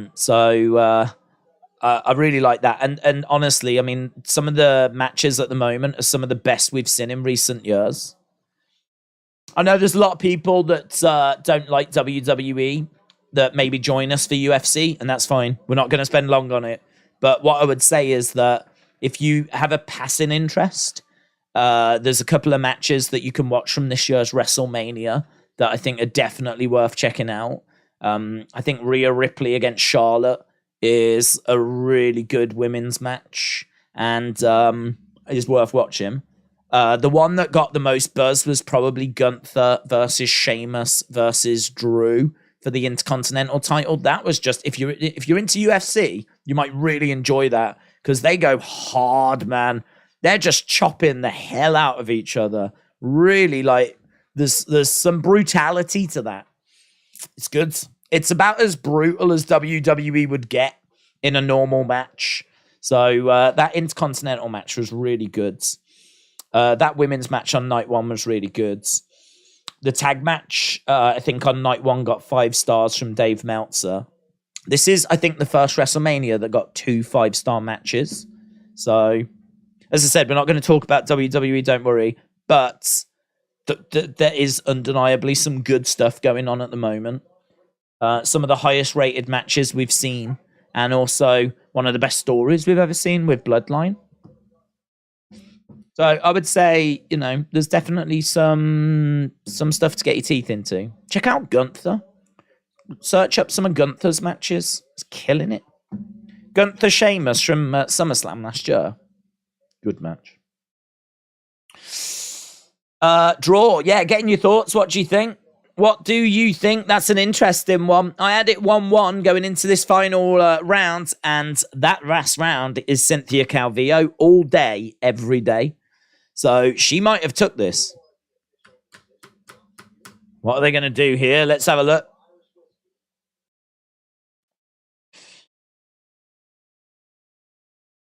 Okay, judges' scorecards. 29-28 Calvillo.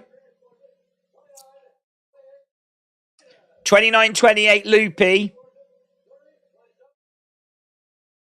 30-27? No. No way, man. 30-27 Loopy. There's no way she won that last round. If that was going to be a 29-28 Godinez, fine. But, nah.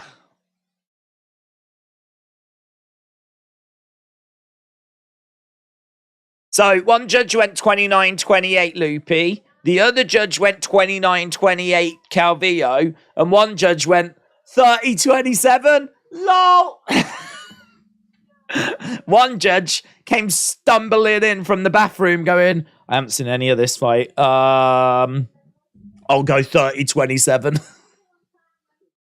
Had that been 29-28 for Loopy, I'd be like, yeah, cool. It's a really close fight. So, Loopy winning, I don't mind. No, not 30-27. Shut up. Loopy picking up the win then. Right, there is no Williams against Chase Sherman.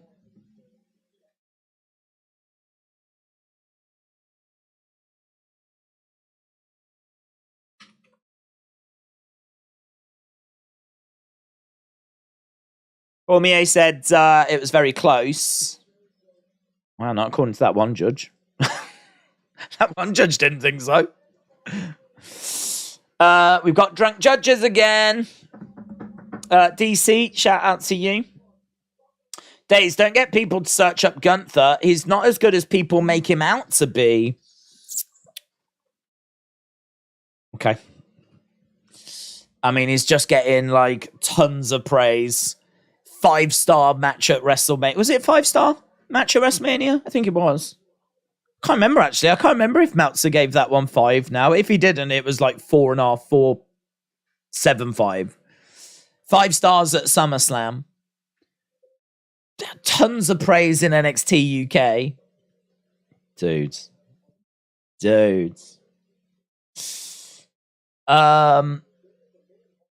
I had Godinez to win by decision, said LA.9. Godinez won inside 4, said Arthur. That suplex didn't land. Edward needs to be banned for that comment. I'm trying to decide if he actually really means it or if he's just trolling. I'm not sure.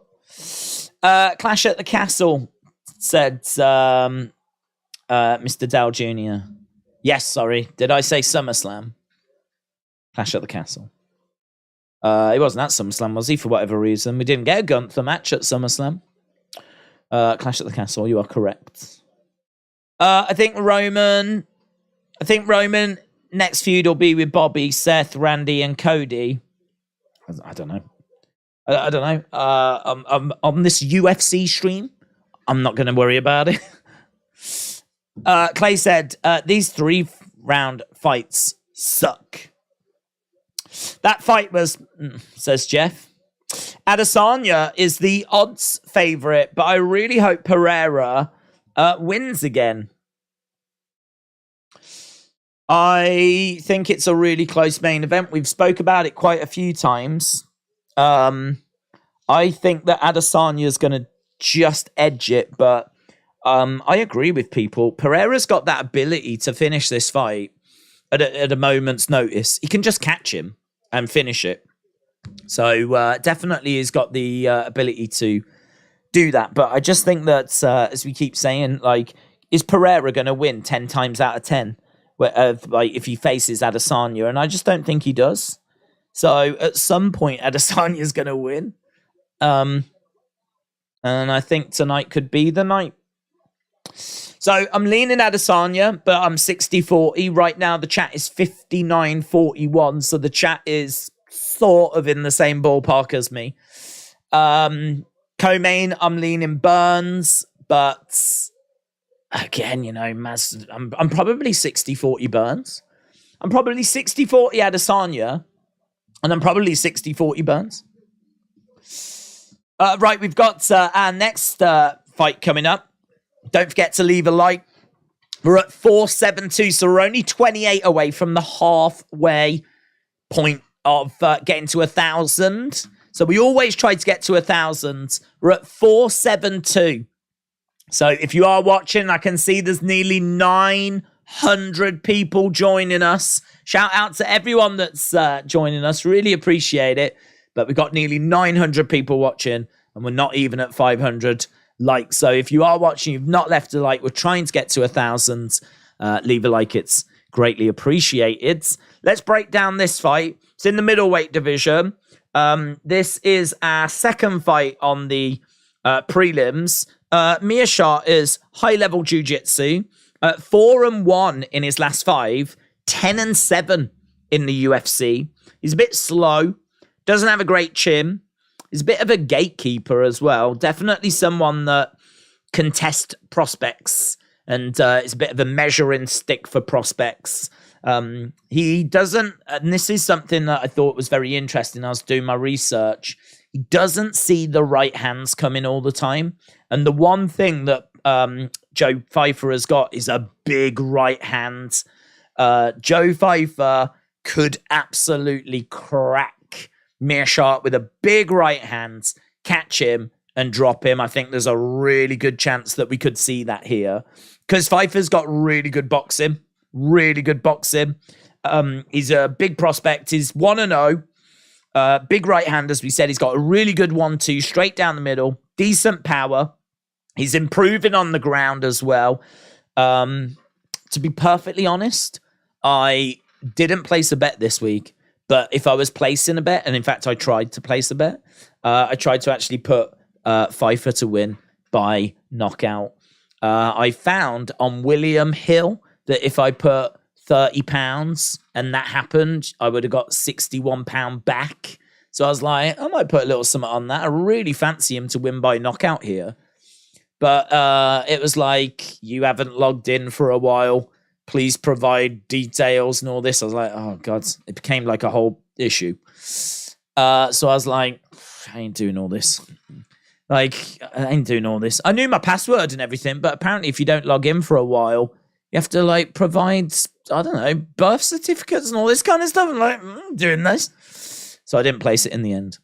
But yeah, I was super close to putting money down on Pfeiffer to win by knockout. So if he does win by knockout here, I will have lost £30.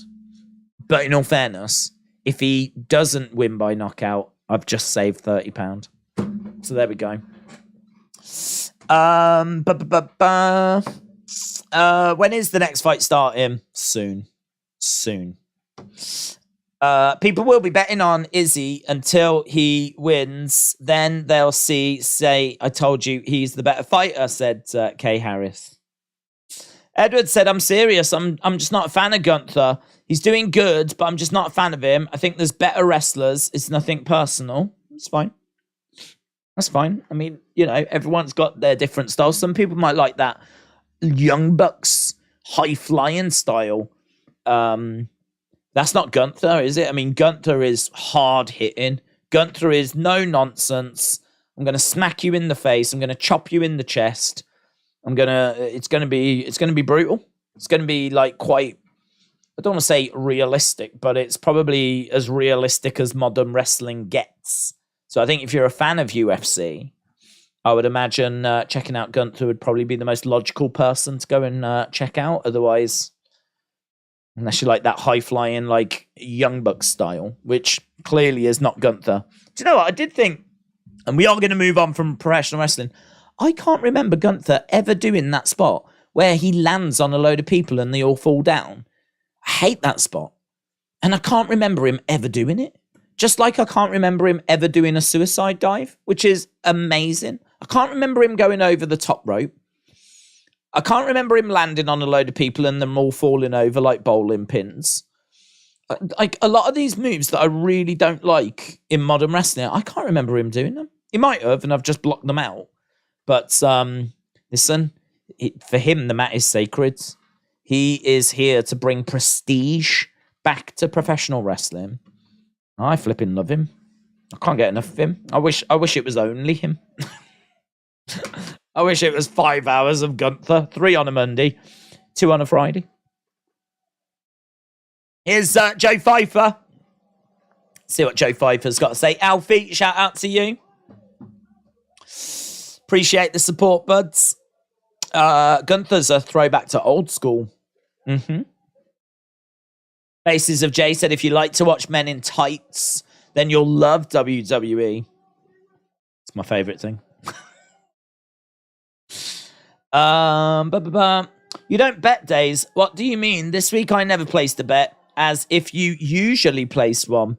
No, well, I have done in the past, but I was so close, so close. If he wins by knockout now, I'll be gutted. But I think that's what's going to happen. Here we go. Right, we are underway with Meerschaert against Pfeiffer. And we are 4 likes away from 500 as well. Come on, Meerschaert. Come on, Meerschaert. Or come on, Pfeiffer by submission. Come on, Pfeiffer by decision. Kick coming in there by Pfeiffer. Couple of jabs coming in here by Meerschaert. As we said, he is a good test for people. Meerschaert in the center is being... he's watching and he's being very patient. Tries to throw a right hand there. Pfeiffer taking a step back. Kick coming in. Oh, was that a bit low? Looked a little low, but it was all right. Minute gone so far. I am worried here. Meerschaert backing up. Pfeiffer is coming forward. Pfeiffer really growing into this. High kick coming in there by Meerschaert. You can see it's quite close at the moment. Meerschaert 3, Pfeiffer 2 on significant strikes. Pfeiffer again trying to throw in that right hand. You can see Meerschaert just being very patient, very respectful. 1-2 straight down the middle. Pfeiffer, again, just having a look. Pfeiffer, edging forwards. Taking a step back here, and he's being the aggressor, Pfeiffer. Oh, worth mentioning as well, apparently these are new gloves. Forgot to talk about that. But apparently these gloves, they naturally have the hands kind of bending down when they're resting. So if you're making a fist, obviously you can make a fist easily. But when you're not, then the fingers go down. That's a lovely right hand by Pfeiffer. Lovely right hand. So they're hoping that's going to reduce eye pokes. Inside leg kick there by Meerschaert. And tries to throw a big left hand overhand there, Meerschaert.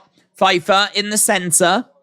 So Meerschaert that's actually ahead on the strikes at the moment, isn't it? 8-3 at the moment for Meerschaert. 1-2 straight down the middle. He hasn't looked like he's caused Pfeiffer any problems though. Shot coming into the body. Inside leg kick there by Meerschaert. Kick coming into the body as Pfeiffer catches. Meerschaert goes down. He's unloading on him. Meerschaert covering up. Might be a TKO coming in, but Meerschaert is covered. These are big, heavy blows. Referee is looking. Referee's thinking of stopping, and he does. Knockout. Technical knockout. Pfeiffer. Could have had 31 pounds.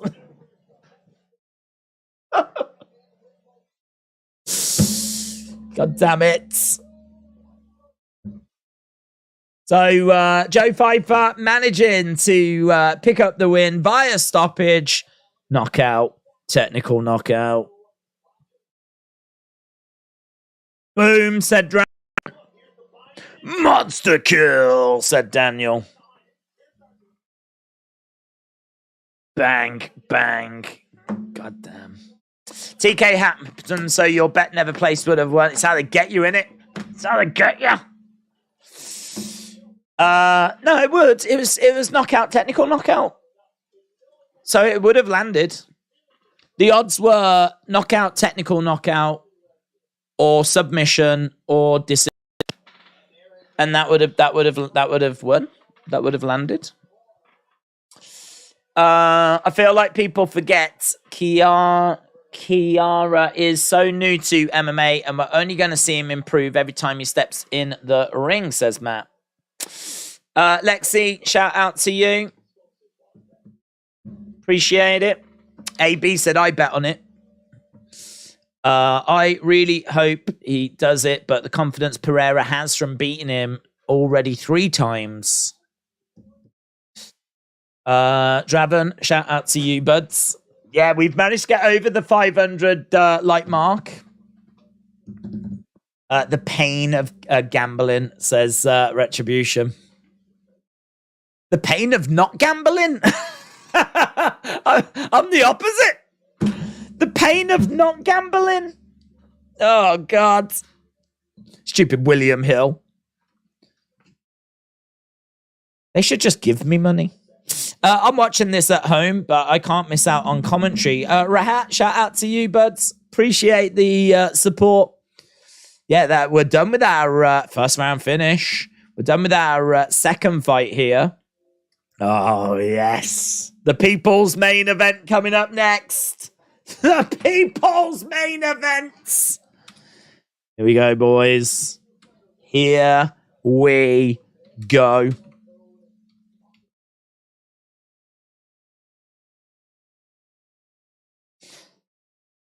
So, disappointment there for Meerschaert.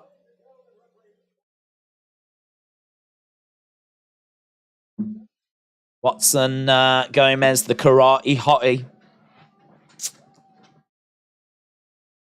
This is my first time watching a UFC event, said Jeff. Jeff, shout out to you. I mean, in all fairness, this is still the early prelims and the prelims. So the actual main card will start in 1 hour 10. And it is a good main card. It is a really good main card. In fact, I would argue now, I would argue that all the fights, like, even that one that we just had was good. Obviously, first round technical knockout.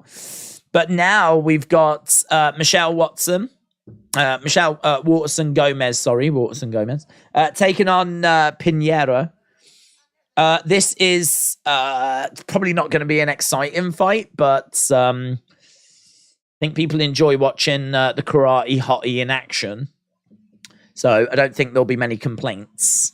So even though this fight might not be a banger, it's still one that's probably going to have interest. And in all fairness, Michelle Waterson has fought 12 times in the UFC. She's 6-6 now.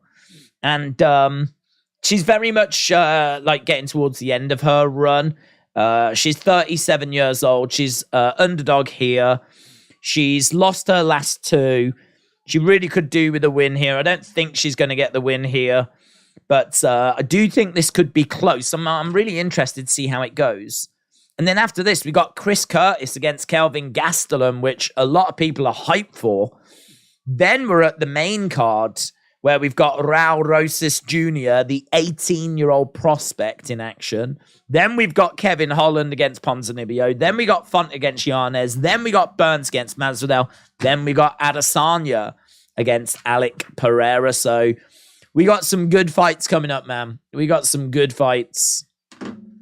Bustin Bass, shout out to you. Oh, actually, I think it's Bustin Bass looking at the picture. That looks like a picture of, I'm going to say a shark. Shout out to you, Bustin Bass. So, you got a celebrating pet. In fact, Alfie's got the same emoji on the go as well. Seems to be very popular. So, Alfie, shout out to you, bud. And Bustin Bass, shout out to you. I saw Michelle Waterson on Bully Beatdown, said Mr. Quake. 20 years, finally, the UFC is in Miami, said Mr. Quake. I know, man. People are bubbling about it. The Miami fans have been super, super vocal. They were great at the press conference. They were... Some of the questions weren't. Obviously upset Dana. But the crowd were great. Crowd were vocal. Good at the weigh-in. And should be good once this place really fills up.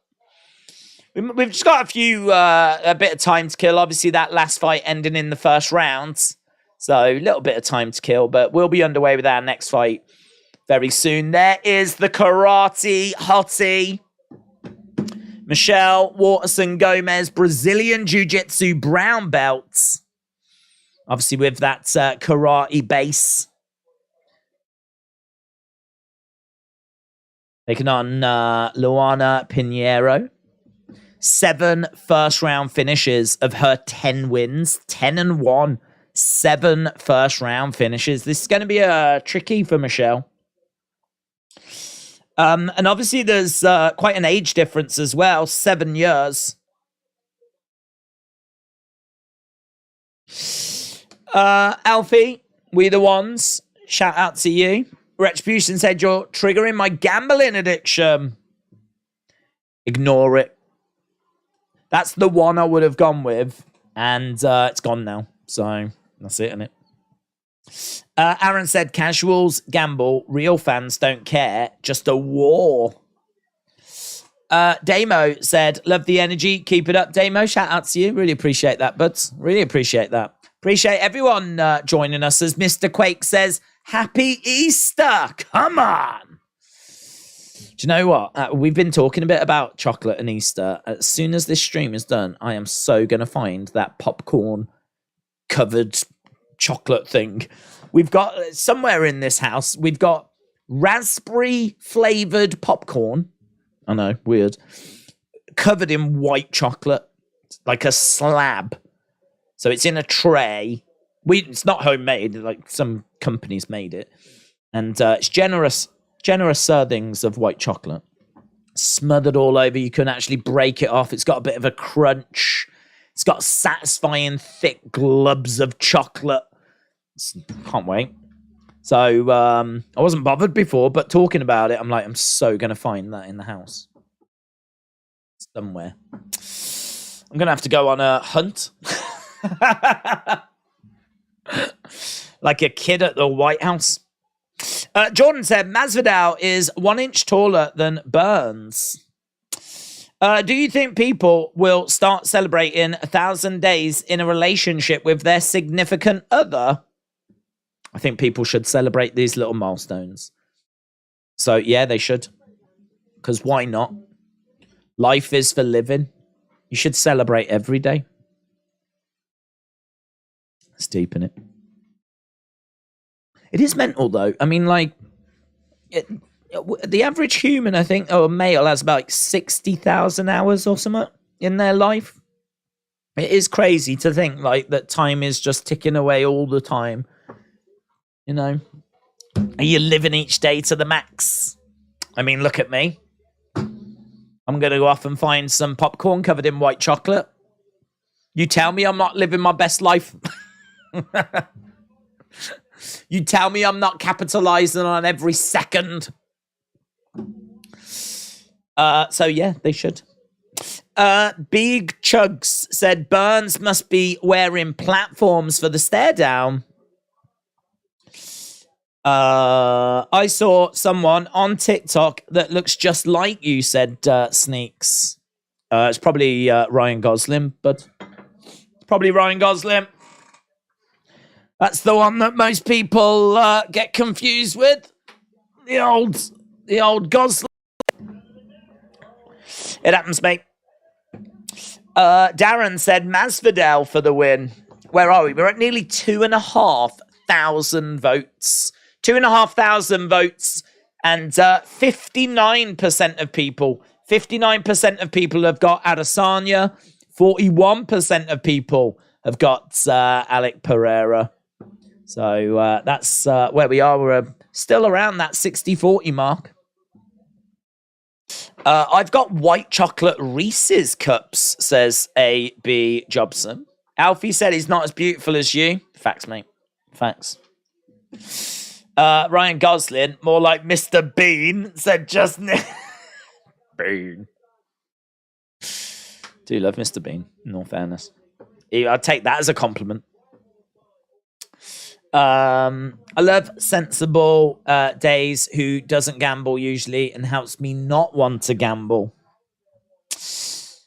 Right, we've got this arena filling up. Of course it is. This is the people's main event. This is the fight the people have come to see. I'd imagine a load of people will leave after this one as we're heading towards Michelle Waterson Gomez taking on Pinheiro. Fun time, said Miss Clown, shout out to you. Bianca said, who's fighting now? It's going to be the fighters on screen. But we're just having to wait a moment because that last fight ended early. In fact, what we can do is we can jump over to Tapology. Let's flip this over. Refresh it. Don't know. None of those points have come in yet, have they? So if we refresh this, can we get an update? There we go. So this is how things stand at the moment. 12 fights to predict. And Kung Flu is in the lead. We've got 4 I Am Oliveira in second. Drama Kane and Websley in third. Johnny Boy 69 in fifth.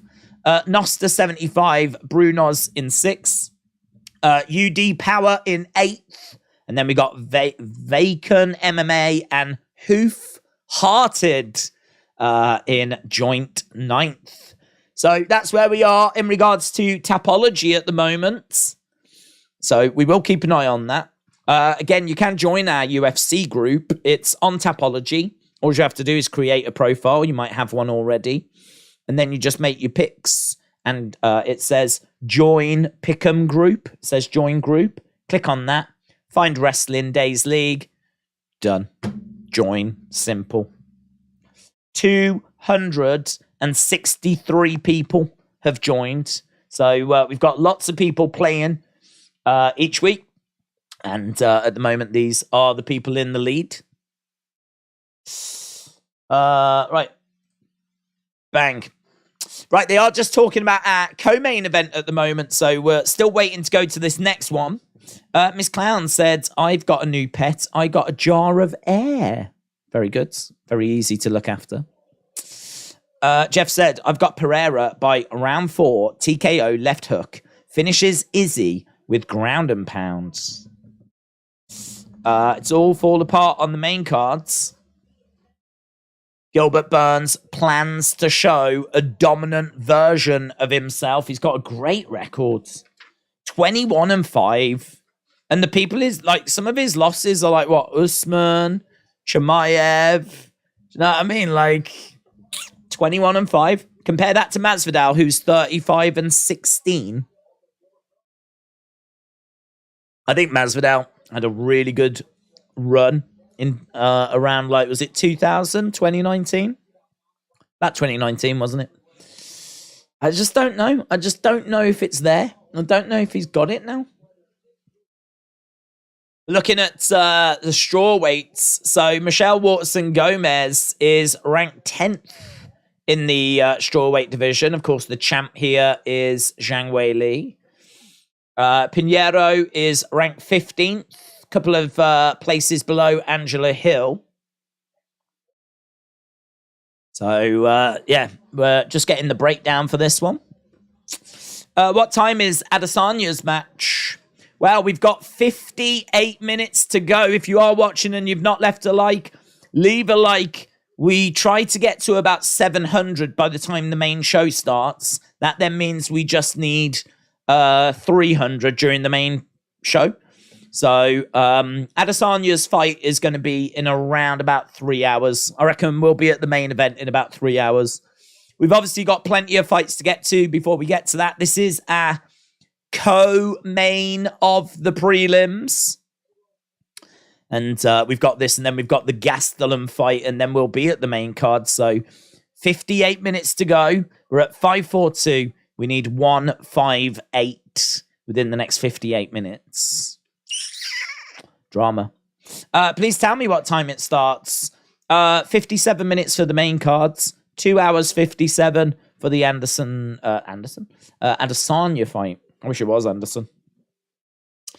Winner gets a balloon. I used to love the raspberry popcorn from Asda. Don't think I ever had it. Still, in theory, should run in now, said Bob. I don't think anyone can act like he's focused. He definitely seems like he brings some hostile energy. I think he's locked the F in on this fight, says Jordan. When's Rosas fights? He will be in 57 minutes, but then you'll probably have to wait another 10 minutes after that. Probably about an hour and 5 minutes, rough ballpark. He's the first fight on the main card for Rosas Jr., the 18-year-old wonder kid. So, got a little bit of time to go till we get to that one. Shakur Stevenson fights tomorrow at 3:30, says Retribution. 3:30 Monday morning. Or 3:30 is in an hour and a half. 3:30 is in Monday morning. I'll be honest, my focus has been on this. So if it's 3:30 tomorrow, I could be tempted to do that. If it's in like 25 hours, I could be tempted to do that. DC for sure, but you need to be the fighter on the card. Will Adesanya retire if he loses? But do you know what, Chris? That's a really interesting point, because we did an extra half an hour. We actually started before the prelim started. I have no idea why the time is going, by the way. We actually started well before, and we were talking about that very point, how this card, maybe more than any other in recent memory, is really all about the future. And it's really all about, like, yeah, what's next for people? Because what would be next for Adesanya if he loses? Because he lost the belt. I think we all thought, well, you know, he'll get a rematch. Well, here we are. What does he do if he loses now? I don't know. It's a really, I don't know. It's a really interesting question. I don't know there's a simple answer. He might want to look to go up to light heavyweight again. He might just stick around, win a few fights, and get back to another title match. I don't know that he would walk away. 33, I feel like he's still got something to offer. But if he loses, that is going to be very interesting. Same with Masvidal. If Masvidal loses in Miami, he's already made noises of retiring. So we could see the end of Masvidal. So if Masvidal loses, what's he going to do? Then we've spoke about how Rob Font is lost the last 2. If he loses this, that will mean he's lost 3 in a row. It's not good luck. But that would be a changing of the guard. And like if Yanez was to win that, and he is favorite, that would be like quite a significant win for him. And it could be quite significant for Rob Font as well. And then Kevin Holland, he's lost his last 2. What happens if he loses? Again, I don't think he would be cut, but yeah, you don't want to find yourself losing 3 in a row. That's not a place that you want to find yourself in the UFC. Even if you are someone that the fans love. Holland would be all right, but yeah, I mean, he's heading in the wrong direction here. You know, he's 30 years old. He won like 5 fights in 2000. Here we are in 2023, and he is definitely going in the wrong direction. So it does feel like there's a lot at stake for some of these fighters on this main card. Right. Pinheiro getting her intro. Ranked 15th in the division. I just want the last leg to lose to watch him have his major mental breakdown. He's so close to snapping. I want to see him fully break, said Bob. Okay. I mean, I suppose, like, it's good to have a hobby. I don't know that I am desperate to see anyone have a full-blown mental breakdown, but, you know, I mean, I suppose it'd be a talking point. Here is Michelle Waterson, the karate hottie. Let's go. Let's go.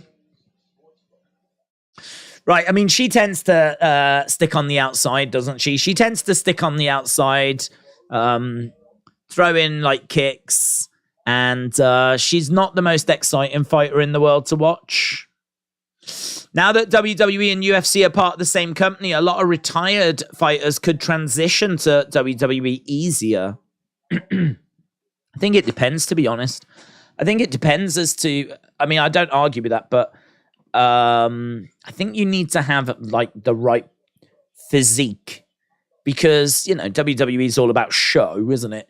It's all about the look. It plays a big part. So you need to be credible. You need to have a good look. And I think you need to be able to talk as well. I think we're seeing the reaction to Ronda for it. I mean, Ronda's got a good look. She's credible, but she can't talk. And her in-ring is, I mean, you know, it's so-so.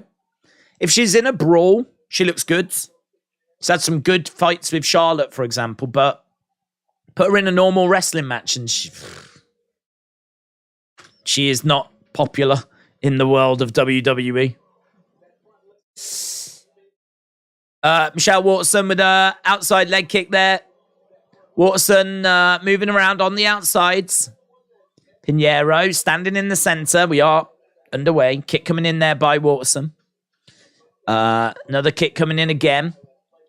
Waterson using that lateral movement.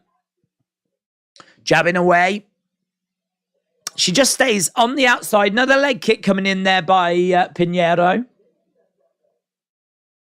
Nice high kick coming in as Pinheiro throws in some shots, and Waterson Gomez is circling round on the outside.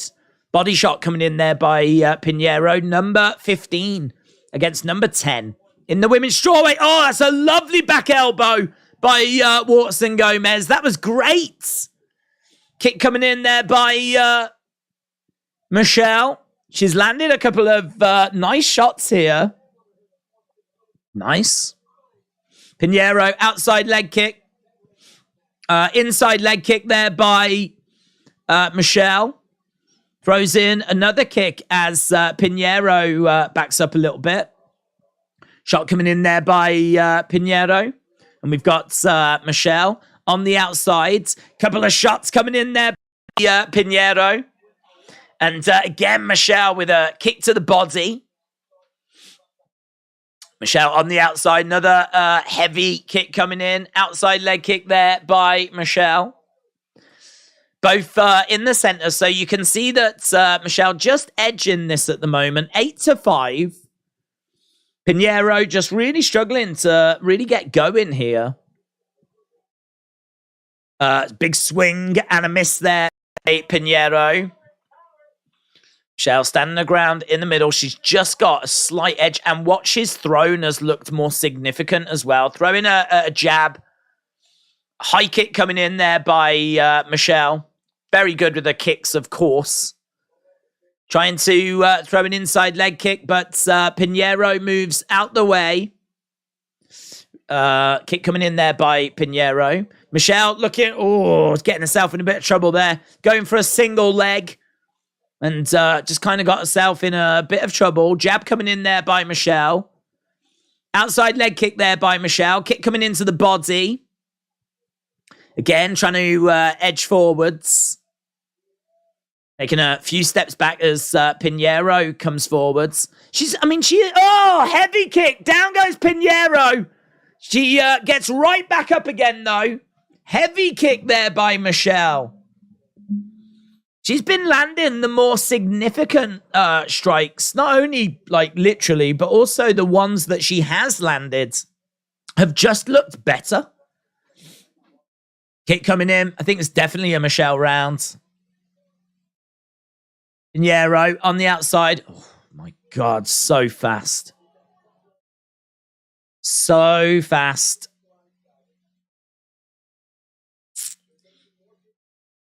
In the middle, 30-odd seconds to go. Sui. Let's get the show started, said Mahesh. ADS, shout out to you. Nice side kick coming in there by Michelle. There's a spinning back fist by Pinheiro. Oh! Right hand by Pinheiro. Oh, Michelle in trouble. Michelle in a bit of trouble, having to grab a hold of Pinheiro. Oh, did that just come a little too late? There's a lovely flurry right at the end of the round. It might have just been a little too late. Michelle was winning that. She was winning that, and she was looking better, but she definitely got rocked at the end of that round.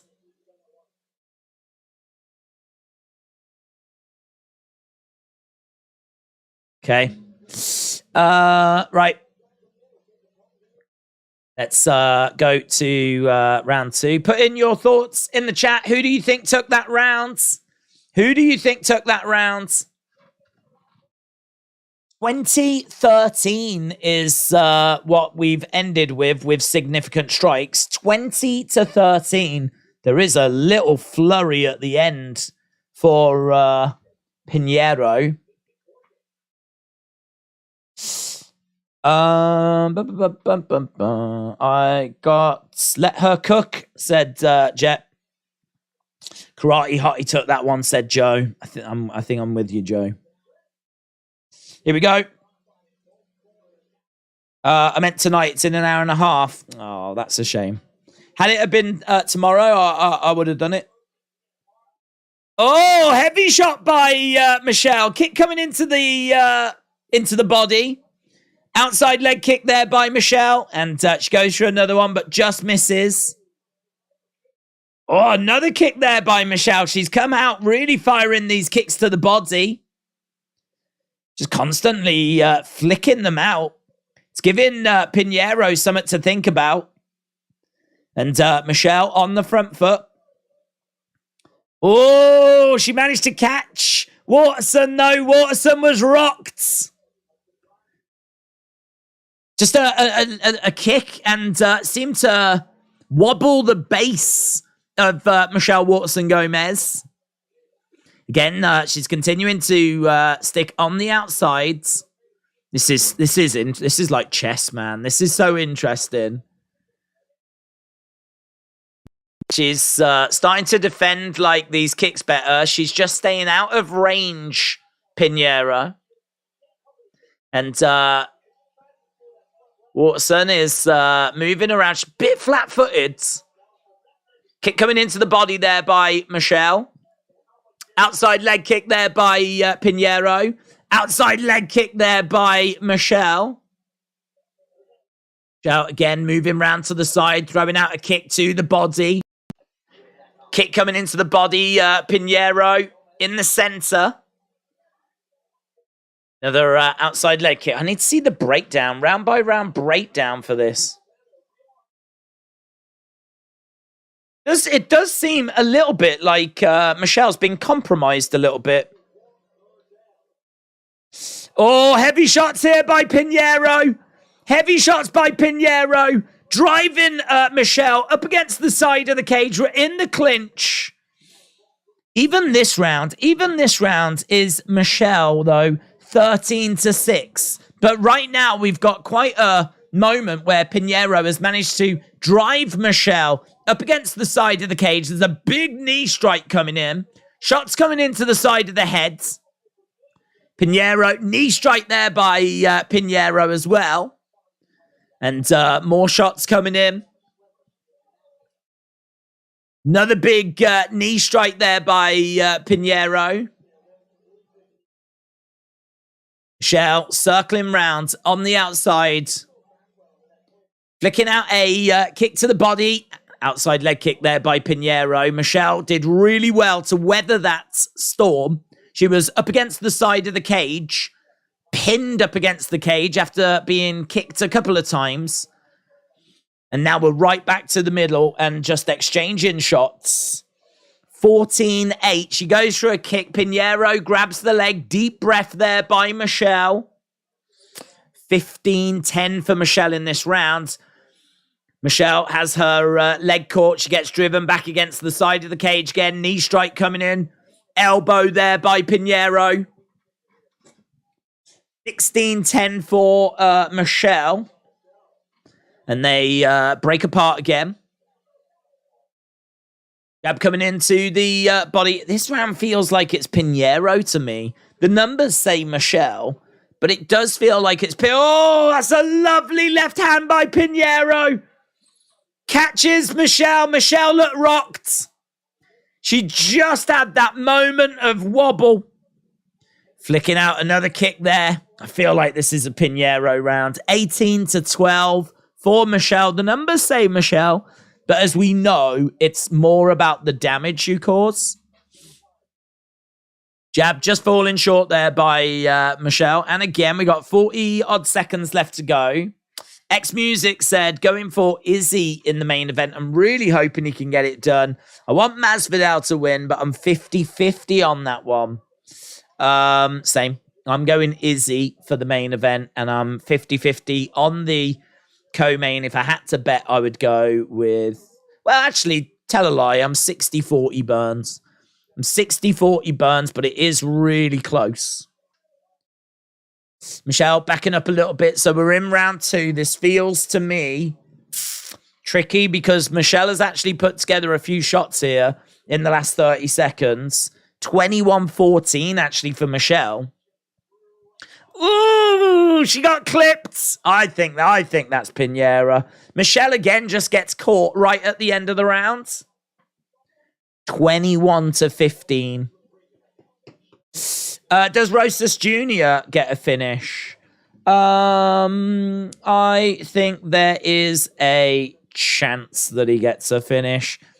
If I was going to bet, I would say... what would I say? I would say no. I think there's a chance he does, but I'm going to say no, because I actually think this is a big test for him. I mean, Rodriguez is going to be a challenge. So even though Rosas Jr. works at a good pace and he's got good ground skill, it could be uncomfortable if it stays on the feet. So he's going to have to get Rodriguez down. In all fairness, Rodriguez doesn't have great takedown defense. So could he find some? He could. He could. I'm going to say though, at the age of 18, I'm going to say that if he can just pick up the win and just get this to the decision, then that'll be a great result all in itself.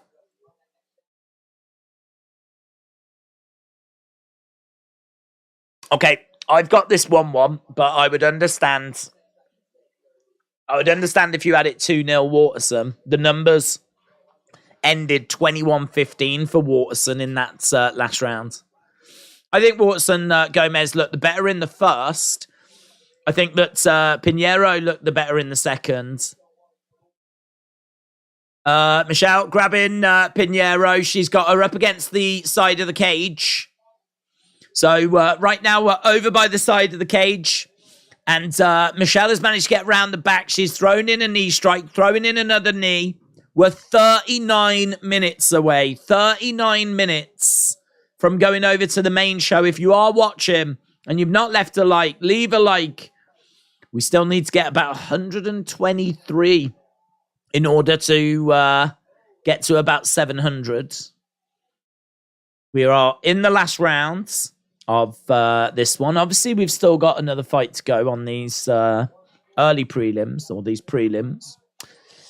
Pinheiro trying to find a takedown. And Michelle pops right back up. We're over by the side of the cage. Pinheiro is in control.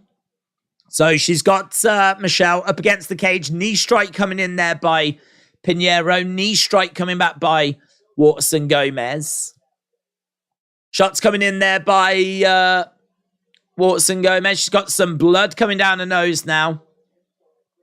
So Michelle busted open.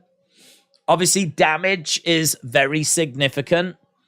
So judges always look for damage. And that blood coming down her nose. I don't think Pinheiro has been busted open, to be honest. Kicks coming in there by Michelle. Michelle in the center. Ooh, spinning back fist. Coming in by Pinheiro. They have both been very, very active. So far, Pinheiro is leading this round 8-5. 8-5. I think Michelle looked good in round 1. I think Pinheiro takes round 2. And I think that Pinheiro's taken round 3 at the moment. We've got 2 minutes 20 to go. Both fighters in the middle. Head kick coming in by Michelle, but couldn't land it. Damo's got it 1-1. Brad, shout out to you, buds. Vurong said, when do we start? The main card starts in 37 minutes. 37 minutes. Kick coming in there by Pinheiro. Kick coming back by Michelle. You can see her face. I mean, she's took quite a bit of shots to the head. She's all marked up. She doesn't take damage well, Michelle. Kick coming in again there by Michelle. You can see marks like on the side of her head. She's got blood coming down her nose. There's 1 minute 30 left to go. She's still throwing out kicks.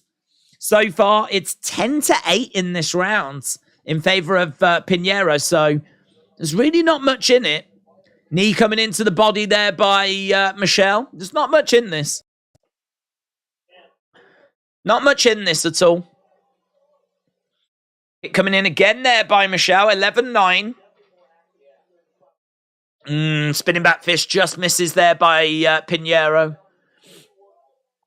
Michelle standing the ground in the center. It feels like Pinheiro has had a bigger effect on Michelle than Michelle has had on Pinheiro. And as a result of that, I think it's going to be 2 Pinheiro. I think Michelle's going to lose this. Just. Not much in it. Side kick coming in. It's actually 12-11 in favor of Michelle. It's 13-12. These side kicks doing really well for Michelle. 20-odd seconds left to go. It's 15-12 to Michelle. Grabs a single leg, looking for a takedown. Manages to get round the back of Pinheiro. Pinheiro getting on her feet over by the side of the cage. Michelle is looking. There's a real scramble going on at the moment. Shot coming in there by Michelle. Michelle just going through the gears a little bit. Really wanting to look good to the judges for these final few moments. Michelle ends that round 17-19 significant strikes to 12. 19 to 12. She had 7 significant strikes more at the end of that round. Did that final 30 seconds swing that round in favor of Michelle? I don't know. I really don't know. That's interesting. Let me know. How do you score it? How do you score it? That's tricky.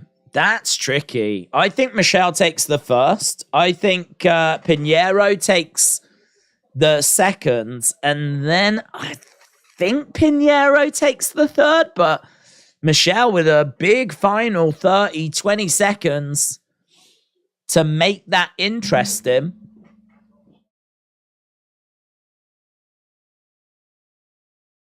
So leg kicks 26 to 12. Body strikes 17 to 5. Gomez 21 to 17. Headshots. Joe thinks it's Waterson that won it. But DC's got it 30-27 30-27 Gomez. Lee thinks it's a draw.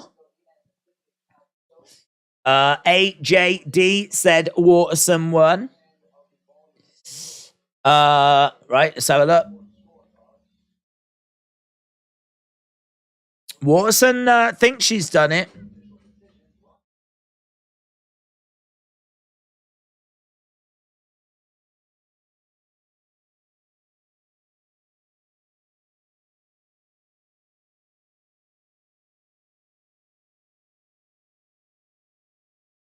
$29-28 Waterson.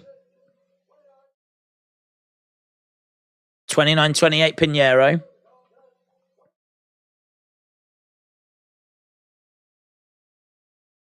Pinheiro wins 29-28, 29-28, and Waterson 29-28 as well. So Pinheiro wins by split decision.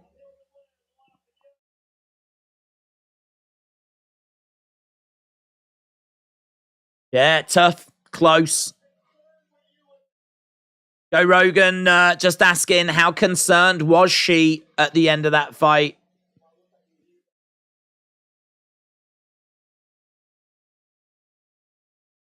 Put in your thoughts. What do you think? Put in your thoughts. I don't think Alex will be able to stick around at middleweight. Is cutting too much weight, said FaZe. Jordan said, I think anyone in the top 5 could beat anyone in the top 5 on any given night. They are all good and they could all win just as close.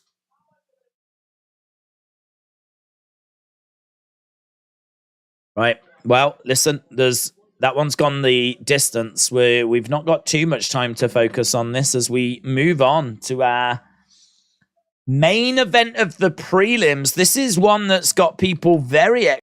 It's Chris Curtis taking on Kelvin Gastelum.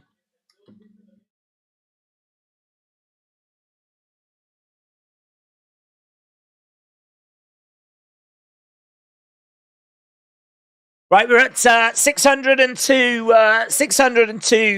likes. If you are watching and you've not left a like, leave a like. We are 98 away, that's all, from 700. And we always try to get to about that for the main event, for the main cards.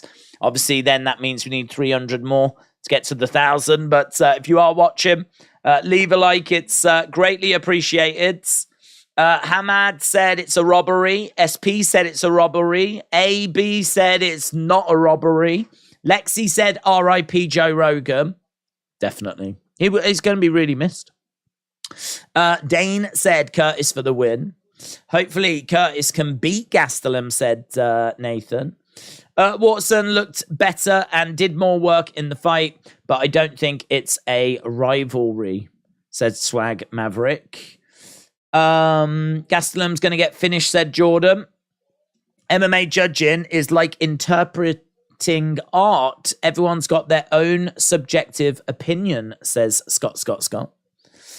I hope the main card is watching. No one leaves to judges because Burns will lose, said. That's a good point, actually. If we do go to the judges, got to think that Gilbert Burns is going to have a big advantage, what with being in disadvantage, what with us being in Miami. Right, let's turn our attention to the next fight. Main event. This is going to be Chris Curtis against Kelvin Gastelum. Chris Curtis is a very dangerous striker. He's a powerhouse. He's got great takedown defense. He's 4-1 in the UFC. He's got a reach advantage here. He's got a great chin. He throws more volume. He's got great cardio. Works at a great pace. He works the body well. He's not a natural middleweight. Is a little bit on the smaller side, but we know that Kelvin Gastelum for middleweight is on the smaller side as well. Curtis got good hands, as you said. Works at a good pace. I like him. I think he's a live dog here. Apparently, plus 105 48 hours ago. So I really like those odds. I think Chris Curtis at those odds is definitely worth a look. Gastelum is 11-8 in the UFC. He's got amazing experience. 19 UFC fights. This is his first fight in a while, though. We haven't seen him in quite a bit. He can be a little bit flat-footed. He does have great boxing. He's got great wrestling. His chin is great as well. He's got good body kicks. I think that what we're going to see is Gastelum look really good in round one. And then I think Curtis will come through. I think Curtis will get the win.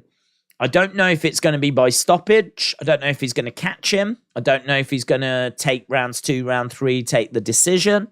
But yeah, I'm leaning Curtis here. I mean, Kelvin Gastelum, as we said, inactivity could be a problem. He was not in a great place anyway, to be honest. As we said, his record's 11-8. Some of those losses obviously are against big names, though. But yeah, I'm going to go with Chris Curtis. I can tell you on Tapology, 71% of people have said Chris Curtis is going to win this, and 29% of people have gone Kelvin Gastelum. So I have gone Curtis as well. Do you want to talk about how Waterson got robbed, said Tino. I don't think she was. I think, again, that middle round is really tight. The odds for that middle round, I think she was a couple of strikes ahead at second round, but her nose was busted open. And I think that damage is definitely something that judges take into consideration a lot. She was busted. Her face was marked up. There was no signs of damage on Pinheiro. And I think, for me, going into that third round, it was 1-1. And then Pinheiro was landing some really good-looking shots. And she was winning. But then, Michelle came back with 20-odd seconds to go. So, for me, it was, super close. I had it 1-1. Going into the thirds, I had Pinheiro winning, and then the final 20 seconds happened. And then it was honestly, I mean, if this is going to be 29-28 Michelle, I get it. If it's going to be 29-28 Pinheiro, I get it. And then it turned out to be that one judge went 29-28 Michelle, one judge went 29-28 Pinheiro, and then the other judge went 29-28 Pinheiro. So had that third judge have gone 29-28 Michelle, I would have been fine with it. I wouldn't have said it was a robbery the other way either. I think it was a really close fight. But I think the damage, I do think the damage is what's really separated them, was the fact that her face was all marked up, her nose was bleeding, and She just, it definitely looked like the fight was having a bigger effect on her. So we've seen time and time again in recent, years now, that the damage definitely plays a part. Elite GB, shout out to you. Close fight. Yeah, that's what it comes down to. Close fight on that one. Kelvin Gastelum is inside the cage. Ultimate Fighter 17 winner. 7 wins by knockout, 4 by submission. Brazilian Jiu-Jitsu black belts. But Michelle's nose got busted when she was flipped face first into the canvas, says John. The Roots Chakra said, read my comments. Boom. Done. Welcome. How can you say Masvidal lacks power? He has many knockouts. He has got a lot of knockouts to his name, in all fairness. I want to say he's got 29, but I don't know if I've actually got that written down or if I'm making it up. In my head, it's about 29. There is a lot of knockouts on his record. He looked good, actually. He looked good against Colby, in all fairness. I think that's going to be a real competitive fight, that co-main. I came from a boxing background where every hit matters, big or small, said Mahesh. So it could be a reason for me to cope with these decisions. I can't understand how the judging works. But listen, Mahesh, honestly, you're not alone, mate. This has been a conversation that we have pretty much every show. How are the judges coming up with their decisions? So you're not alone. You're really not alone. But, like, what I would say is it's really difficult in MMA, harder because, like, how does a takedown and control time, how do you score that to significant strikes? Like, how does a submission attempt, how does that? So if someone's, like, got 5 more significant strikes than the other person, but the other person landed 3 takedowns, how do you score that? Like, it's not, it's hard to, like, judge, because to my knowledge it's not actually written anywhere as to how you would judge these things, so that it is open to like an interpretation. But the one thing we know, significant strikes are important, but damage as well, the damage that those strikes cause, whatever work you did, what damage result in. So if you are someone that gets busted open easily, you are going to be at a disadvantage in UFC. You can have the heart of a lion. You can be busted open and never quit. But optics are quite important. But you're not alone in struggling. I struggle with it. No one finds it easy. Okay, we are underway with this one then. And we've got Curtis standing in the center. Gastelum looking quite relaxed in there. Front leg kick coming in. This is our main event. Oh, a couple of shots there by Curtis. They got through. Gastelum eating a couple of strikes. Number 14 against number 15 in the middleweight division. This is the main event of the prelims. It is UFC. Oh, lovely shot there by Gastelum. Lovely. Couple of jabs coming in there by Curtis. Couple of shots coming back there by Gastelum. It is the UFC main card coming up after this, as we said, 21 minutes. This is interesting, man. This is good. Couple of shots coming in there by Gastelum. Curtis and Gastelum standing in the center of the octagon. Gastelum on the outside. We got leg kick coming in there by Curtis. Outside leg kick there by Gastelum. He fires in a shot. There's a hook shot coming in there by Gastelum. 1-2, straight down the middle. Curtis edging forwards. Gastelum on the outsides. He hasn't got loads of room to work here. Oh, that's a lovely right with a low kick coming in. David, shout out to you. Said, folks, I'm cheering for Adesanya and whiskey. David, shout out to you, bud. I hope you're well. And we got Joshua as well. Joshua said, thanks for the great commentary. Oh, thank you for joining us, buds. Really appreciate it. So, Joshua, shout out to you, my friends. Right now, these two just showing a little bit more respect to each other right now. We've got Curtis. Oh, getting tagged there. Gastelum, couple of shots coming in. Gastelum, though, ahead at the moment. 19 significant strikes to 8. And Gastelum doing a decent job of getting in, getting his shots off and getting out of there. Leg kick and lovely left hands. And again, he's getting through on Curtis. Curtis unloading on Gastelum, though. There was a combo that just got through. Gastelum on the outside. Curtis standing his ground in the center.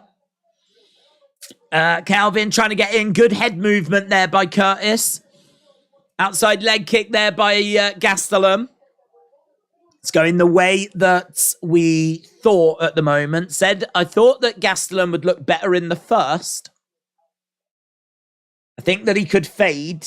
And then I think that we could be seeing Chris Curtis come in. Maybe take the decision. Maybe find a finish. Couple of jabs coming in by Curtis. Bit of damage. Bit of damage. Bit of blood seemingly coming down the side of the face of Curtis. 26-16. Significant strikes. Nice head movement again by Curtis. Nice. I love how Gastelum's planting his feet and swinging. He's looking good. And Curtis standing his ground in the middle. We've got 27 seconds left to go. Gastelum again feinting. Trying to find an opening. Circling round. And Curtis is just staring at him. We're in the center. Neither fighter throwing anything. Couple of shots coming in by Gastelum. Lands on the guard of Curtis. As we said, Curtis has got coming down his face. Undeniably, this is a Gastelum round. And there we go. End of that round. Good first round for Kelvin Gastelum. You can see the damage. So he's got the volume. He's got the damage. It's a good first round for Gastelum. 185 is Kelvin's home, said Elite GB.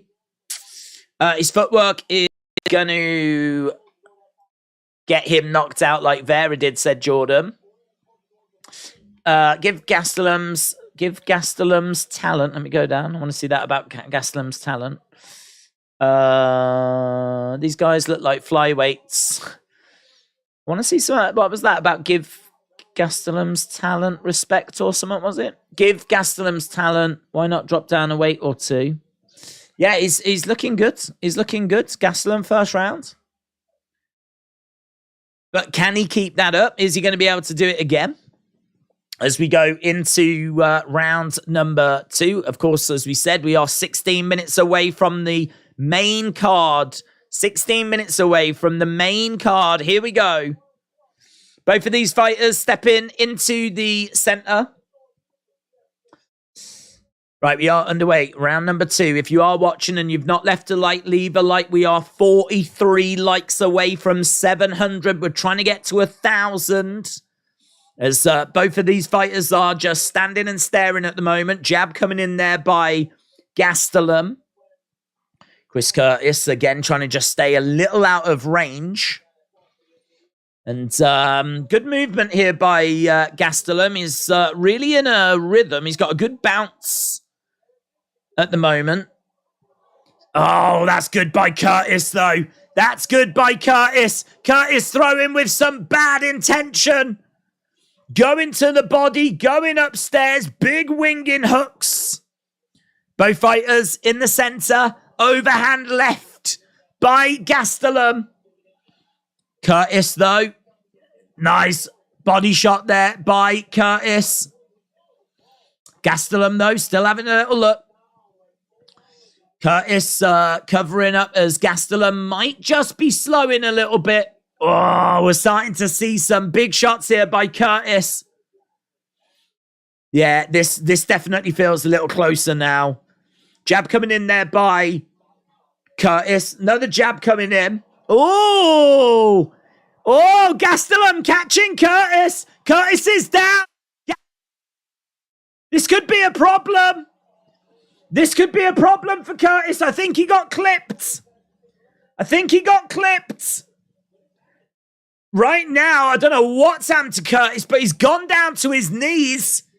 Gastelum, oh, he's back up though. Knee strike by Curtis. Gastelum grabs him, drives him over against the cage. 2 minutes gone in the second round at the moment.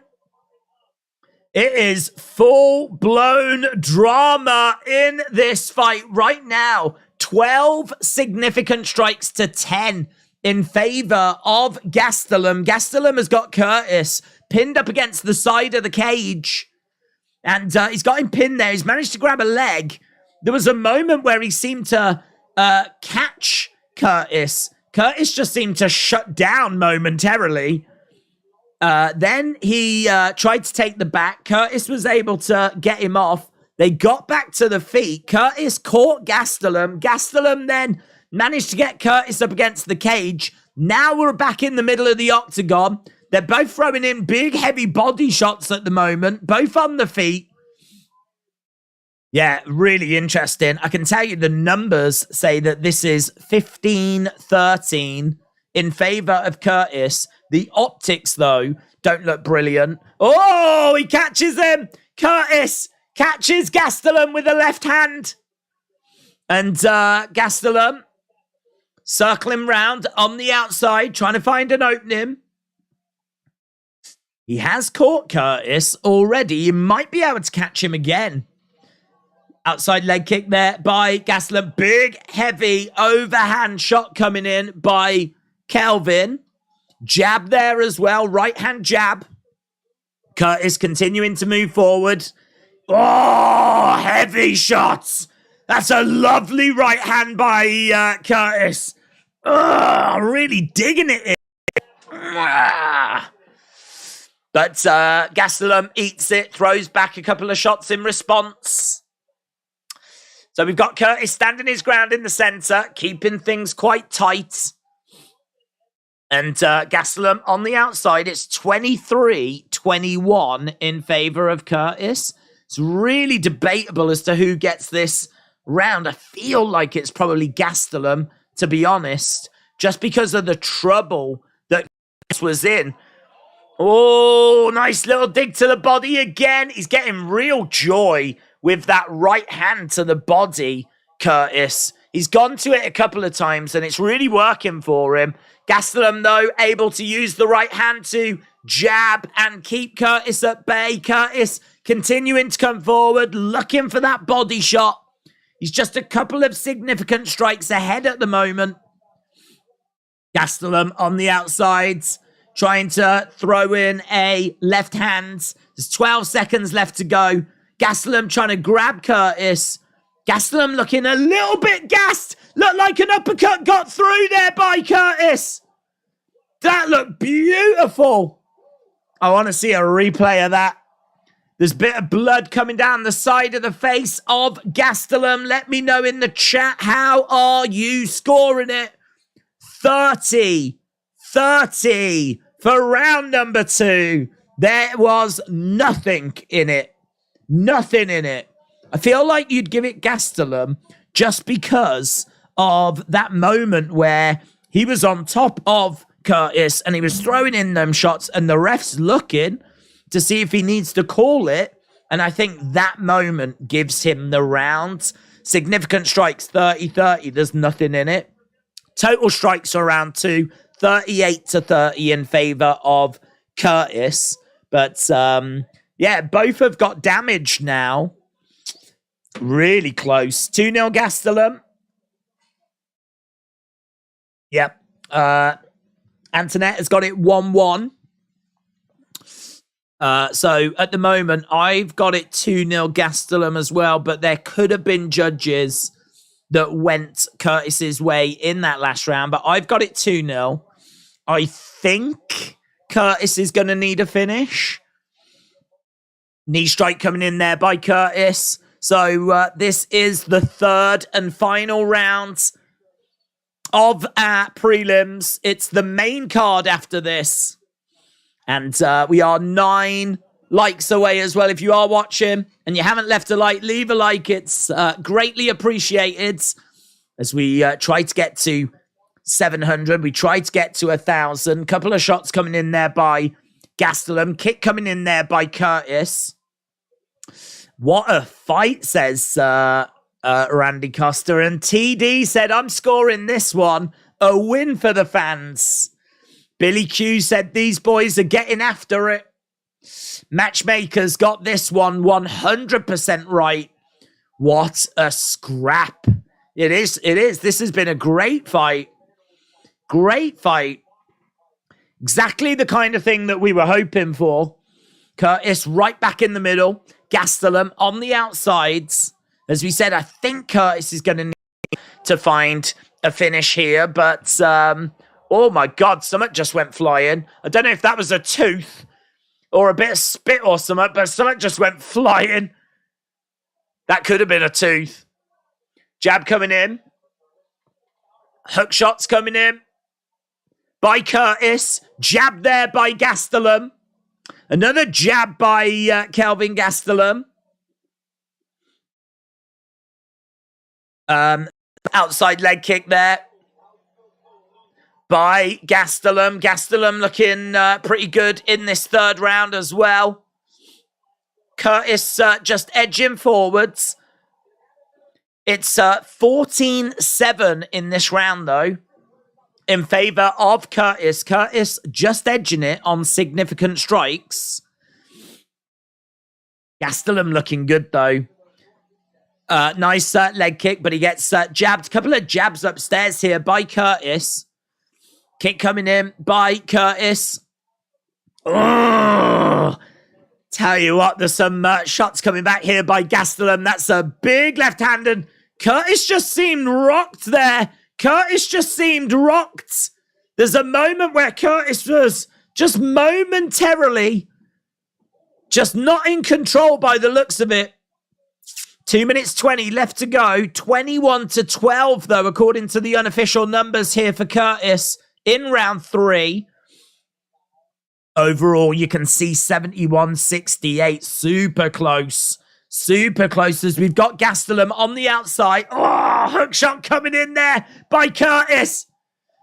Oh, big heavy blows coming in. Gastelum absorbing punishment. Curtis with body shots driving Gastelum back. Gastelum reversing the position. He's got Curtis up against the side of the cage. And right now, he's in control here, Gastelum. This is exactly where he wants to be, but he can't keep Curtis there for long. Curtis breaking away, covering up, eats a shot, digs into the body. We've seen loads of right hands to the body as Gastelum tries to throw a shot back. They're showing significant strikes here, 36-16 in favor of Curtis. Oh, another nasty body shot there by Curtis. Gastelum grabbing Curtis. Knee strike, driving him back.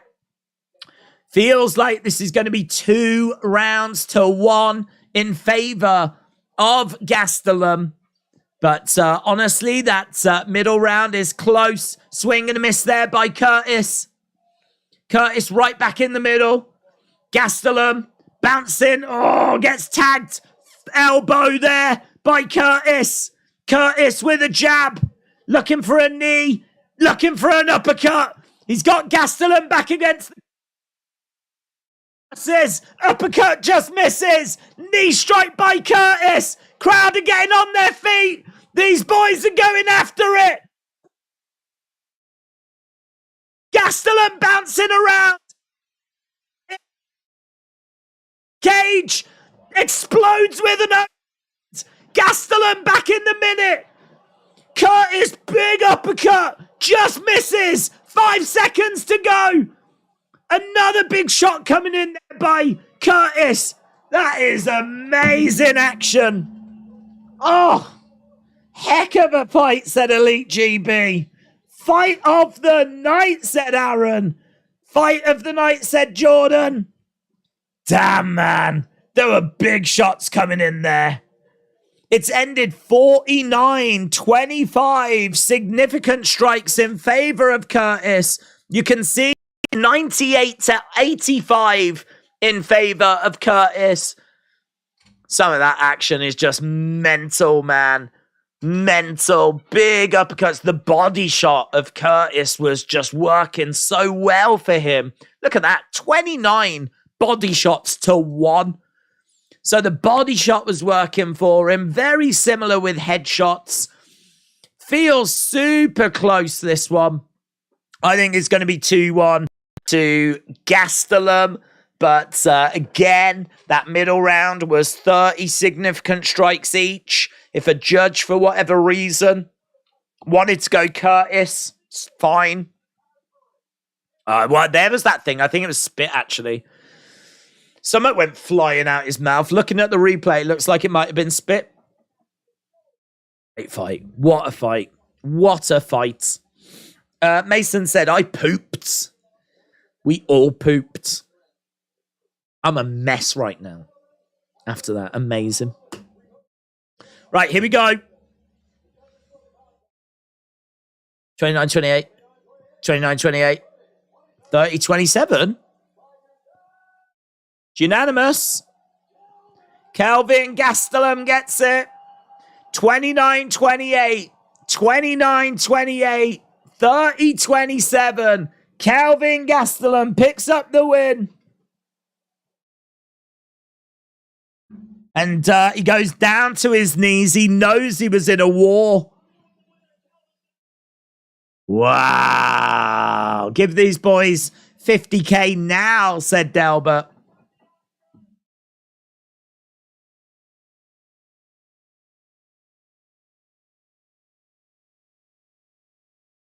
He has risen. He has risen this weekend. Breaking news. Breaking news. He has risen. Kelvin Gastelum is pumped, man. He is all kinds of fired up.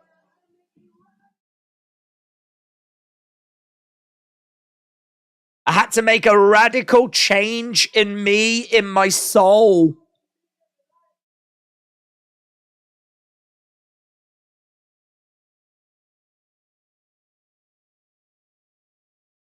Gastelum said, I didn't spend a year and a half away vacationing.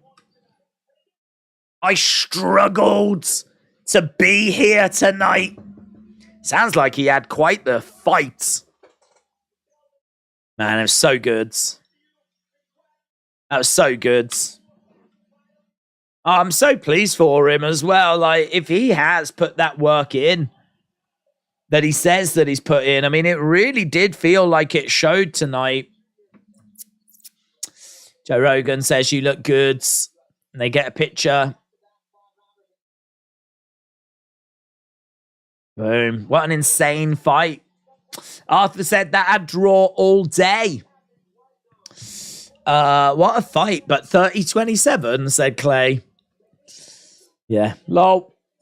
Oh, God, it was good, wasn't it? I think TD called it during the fight. I'm scoring this a win for the fans. I think that's a really good way of looking at it. It feels like the fans did just pick up a dub there, to be honest. So, yeah, we are moving on. Shakur Stevenson in action tonight. Unfortunately, that is, I believe, on at the same time as this, which is a real shame. It is going to be a main card that we are going over to next. So the time for talking is done. It's time for the 18-year-old to take the stage. Rosas Jr. First fight of the main card, taking on Christian Rodriguez. This is going to be fun, man. Big thank you to everyone that's dropped a like, left a like. It really is appreciated. I hope everyone is well. I hope everyone is excited for what promises to be a fantastic few hours now. This really does look like quite a tasty card, man. Obviously, we're going to find out, can Israel Adesanya do it? Can he get back his middleweight championship? We're going to find out what's next for Jorge Masvidal. Is it that he takes a step closer to Leon Edwards? Or is it that he takes a step towards retirement? That is a big co-main event.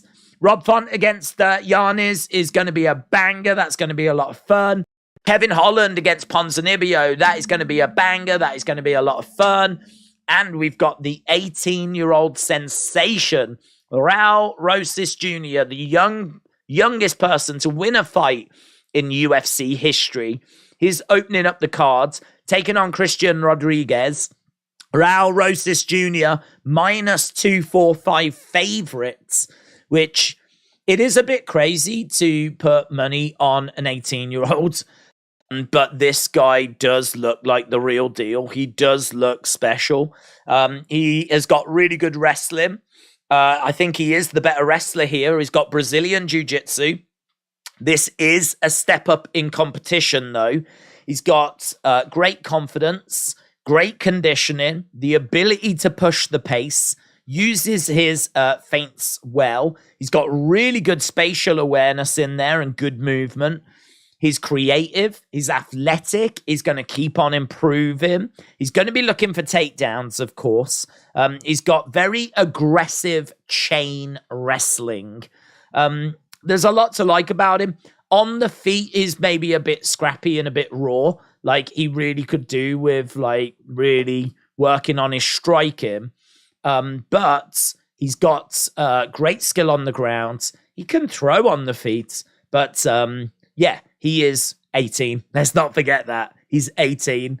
Even if he spends the next 10 years in the UFC, he'll still only be 28. So this guy has got such a future. 7-0, undefeated. Start in the main card. 1-0 in the UFC already. But this is a test against Christian Rodriguez. Christian Rodriguez, high volume kickboxing, puts combos together. He's got 5 first-round finishes of his 8 wins. He's got decent striking. He's got decent grappling. He can be patient.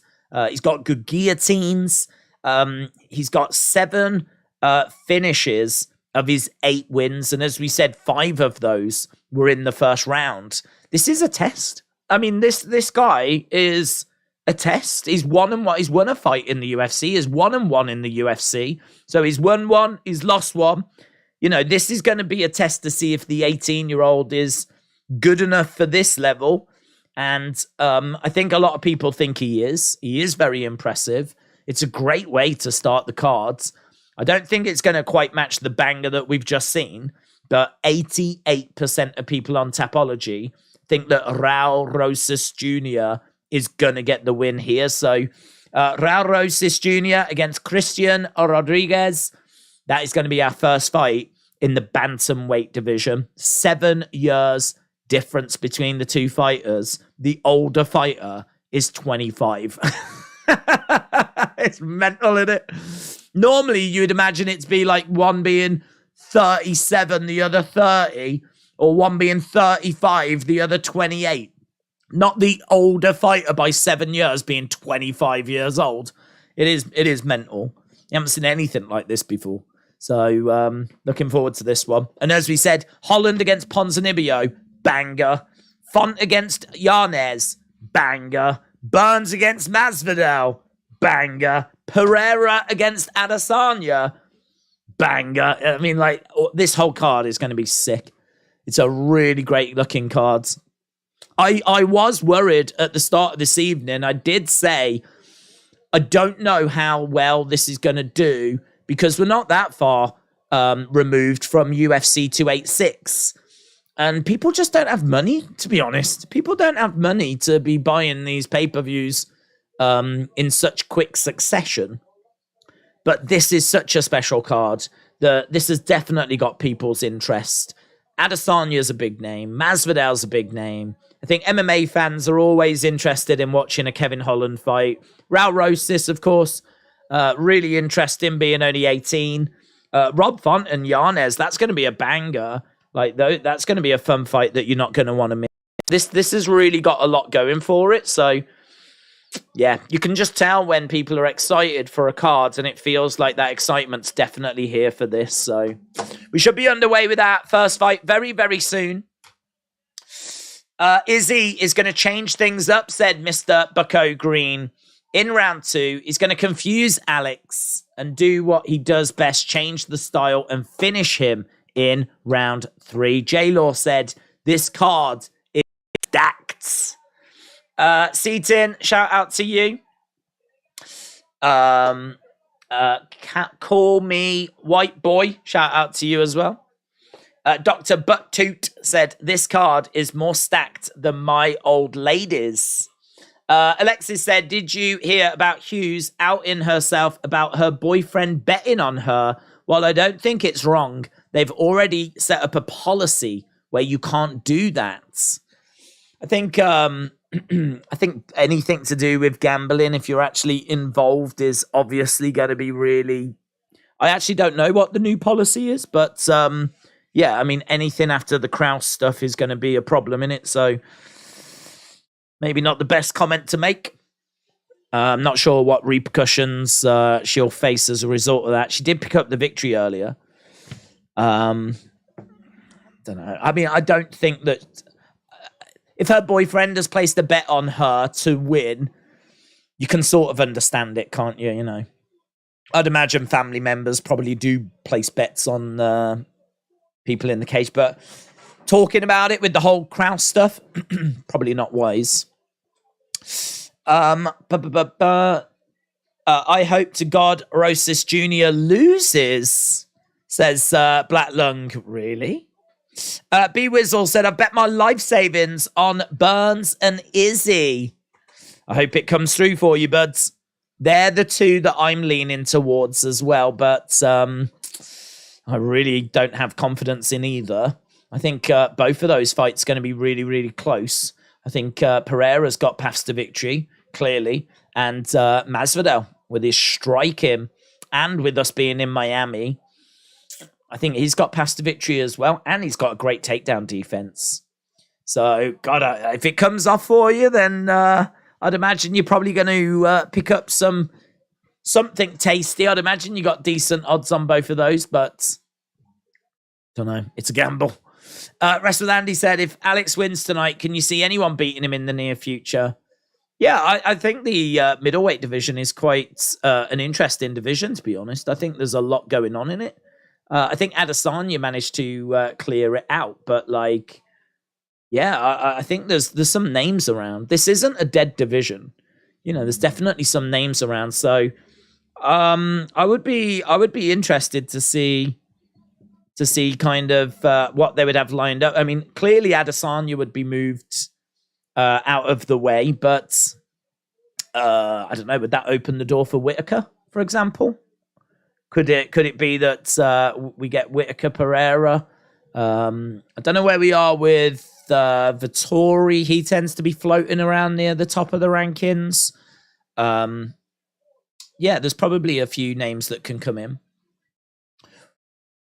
I still don't know how great Alex Pereira is, though, to be honest, because he's only had 8 fights and he lost one of those. So, I mean, he's come in, he's 4-0 in the UFC, which obviously is great. One of those, though, was his win over Adesanya. Like, they fast-tracked him to the title.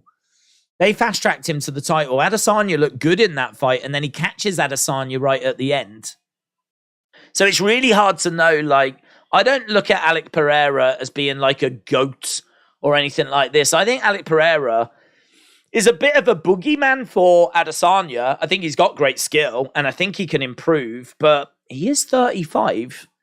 The reason I say I think he can improve is because he hasn't had that many MMA fights. So I think, like, you know, spending time with Teixeira, means that he should be improving his ground game. I don't think improvements to his kickboxing at this stage of his life, but ground game wise, I would imagine he will be making little improvements. But at the age of 35 in the middleweight division, like, I don't know. I don't see this guy being around at the top for long. So if he beats Adesanya, I think we move Adesanya out the way. And then it will be very interesting to see who they have line up next. Very interesting. Rosas, Font, Holland, Burns, Pereira, says Linnell. Whitaker is good, but not great, says Aaron. Yeah, but is he good enough to beat Alex Pereira? I don't know. I mean, I honestly, Pereira to me is still a bit of an enigma. I mean, he has got huge power, fast hands. Of course, we know about his kickboxing. We know that he's aggressive. He does lack experience. We don't know a great deal about if he gets taken down. We don't know a great deal about like if he gets put in awkward positions on the ground. There's obviously big question marks there. We know that he's been working with Teixeira, though, as we said. He's got good Muay Thai. We know he's got good knees. He's got good elbows. He's very technical. He's got good balance. He's definitely got lots going for him. He's the champ. I mean, you don't just get handed the belt. So he's definitely got a lot going for him. But I think honestly, whatever the results, I think it's going to be really interesting. I think if Adesanya wins, then it'll be interesting to see what Pereira does. Because I feel like he's done what he needed to do. He's come in. He's won the title. Like, I don't know. Would he stick around at the age of 35? Or is it done? Do you know what I mean? I've come in. I wanted to win the belt. I won the belt. Maybe he sticks around to pick up a few more paydays or something. I'm not sure. But that would be interesting. But what would be more interesting is if Pereira wins, because what next for Pereira and what next for Adesanya? Like, where would these guys go next? That would be very interesting. Right, we are 12 minutes into the cards, and as we said, we should be going over to our first fight very soon. Jordan said, let's go. Just need 200 more likes. That's true, actually. 188. If you are watching and you've not left a like, leave a like. It's greatly appreciated, as we always try to get to 1,000 likes. Right now, we are at 817. So we're desperately clawing, scratching our way, trying to get there. Normally, we get there just before the main event. There's maybe a chance, actually, we could do it before that tonight. So if you are watching, leave a like. It's greatly appreciated. You can see the info on screen. Obviously, very limited sample size for Rosas Jr. So it's not really too much that we can read into that, unfortunately. You can see 1.3 significant strikes landed per minute. Rodriguez, 3.3. 63% accuracy for Rosas Jr., 46% for Rodriguez. Takedown accuracy, 62% for Rosas Jr., 50% for Rodriguez. But as we said, it's not the biggest sample size. We do have a video package right now for Rosas Jr., so we will be getting the ring walks very, very soon. Backy K, shout out to you, my friend. Appreciate the kind words. We are not even at 864. It's shot up, man. Honestly, you guys just killed it. That just shot up loads, so really appreciate it. This is the first pay-per-view I have bought since last year at this time, said AB. Devin says, big fan. Shout out to you, buds. Appreciate it. Appreciate the support, man. Let's go Rosas, says Wolfman Sam. Lonel TV said Pereira has got a good condition. Oh, God, he absolutely can win that fight. He absolutely can win that fight. So, I mean, I'm 60-40 Adesanya, but, I mean, like, as I said, if Pereira wins, yeah, brilliant. He absolutely has got the power to cause Adesanya problems. Know that. So, yeah, I think if you've got money on Pereira, yeah, I said earlier, it's probably the better bet because Pereira is plus 120, Adesanya is minus 145. Putting your money on such a close fight on the person that's going to give you a better return in such a close fight, if you really haven't got a good read of it and you're like, oh, it could go either way, that's probably the bet to make. It's probably the way to go. So if you have got Pereira, I get it. If you've got Adesanya, I get it. As I keep saying, can we honestly say that if these two fight 10 times, Pereira wins all 10 times? Because I don't think he does. And so at what point does Adesanya get one of them wins? And I do just wonder if tonight is the night. So he's coming in as minus 145 favorite, Adesanya. There's not much in it. There's really not much in it. I'm probably agreeing with it. And it seems like you lot are roughly agreeing as well because we've had over 4,000 votes. This is shaping up to be a tasty little stream tonight, let me tell you. Over 4,000 votes, and it is 59% of you that have gone with Israel Adesanya. 59% of you have gone with Izzy. And we are just getting the ring walks right now. So here is Rodriguez. We know that Rosas Jr., when he comes out, he's going to be fired up. He's very confident. He was very, very confident at the preference as well, Rosas Jr.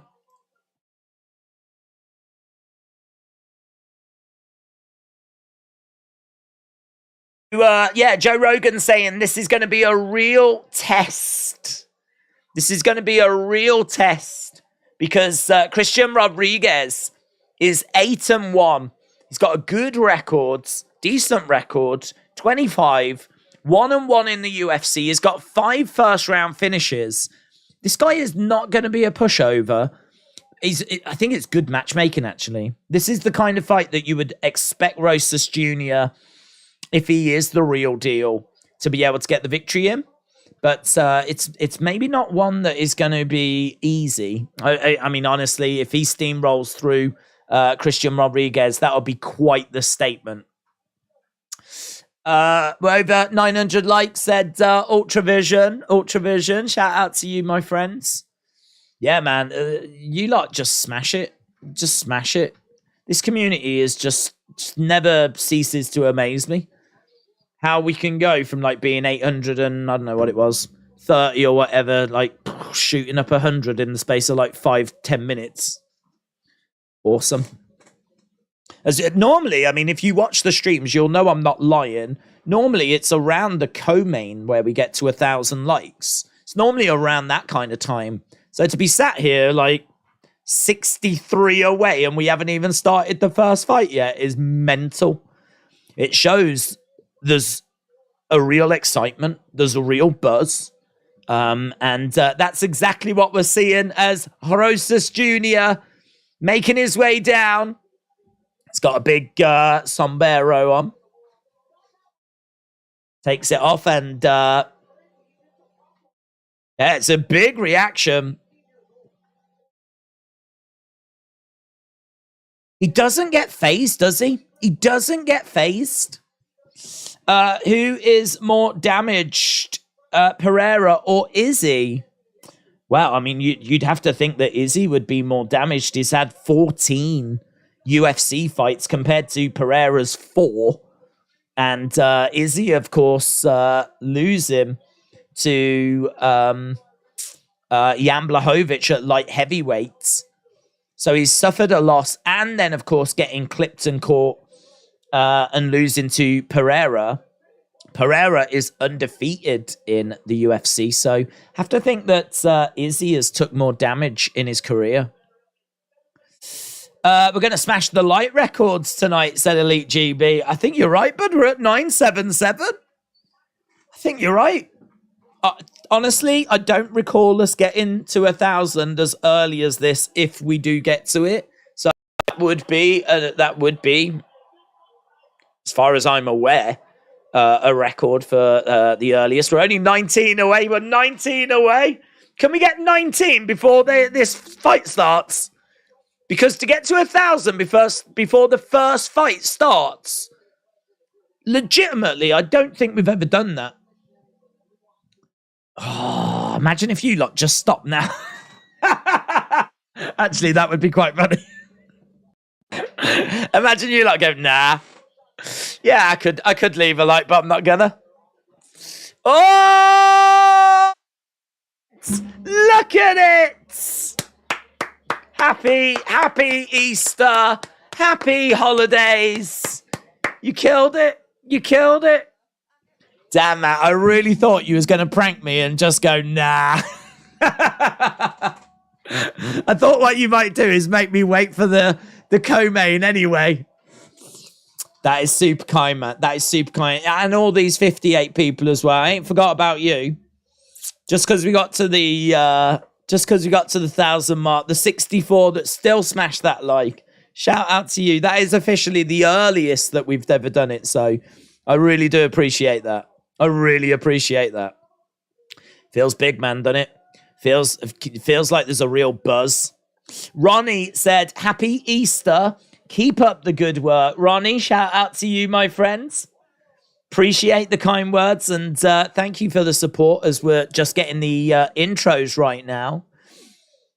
Yeah, Ronnie, same to you, man. Hope you have a good one. Benjo said, love watching your WWE streams. I'm going for Izzy and Jorge Masvidal. Yeah, I hope that comes through. They're the two that I would like to see win, to be honest. I hope it goes that way. Honestly, it could. It might not. They're both really close. So we haven't got long to find out. We're 20-odd minutes into the main cards. And we haven't got too long to find out. A couple of hours, if that. So, Benjo, shout out to you, my friends. I'm glad you enjoy the WWE streams, and great that you enjoy our UFC streams as well. And Ronnie, as well, as I said, really appreciate it. 1-1-1-1.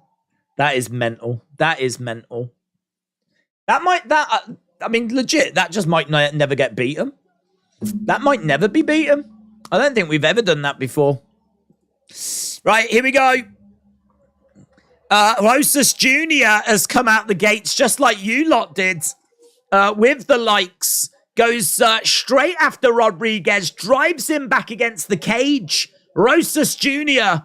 aggressive. Intense. But also now finding himself pinned up against the cage. Really bringing the fire. Knee strike coming in by Rodriguez. Good reversal of position there by Rosas Jr. He's now got Rodriguez back up against the cage. Really explosive stuff. And he's trying to use power to get Rodriguez down. But Rodriguez staying on the feet. Right now, Rosas Jr. up against the cage. So, knee strike coming into the body. Has Rosas Jr. been a bit over-aggressive here? He's got himself into a good position, but he can't capitalize it on the moment. He's trying to grab the leg here of Rodriguez. Rodriguez on one leg. And Rosas has got Rodriguez off balance, up against the cage. Lovely takedown. Lovely takedown. He managed to grab the leg, raised it up, really got Rodriguez off balance, spun him round, got him down. Side control for Rosas Jr. The 18-year-olds looking so good. Looking for a DAS. Looking for a DAS, but that's a really good reversal by Rodriguez. He manages to turn Rosas Jr. around. And it looks like he's got a bit of a guillotine. Oh, Rodriguez round the back. But Rosas Jr. gets up to his feet. Man, it's honestly, he's got that young, ruthless aggression, Rosas Jr. And they're both back on the feet. Now he's managed to get around the back of Rodriguez. So standing at the moment, round the back. I mean, I hope he doesn't gas himself out. This has been at quite a pace.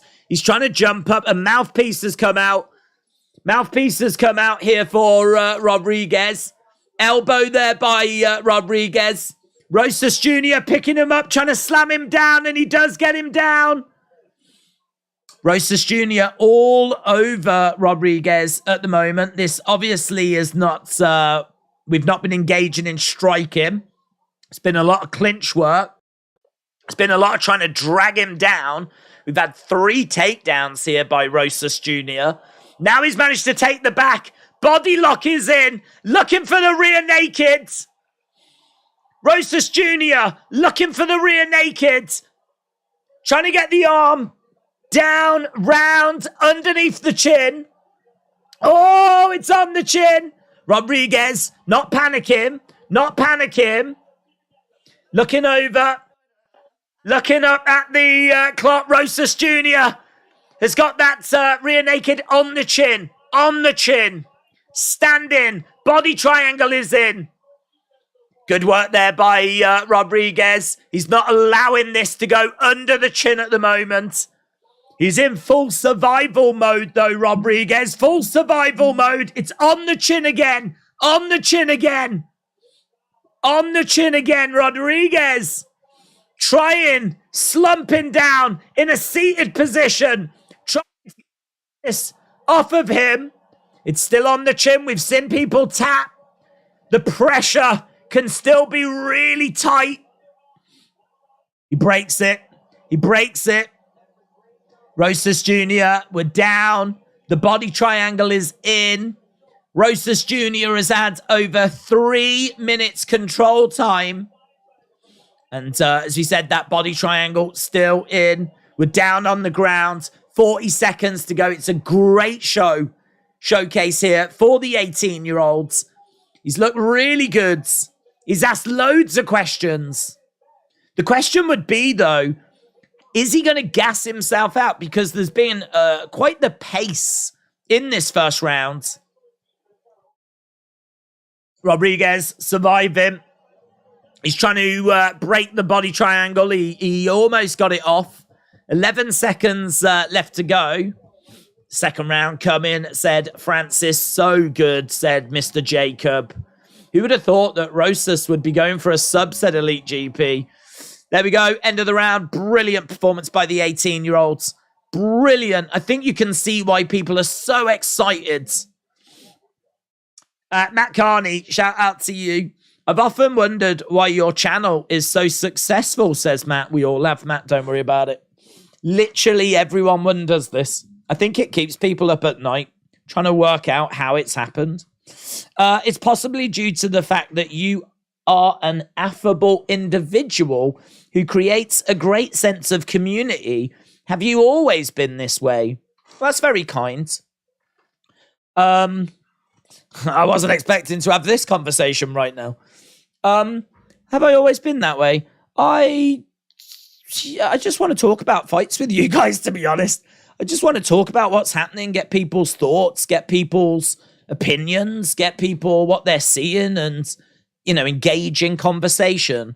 I think, like, when I worked in retail, I always loved going to the pub after and just chatting about the day and chatting about this happened, what do you think about this, what do you think about that? And I think we've just been able to bring it to YouTube and bring it to the community. And yeah, I mean, I'm really glad that that's kind of coming across, you know, because that's what I want. I want it to be a case where people are sharing their thoughts. It's why we're here, innit? Because we're all passionate about the same thing. So, Matt, I'm really pleased that that comes across to you, or at least it's a thought you've had anyway. So, perhaps not. Perhaps you just wondered that maybe that's what we're trying to achieve. I don't know. Either way, we are underway with round number 2. Oh, knee strike there by Rodriguez. I don't think there'll be too many people. Devin, shout out to you. Don't think there'll be too many people arguing with Rosas getting that first one. Don't be modest. We all know you're here to see the old farts get knocked out, said Jordan. Listen, if we can get rid of the boomers, mate. If we can get rid of the boomers, let's do it. This is my hero. This 18-year-old that's here to get rid of the like Rodriguez. Get rid of him. 25 years old. Pfft. 7 years difference between these two. I'm here for the kids, man. The kids are taking over. Rosas, I mean, he is just relentless, isn't he? Look at him dragging Rodriguez down. Ledger Killer, shout out to you. Devin said, make more toy hunts. We will, but it's just difficult because we just stream all the time, don't we? Right now, Rosas round the back of Rodriguez. I've got $2,500 on Rodriguez, said Josh. Damn. Well, I mean, he survived round one. He's still in there. You haven't lost your money. But right now, good work there by Rodriguez. He's managed to spin round. He's on top of Rosas. So Rodriguez is it's a real scrap. Very scrappy. So Rodriguez is on top of Rosas. This is not where Rosas Jr. wants to be. This is not where he wants to be at all. Good first round for Rosas Jr. And he was looking all right in this round as well. Rodriguez needs to go. He needs to go, man. He's got himself in a good position here. He's got to capitalize. Wanted to see him like really working some ground and pound them. But Rosas Jr. is desperately trying to get out from underneath. Elbows coming into the side of the body here by Rodriguez. 2 minutes counting down. Elite GB said Rosas will get a sub in this round. Right, we are seeing side control at the moment. Side control and by Rodriguez. Rodriguez may be just getting the better of this. 1 minute 40 left to go. And he's managed to get round the back here. I wonder if Rosas is starting to gas a little bit. It was quite the pace in the first round. Oh, is he looking for a rear naked himself? Oh, he can't get it. Oh, he can't get it. Rodriguez, round the back. The body triangle is in. Oh, Rosas Jr. He's in trouble. Rosas Jr. is in trouble here. The body triangle is in. Come on, Rodriguez. Work. Throw in some shots to the side of the head. Rodriguez trying to get underneath the chin. Is all over Rosas Jr. But the shots are just so labored. Oh, he's looking for the rear naked. Oh my God, he's got the finishing abilities of my nan, and my nan is dead. Oh my God, come on. The shots that Rodriguez is throwing, they're so tame. I don't even know if they'd register as shots. Just so tame.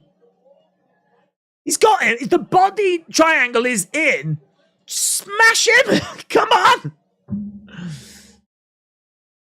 He deserves to lose this fight. He's got himself in such a good position. If you did have money on Rodriguez, I can only imagine that you must be pulling your hair out right now. Rosas Jr., oh man. I mean, I think you give that round to Rodriguez, but he did nothing to try and win this fight. He just got himself in good position. Got himself in a good position.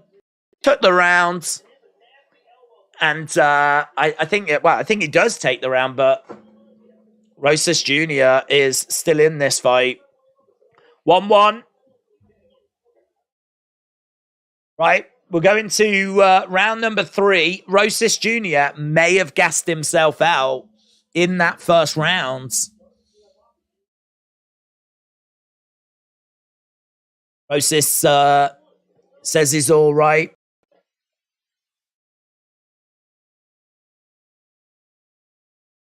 They're asking if he's all right. They're asking if he's okay. Mitchell said they were spooning.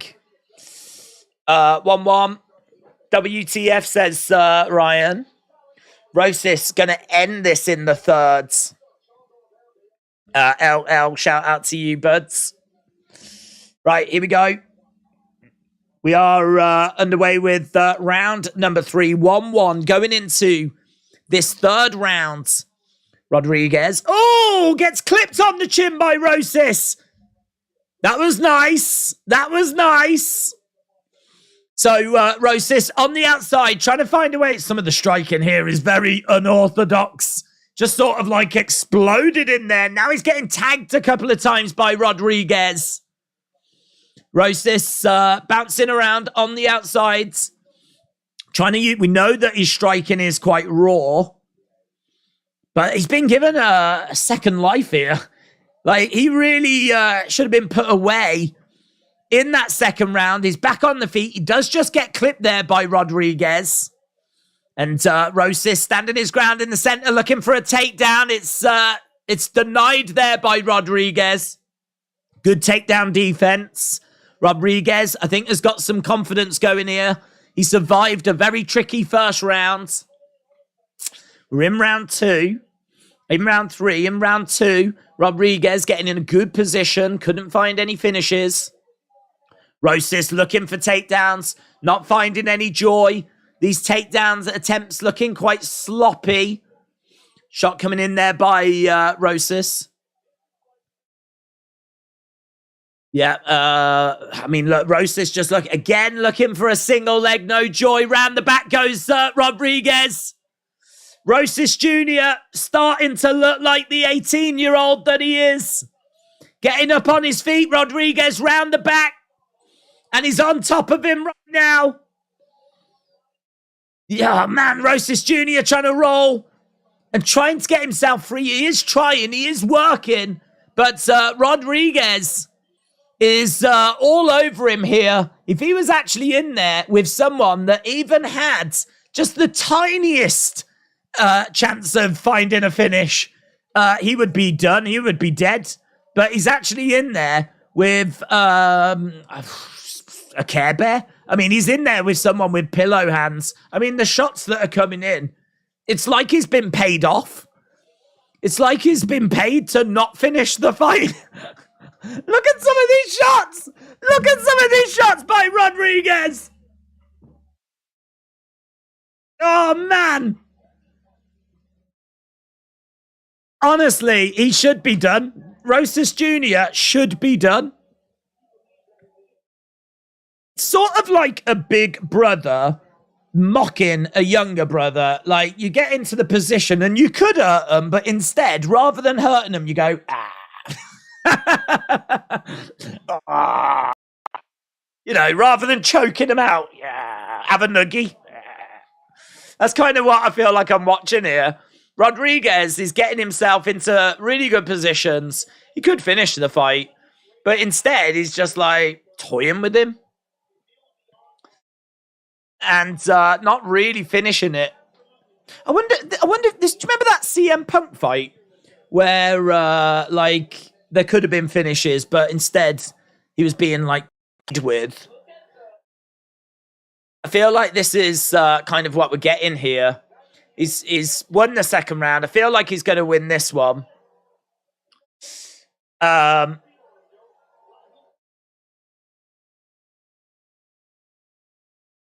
now, we got just over a minute to go. Vince booked this. yeah. This is like WWE MMA, isn't it? Maybe you're right. Maybe this is what we can enjoy now that WWE and UFC are under the same umbrella. So now, oh, look at these shots. They're vicious. We've just got to pretend that they're effective. Oh, he's killing him. Oh, look at these blows. Driving into the midsection. Oh, he's smashing him all over the octagon.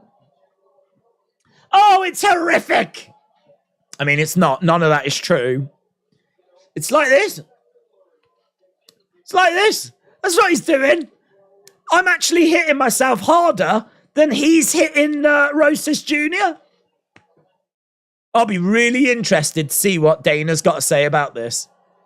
I'll be really interested to see what Dana's got to say. Rosas looks terrible. His striking is horrible. All he did was hunt for the sub, said John. Man, honestly. I mean, look, Rosas Jr. is 18 years old. This, we said, would be a test for him. It did prove to be a test for him. But, oh my God, I feel like the bigger talking point isn't Rosas Jr. I think it's the fact that Christian Rodriguez just looked horrific there. He just looked horrific. If I was Dana, I'd probably just cut him anyway. Because he might have got himself in some good positions. But why didn't he? Did not go for any finishes. He didn't even try to finish that fight. Unless he comes out and goes, I just can't do that. I just can't do that to an 18-year-old. Like, unless he comes out and says something like that. And even then, you know, you're meant to be a killer. I don't get it. I don't get it. And there's a nice elbow there, which he delivers. I'll give him that one. They managed to find one effective strike that he landed. An elbow to the midsection. But a lot of these other shots, I mean, there was boos from people in the crowds. Commentators are just putting over the fact that Rodriguez has earned a great victory, but...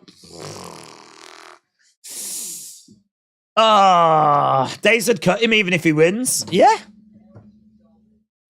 Listen, that guy ain't getting anywhere in the UFC, right? So if you do cut him, you ain't missing anything. I'd cut him. I'd be like, you're a disgrace.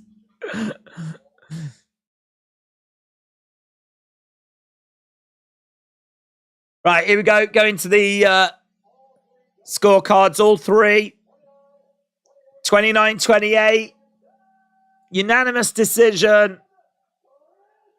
Christian gets, I'd laugh so hard if he lost. Oh, man. Oh, I so wanted him to lose. But he picks up the victory. It's 29-28. All three judges. Christian Rodriguez derails the hype train. Hype derailed, said Francis. Wrestler with Andy said it's called a rest hold. Poor Rosas. It was a joke that fight was on the main card, said Double Eagle. I think it's the 18-year-old in it. People are excited about him. You know, the hype was there. He's super composed. He has got skill. He looked good in that first round, but he couldn't find the finish, and then it all fell off a cliff for him. But what the flip is the excuse for Rodriguez? What is the excuse for that?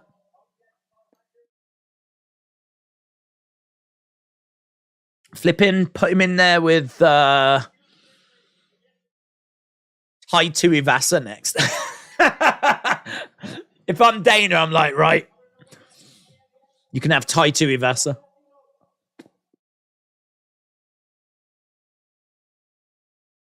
Congratulations, a huge victory, says Joe Rogan. Not surprised, said AJD. The kid's young, he'll learn, said Elite GB. You know, it's a good point after coming from Calvin Gastelum. Don't let him bully your son, said Summit. Yeah, I mean, look, Rosas Jr. is 18. I mean, he's got so much improving to do. You can make the argument maybe he's come to the UFC a bit too soon, you know? But he was talking the talk, walking the walk. But as we said, hype train derailed.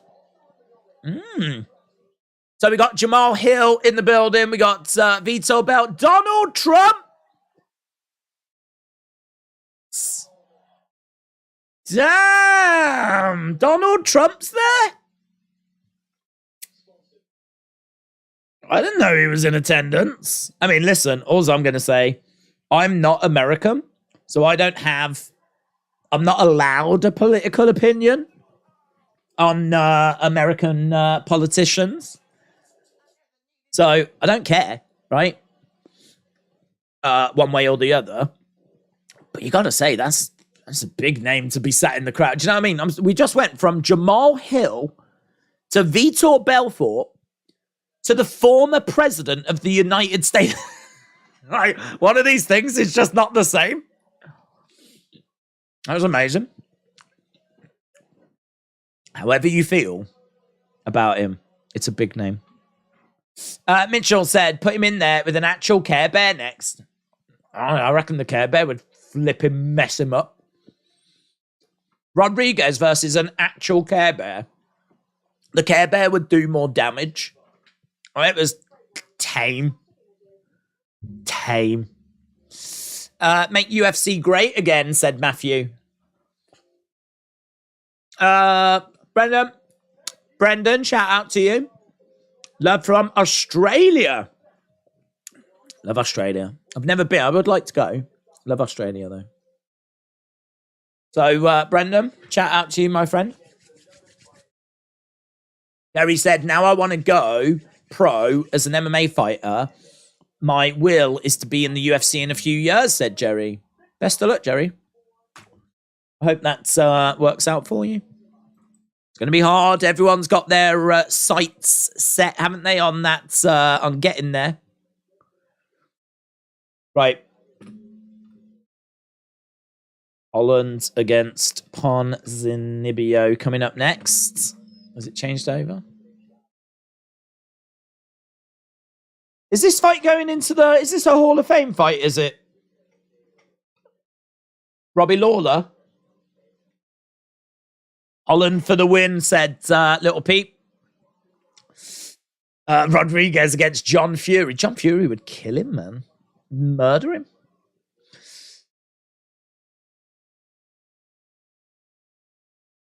Right, we've got Kevin Holland against Ponzinibbio. I think this might be going in the Hall of Fame. They haven't explained as to why we're being shown it.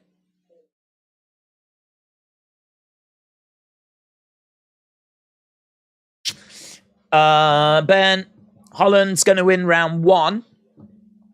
Devin said, who's your favourite WWE star? Maybe not the right stream for that question, but I'm quite happy to answer it anyway. I'd probably go Shawn Michaels. Fantastic in ring. Got the psychology of it all and had some of the very best matches I've ever seen in WWE history. Right, we're moving on to our second fight on the main cards. Massive thank you to everyone that's been dropping likes. We're at nearly 1,200, you know, and we've had our first fight and that's it. That is mental. So big shout out to everyone that's dropped a like. I'm not asking for more. I'm not banging on about it. I'm just saying a big thank you. I am still seeing them. So Kevin Holland against Ponzinibbio. This should be a banger, man. This next fight is going to be so good. So Lawler McDonald is going into the fight wing. Lawler McDonald 2 going into the fight wing of the Hall of Fame. So Kevin Holland, minus 280 favorite. He is a striker. He is a black belt in Brazilian Jiu-Jitsu. He's got a Kung Fu stance. He's 10-6 in the UFC. Lost his last 2. He's a good all-rounder. Fires in kicks from distance. He's got good top pressure, good chin, tough. Rubbish takedown defense. His takedown defense is atrocious. He's super easy to take down if you need to. Poor fight IQ, gets super distracted as well. He can leave himself open. He can mentally check out. Honestly, you just never quite know what you're going to get from Kevin Holland, but that's what makes a lot of his fights so exciting. Ponzinibbio, 11-5 in the UFC. He is a punishing finisher. He is someone that's got durability questions, though. Great striking, nasty leg kicks. He is someone that has got a good jab. He can lack a bit of volume, though. That's a bit of a problem with Ponzinibbio. He is quite good at close range, and I expect his lead leg to be targeted quite a bit here by Kevin Holland. I think this is really I'm really interested to know which way you are leaning on this one. Do you think it's Holland? Do you think it's Ponzinibbio? I think this is close. And so as a result, I'm going to go Ponzinibbio. I think this is close. So I've got Ponzinibbio at plus 225. But you just never know what version of Kevin Holland's going to show up. Really don't know what to expect. I do like Ponzinibbio's jab. I think that is interesting, and I think that he could prove to be a problem for Kevin Holland here. So I'm going Ponzinibbio. Who have you got in the main and the co-main? Said J-Dub.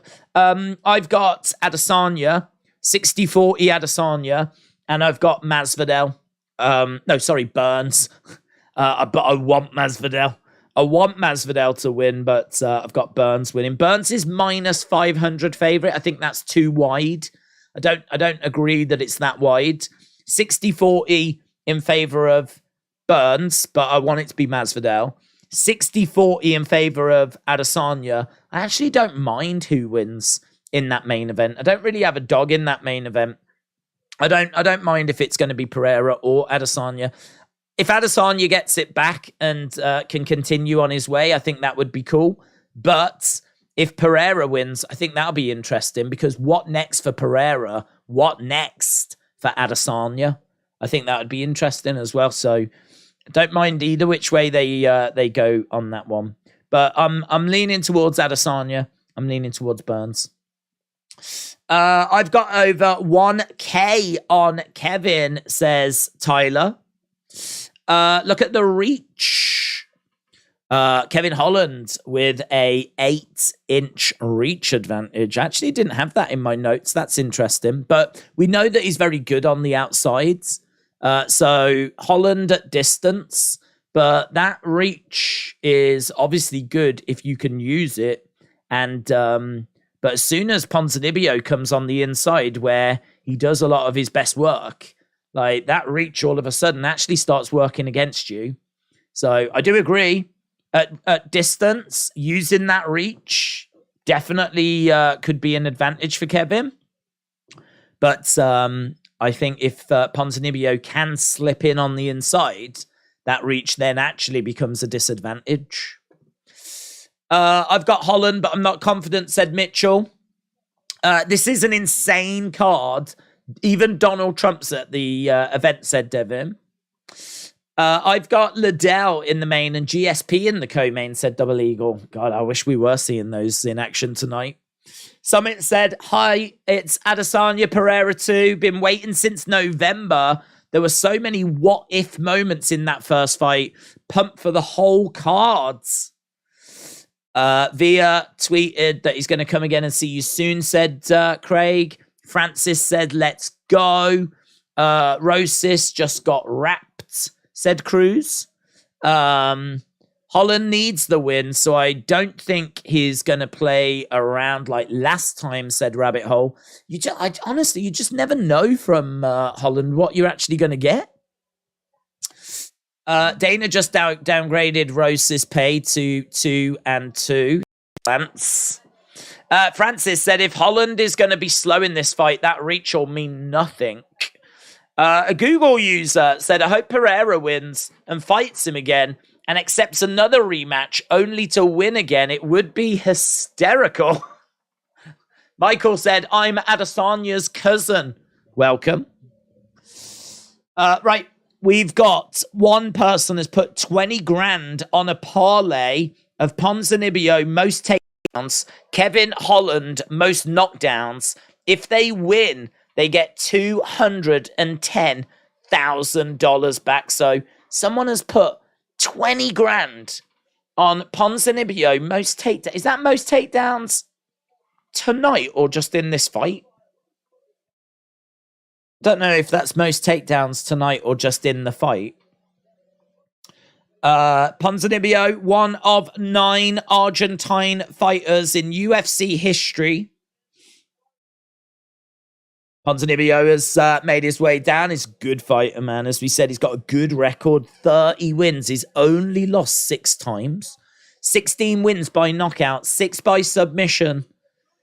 He can do it on the feet. He can do it on the ground. It's going to be a challenge, this, for Kevin Holland. Adesanya versus Pereira. Xian, 2,000 likes, please. Come on, Trump is there, said Lexi. I don't know if we can do that, but I mean, I don't think we've ever got to 2,000 likes. As we said, we normally only get to 1,000 just before the main event during the co-main. So I don't know. Look, if people are watching and they've not left a like, leave a like. It's greatly appreciated as we're continuing our way towards the main event. We've obviously got fight number 2 on the main card coming up next. And this should be a banger, man. It's always a banger when Kevin Holland's involved. It's always fun when Kevin Holland's involved. And I can tell you, on Tapology, 83% of people think that Kevin Holland is going to get the win here.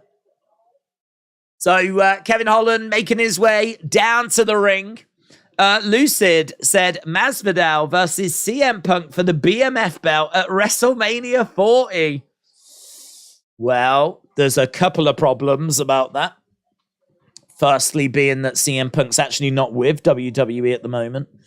But listen, I think Masvidal would transition over to professional wrestling very well if he did walk away.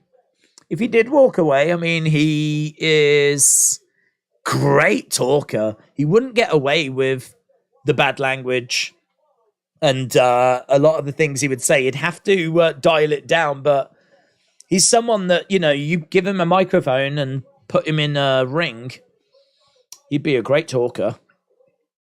Physique-wise, his physique's okay. He could probably do with just toning up a little bit. Because, you know, in that world, they're all kind of ripped, shredded, or at least a lot of the top guys are. So if he was going to be a top guy, he might need to just tone up a little bit. But honestly, how old is he? What, 38? It might not be that crazy, you know, to see him transition over to that world. But I don't know. We'll have to see. He did say that if he loses tonight, he will retire. He will walk away. I don't know that he would walk into the WWE world. But, yeah, it's not the craziest thing in the world, honestly. But probably not against CM Punk. SP, shout out to you. Thank you, Days. Thank you, SP. Appreciate it, dudes. We've got both fighters inside the octagon. We're about to get underway with our second fight on the main cards. Got my hand thinking about the what we're talking about Masvidal. So Ponzinibbio is plus 200 dog. Kevin Holland is minus 240 favorite. Holland is about to tune this guy up, said the critic. David said, let's go Holland. That's my guy. Francis said, Holland is the same figure as Magny and Ponzi. Took Magny to the shadow realm. To Bossed Up said, all I know is that the Rosas kid lost. He did. Right. We are just the intros here. We are going over to our second fight on this main cards. Let me know in the chat, who have you got then? Holland or Ponzinibbio? Which way do you think this one is going to go? Kevin Holland, big smile on his face. He's pumped for this. He's coming in as a minus 240 favourite. That's a huge reach advantage, says Mitchell. David said, Kevin Holland gonna win easy. Let's go Ponzinibbio. Probably the only Argentine here. Velashko says Holland. Mr. Jacob said Holland. Bonkers has got Holland. Alistair's got Holland. Critic has got Holland. Juan said, what fight is next? Well, Holland Ponzinibbio. After this one, it's going to be Font and Yanez. Right, here we go. Here we go. So we've got Holland on the outsides. Ponzinibbio standing his ground in the center. Ponzinibbio just edging forwards a little bit. And Holland, again, throwing in a couple of kicks. Nothing quite landing at the moment, though. Nice, that did. Right to the body. Great work by Holland. Inside leg kick there by Holland as well. So, kicking and moving. Heavy kick coming in there by Ponzinibbio. Holland has got that reach advantage. Is taller as well. Lovely hook shot there by Holland. Holland just looking a little more dialed in, a bit more focused. He's being a bit quiet. Sometimes we see him trash talking. We've seen him talking to the commentators. You can see that Donald Trump is actually octagon side. You can actually see him sat there watching the action in the front row. Ponzinibbio is edging forwards. Holland backing up. Inside leg kick there by Holland. That must be weird, mustn't it? Can you imagine like being in that cage, going about your work, looking over, and there's Donald Trump just like staring at you. And it might actually be Mike Tyson just a couple of seats down. Inside leg kick there by Ponzinibbio. Looks like Mike Tyson, but they haven't given a close-up shot. Ponzinibbio just edging forward. Holland backing up a little bit. Shot coming in. Holland edging this at the moment. 8 significant strikes to 4. Oh, catches Ponzinibbio with a jab. Shot coming into the body there by Holland. Kick coming in by Holland. Good work so far. Good work by Holland. He's looking really dialed in, you know. He's looking really dialed in. He's looking really focused. It's really good work, this, by Holland at the moment. And Ponzinibbio edging forward, swinging away. Holland on the outsides. Jab coming into the body there by Ponzinibbio. Ponzinibbio back in the center. 16 significant strikes to 7. Holland again having a little look. He's been working the kicks a lot. You can see that half of those significant strikes by Holland have been leg kicks. Ponzinibbio edging forward. Kick coming into the body. Holland again coming forward. Ponzinibbio backing up a little bit. Again, his edging forward. Couple of jabs coming in there by Holland. Kick coming in by Holland. Ponzinibbio throwing in a shot to the body. He's got Holland in retreat. Good work there by Ponzinibbio. Heavy leg kick coming in by Ponzinibbio. Outside leg kick. Interesting. 1 minute 50 left. Yeah, he's doing really well, Holland. Outside leg kick. Another outside leg kick. Inside leg kick. Ponzinibbio is trying to find a way of just getting into a bit of a rhythm here. Holland having a little look, being a little more patient now than he was at the start of the fight. Ponzinibbio lunging to the body as Holland backs up a little bit. Love that right hand. Love that right hand there by Ponzinibbio. Couple of shots coming in. Heavy leg kick, but that's checked by Holland. He's doing a decent job of checking the leg kicks. Kicks coming into the body there by Holland.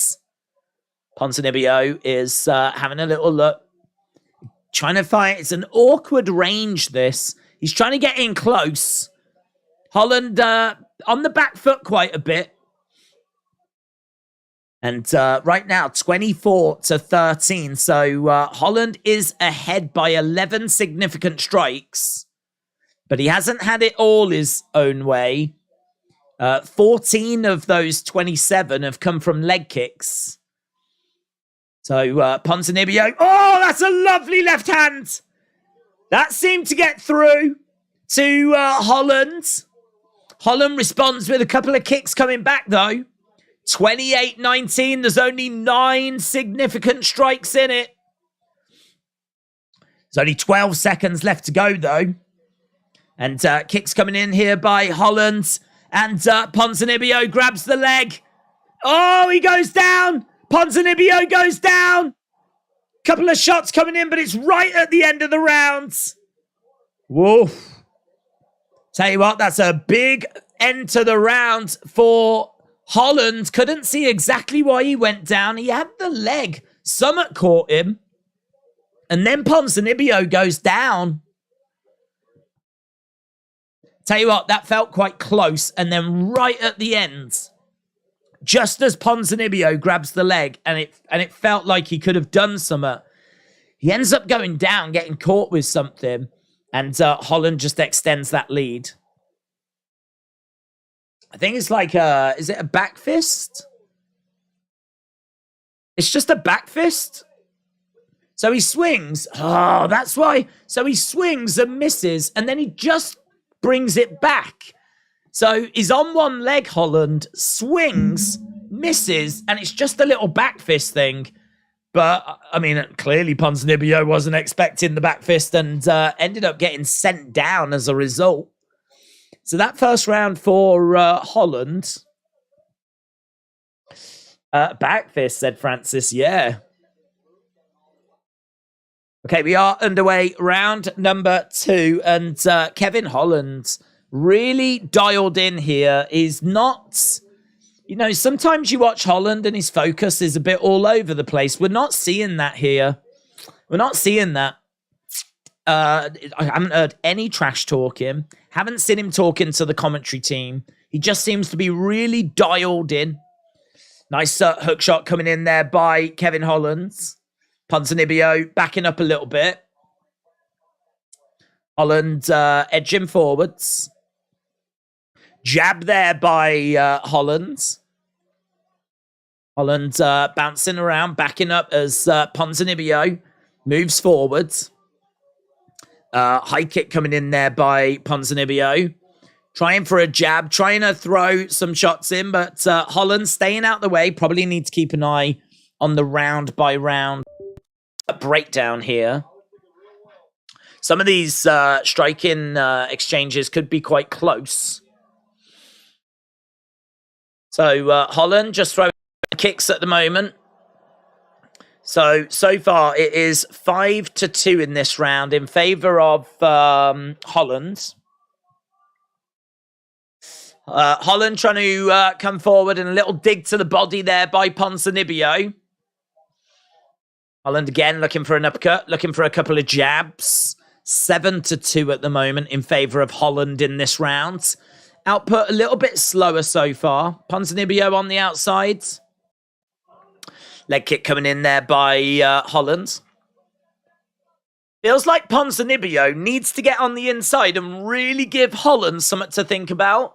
Needs to catch him and sting him and just really give him something to kind of scramble him a little bit.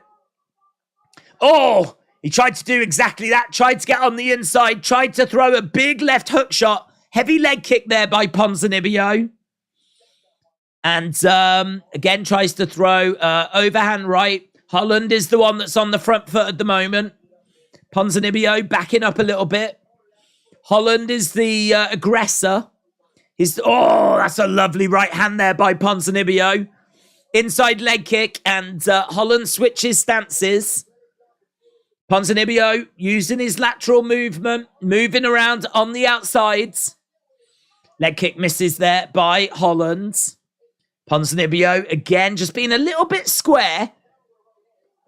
And trying to use his head movement to avoid the shots by Holland. A couple of shots coming in. We've got just over 2 minutes to go. Leg kick coming in there by Ponzinibbio. It's close.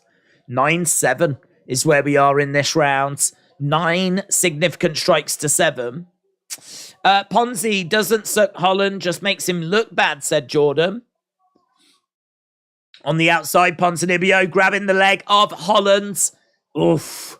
Grabbed the leg of Holland, tried to get some sort of back elbow or something. Couldn't quite land anything. Ended up letting go and trying to find a better way through.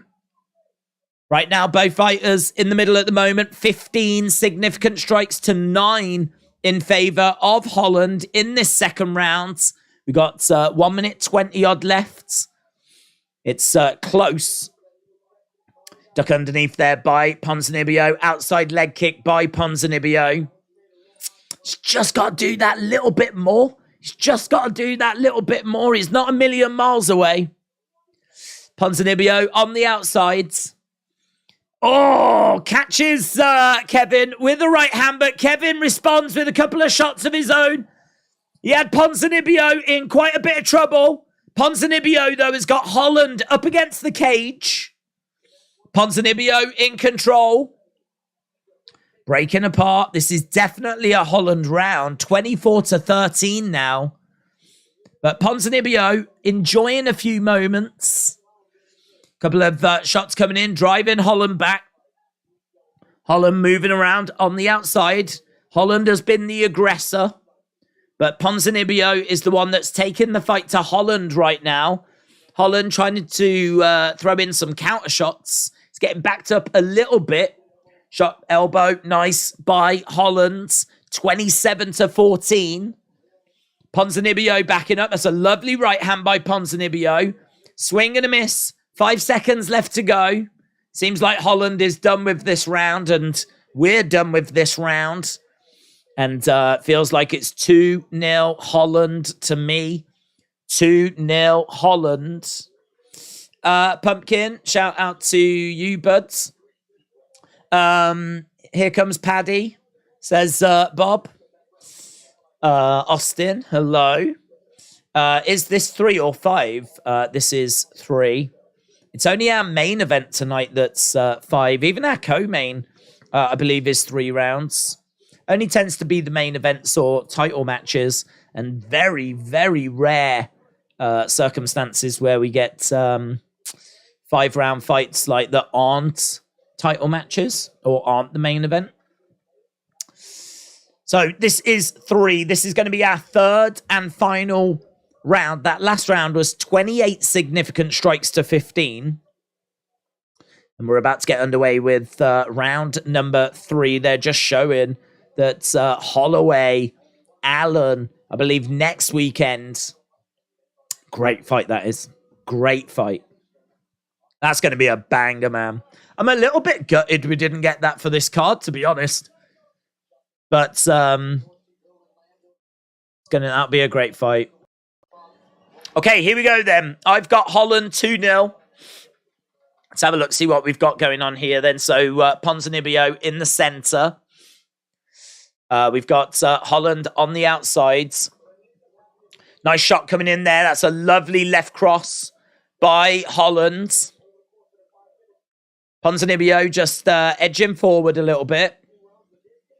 Holland, a nice outside leg kick there by Ponzinibbio. Couple of jabs by Holland. Little flat-footed Holland, to be honest, in the center. Not really seeing much movement, much bounce. Just sort of standing there, looking to fire in some counters. Charles Rosa said, technical battle between these two skilled warriors. Oh, that's a lovely hook by Ponzinibbio. That's a lovely hook. John Morgan has got this 2 rounds to Holland. Kick coming in there by Holland. Ponzinibbio winning this round. It won't be enough at the moment. He might just be ahead, but honestly, even this round is close. There's a lovely right hand there by Holland. There's an outside leg kick there by Holland. We got Ponzinibbio just edging forwards. Good head movement there by Ponzinibbio. Looking to jab to the body. There's a hook shot that comes in there by Holland and a kick coming in as well. Ponzinibbio just edging forwards. Having a little look as a shot comes in. Kick coming in there by Ponzinibbio.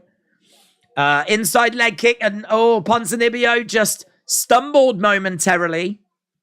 And swinging shots there by Holland. It's 7-5 in favor of Holland in this round. Kevin Holland, 69 significant strikes to 40. Nice side kick there coming in by Holland. Crowd a little quiet for this one. There's lots of action, but there's nothing that's really causing too much damage. There's nothing that's really... heavy blows there, though, by Ponzinibbio. Planting his feet and swinging. And heavy leg kick there by Ponzinibbio.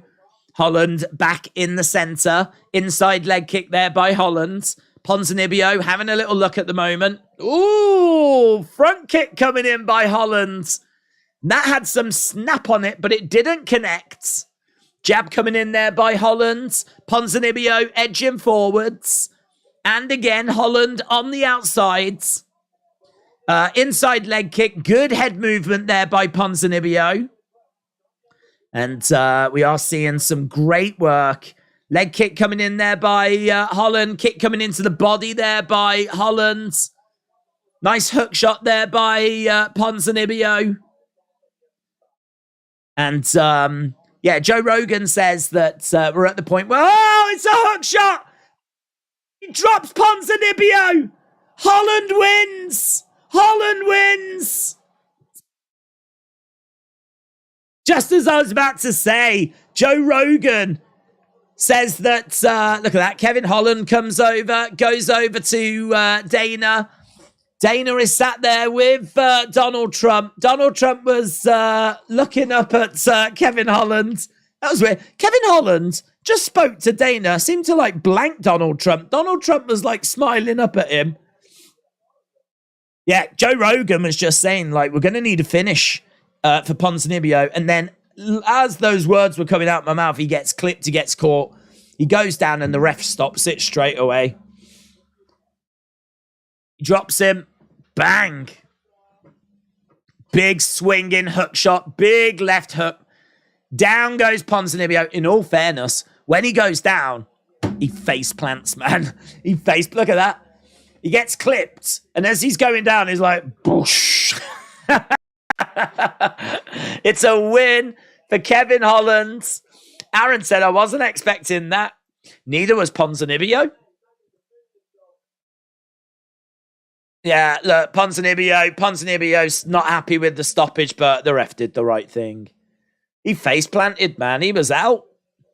He might have come back around as he smacked into the mat, but yeah, the ref had seen enough there.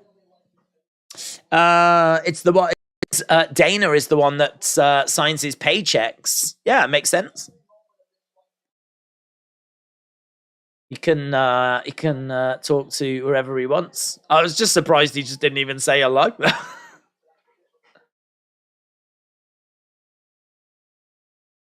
Some respect being shown between those two. Mitchell said, never mind. I just saw him smack his head on the floor. Right. Knockout. So, good win that by for Holland. Good win. I thought that was going to be a challenge. I thought it was going to be close. Turned out to be not quite as close as I thought. But Kevin Holland finding the finish. 3 minutes 16 into round number 3.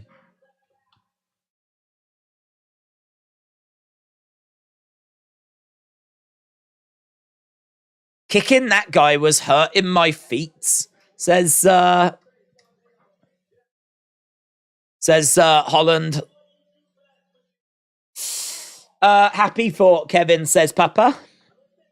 Austin said, definitely a good stoppage. Ponzinibbio shouldn't be mad. I think if you're a fighter and you train so hard and you are like, you go down and then like you come back around, you get back up and you're ready to go. If it's stopped and it's like took out of your hands, I can understand, being frustrated. Probably a natural reaction in it.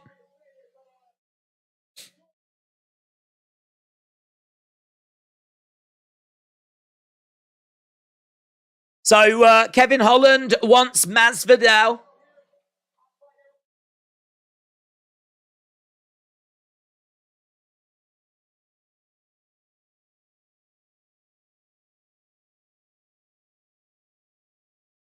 Okay, so Holland says, I love what you're doing. I love your promotion.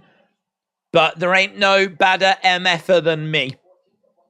So he calls out Masvidal. And in all fairness, I mean, that could be the fight to make. If Masvidal loses, I wonder if like the Holland fight would make sense for him. That's a big fight. That's another payday, isn't it? It's a big fight. It's another payday. Let's go. Font said 2 bossed up for this Worlds. David, Logan Paul is there. They just showed Logan Paul. There's Cowboy. 2023 UFC inductee, and Mike Tyson. It was Mike Tyson. He sat next to Kid Rock. So, Jesus, we got Dana White, Donald Trump, Kid Rock, Mike Tyson, like octagon side. That's pretty special, isn't it? That's pretty special. So, yeah, Miami is rocking tonight. We're in Miami. The stars are out. And we are going over to our third fight on the main cards. It's going to be Rob Font taking on Adrian Yanez. This is in the bantamweight division, and it's going to be a lot of fun, man. Really is going to be fun. Font is a boxer with a good jab, technical, range striker, 9-5 in the UFC. Lost his last two. He's a really, really good fighter. He's really durable. He's got good uppercuts. The question is, though, has he took too much damage?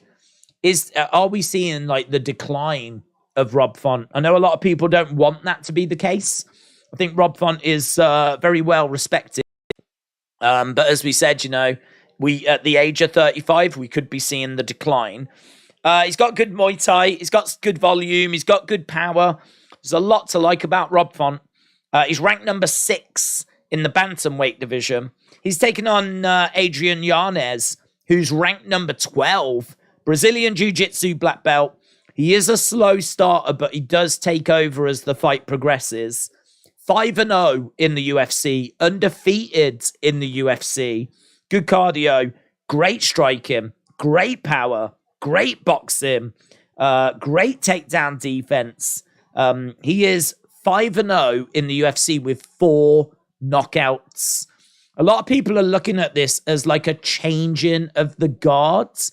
This is a great matchmaking, man. This is great matchmaking. This fight is going to be a lot of fun. Rob Font, he is someone people really like. He's a really good striker, but he is going to have to go up against someone 6 years younger who is undefeated, who's got 4 knockouts to his name. And honestly, I think we could be seeing another one here. We could be seeing the Adrian Yanez taking over. 70% of people on Tapology think that Yanez is going to do it. The bookies have got it as a minus 180 favorite. It's tricky. A lot of these fights are tricky to call. But yeah, let me know in the chat, which way do you think it's going to go? Font or Yanez? Mitchell said these celebrity guests are basically the WrestleMania Hall of Fame. Perhaps that's a privilege now that WWE and UFC are under the same umbrella. It's a perk of being in the Hall of Fame. Mitchell, shout out to you. Banger alert, said Jordan. Banger alert. Yanez is the baby brother of Masvidal. Michael, shout out to you. Smash that like button, said Elite GB. We're at 1369, which is amazing. I mean, amazing. If you've watched these streams before, you'll know how much we asked to get to 1,000. So the fact that we're not even at the co-main and we're at 1369 is mental. I think there's a really good chance we can do... I think we can do the 1.5 tonight. I don't think we'll do the 2, but I think we can do the 1.5. Font is on his way out, but this fight is 100% a banger, said Jordan. Just Me said, let's go, Font. David said, Yanez, leg 3. What are your thoughts on Adesanya's BDSM colour? He said it was a dog collar, didn't he? Didn't look like a dog collar. He said it was a dog collar because I'm bringing that dog out for this one. That's what he said at the press conference. But I agree. I mean, he looked like a gimp mask away from a good Saturday night. So, I don't know. Listen, whatever rocks his boat, man. Whatever rocks his boat. Mitchell said there's a lot of empty seats. Oh, I can't say I've noticed. I can't say to be honest. Apparently, this is the biggest gate outside of Vegas or Madison Square Garden. So they are very excited about how much money they've generated for this. So I expect them to return here. So I don't think there's I don't think they're not sold out. I think they are sold out. Maybe people have just not felt the Kevin Holland fight and they're just getting snacks, getting ready for Masvidal or something. I don't know. Went through 4 different live commentaries for the fights tonight. Come across a good one. Much appreciated. Nate, that's very kind. I appreciate the support, dudes. I appreciate the support. Johnny said, since you've been posting more on Twitter, more people see and come, said Johnny. Maybe. I don't know, to be honest. I have been posting a little bit more on Twitter. That is true. But I don't know. I don't know if that's a correlation. I think there's a lot of people just excited for this show, to be honest. I think this definitely feels like one of the bigger kind of pay-per-view shows. Adesanya always brings the people out. So does Masvidal. And we're in Miami. And, you know, I mean, Kevin Holland is on this card as well. I think this next fight, Font Yanez, is going to be a banger, man. I think if you're into MMA, like, this whole card just looks really appetizing. So, yeah, it's a good card. I wish I could take the credit, but I think it's just a really good card. Mr. Jacob Goat, shout out to you, bud. Said, thank you for these streams for the past few years. That's very kind. I appreciate that. Right. I'll appreciate a good fight as well if we can have one of those. That last fight was all right. Didn't mind. I don't know that was quite the fight of the night I was hoping for, though, between Holland and Ponzinibbio.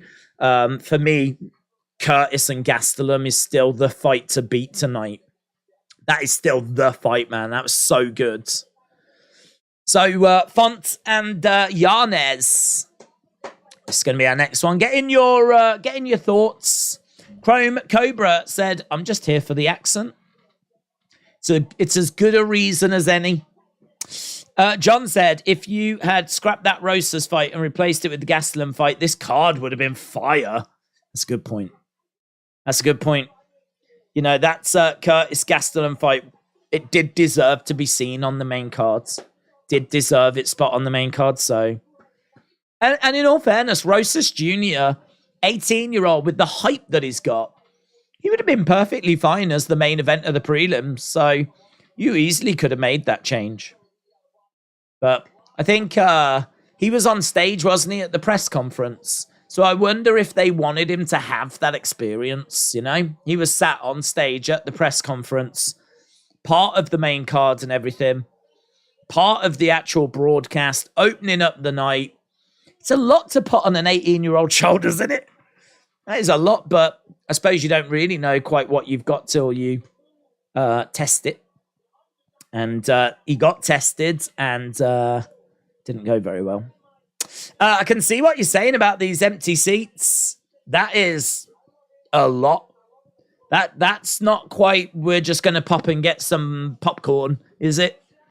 That is a lot of empty seats. You are right. Perhaps it's got to fill up. Dana was bubbling about how well this show had done.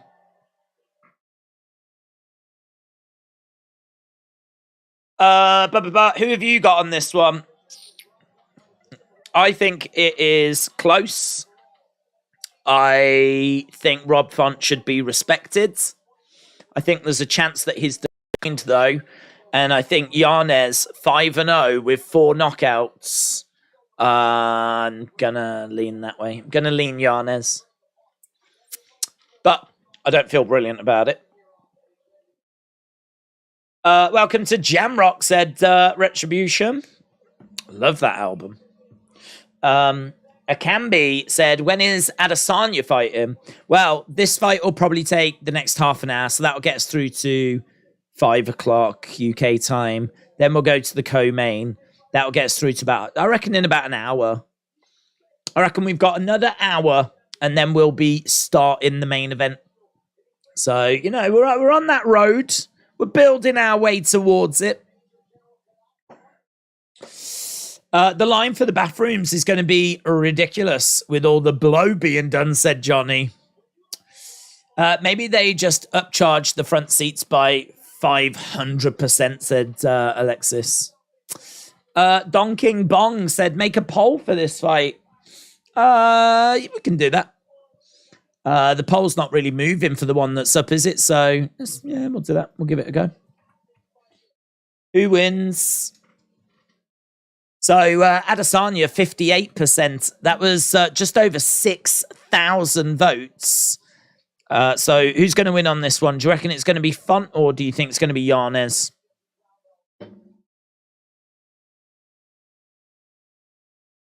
Masvidal is going to get his shot rocked 100, said Devon. Please, first round finish, Yanez and Burns. I am already drunk, said Scott. Hey, listen, this is going to be a banger, man. I've got no doubt about that. No doubt about that. You absolutely could get a stoppage in this one. I like polls. Maybe do one for every fight.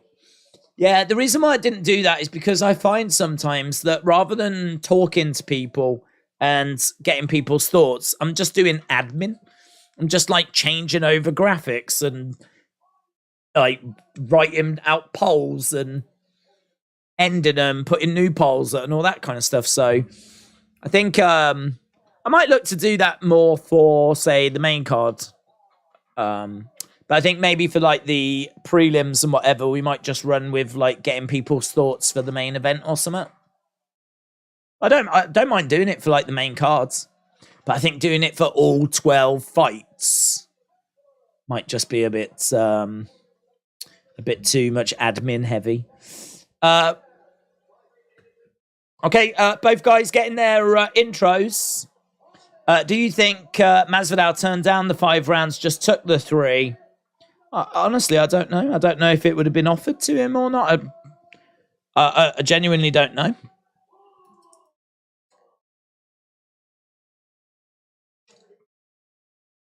I don't think I've heard them talk about it, actually. Right, Keith Peterson is the ref for this one. Mitchell said, I'm going Yanez for this for sure. Mr. Jacob, shout out to you. Okay, here we go then. Here we go. Rodrigo, shout out to you, buds. Boom. We are underway. Okay, so, lovely work by Font. Font coming out the gates fast. We know that Yanez can be a slow starter. Yanez in black. Font in white. There is 6 years between these two. And as we said, it could be a bit of a changing of the guard here. Font moving forward. Yanez having a little look. Font again continuing to move forward. Couple of jabs coming in there by Yanez. Outside leg kick there by Yanez. Font in the center. Nice jab there by Font. Font looking to go to the body. Yanez again trying to find a way forwards. Oh, that's a lovely right hand by Yanez. Lovely right hand straight down the middle. And little uppercut as well. Good work so far by both guys, actually. Yanez really, really slick. Standing in the center, we got Font on the outside. So nice jab there by Yanez.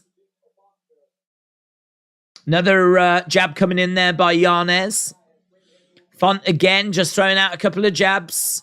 These two are just really getting ready to go. I think there's a bit of damage just under the left eye of Font. Both guys colliding, connecting. That's a lovely hook shot there by Yanez. I love how light on his feet Yanez is. Like, he throws it and he's gone and he's moving and he's bouncing and he just looks really good on the feet. Right now, it's really close between them. You can see it's 15-13 in favor of Yanez. Heavy low kick there by Yanez. Heavy leg kick there by Font. Font moving forward. Yanez. edging forward. Jab there by Yanez. Another jab coming in. Continuing to come forward. There's an uppercut there by Font. I tell you what, Yanez just getting a little bit rocked here. Font looking really good. Couple of shots straight down the middle there by Font. 1-2. Oh my God, the 1-2 straight down the middle by Font. He's really unloading on Yanez. Yanez trying to stay out of range, but he's getting clipped. He's getting backed up against the cage. He's having to run away. Oh man, he plants himself. He lets his hands go. Both guys are really... Oh, Yanez down! Yanez down! Hammer fists coming in! It's done! It's done! Oh. Yanez down! It's a big win! Big win for Font! Wow! Yanez starts slow and gets clipped. 40 significant strikes to 23. Yanez. Look at his eye, though. Look at Rob Font's eye. He did get clipped. He's got swelling underneath his eye. Knew this was going to be fun. Knew this was going to be a banger. Thought there was a great chance that this would end in the stoppage. First round, though. Oh. Just lands and... Oh, my God. They just showed the replay of that right hand. Oh, my God. Look at it. Honestly, if you watch it in slow-mo, you can see his soul come out of his body. I swear, like, when it actually connects, this massive right... Oh, man, you can see his whole soul just go, bye. Amazing, man. That was amazing. That was beautiful. That was beauty.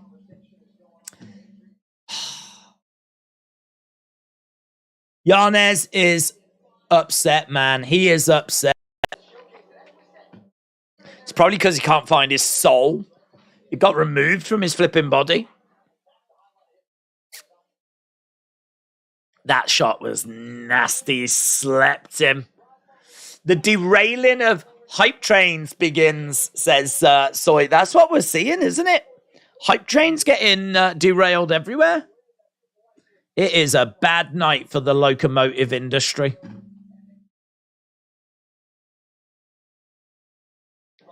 Right, Burns. Oh my God. It's Masvidal next. It is Masvidal. This place is going to rock when Masvidal comes out. It's Masvidal next. Oh, they'll make us wait a little bit for this. Ernest said his soul is being passed around the arena like a beach ball.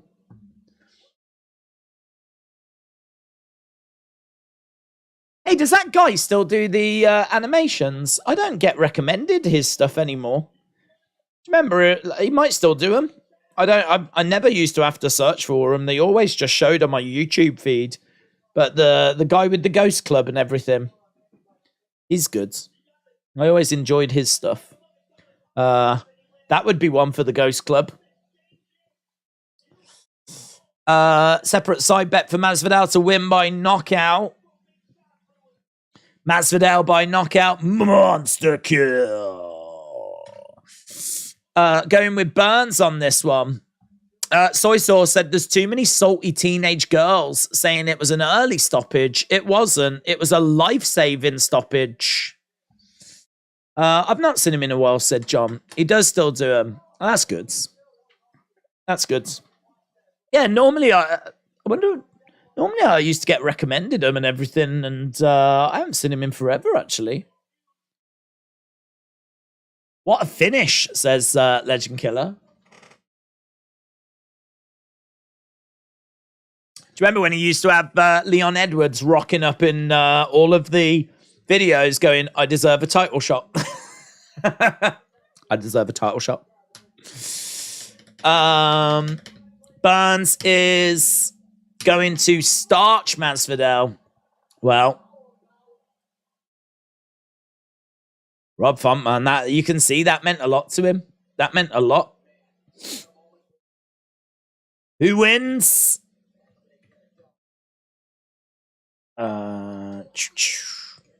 Is it gonna be Cole Hauser?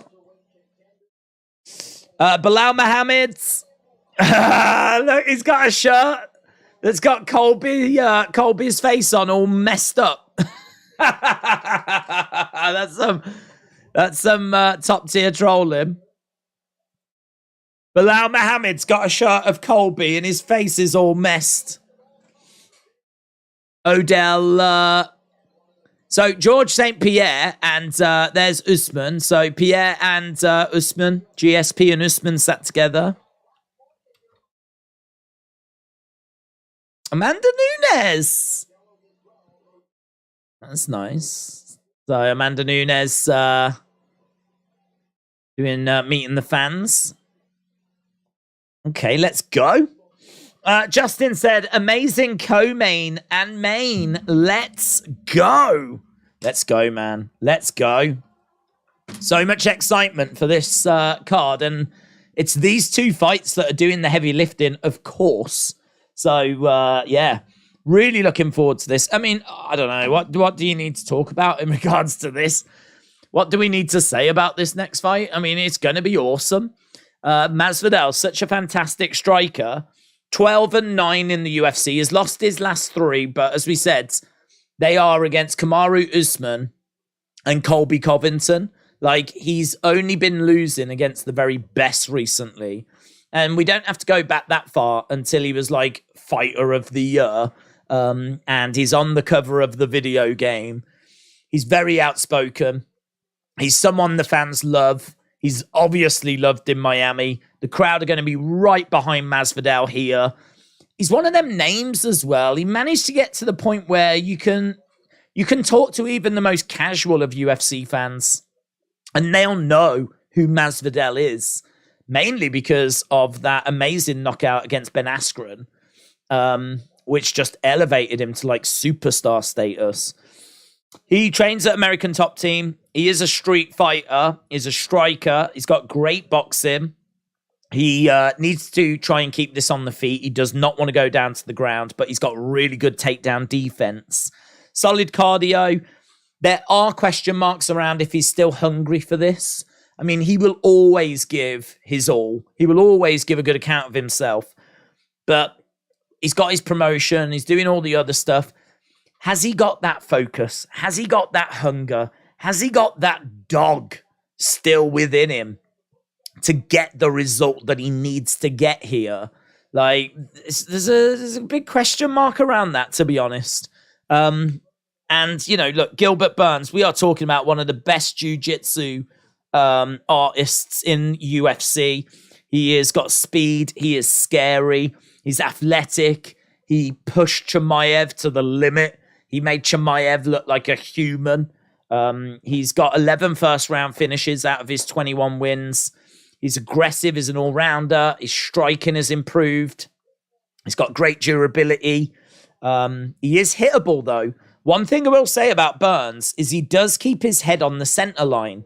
So that could be there all day for Masvidal.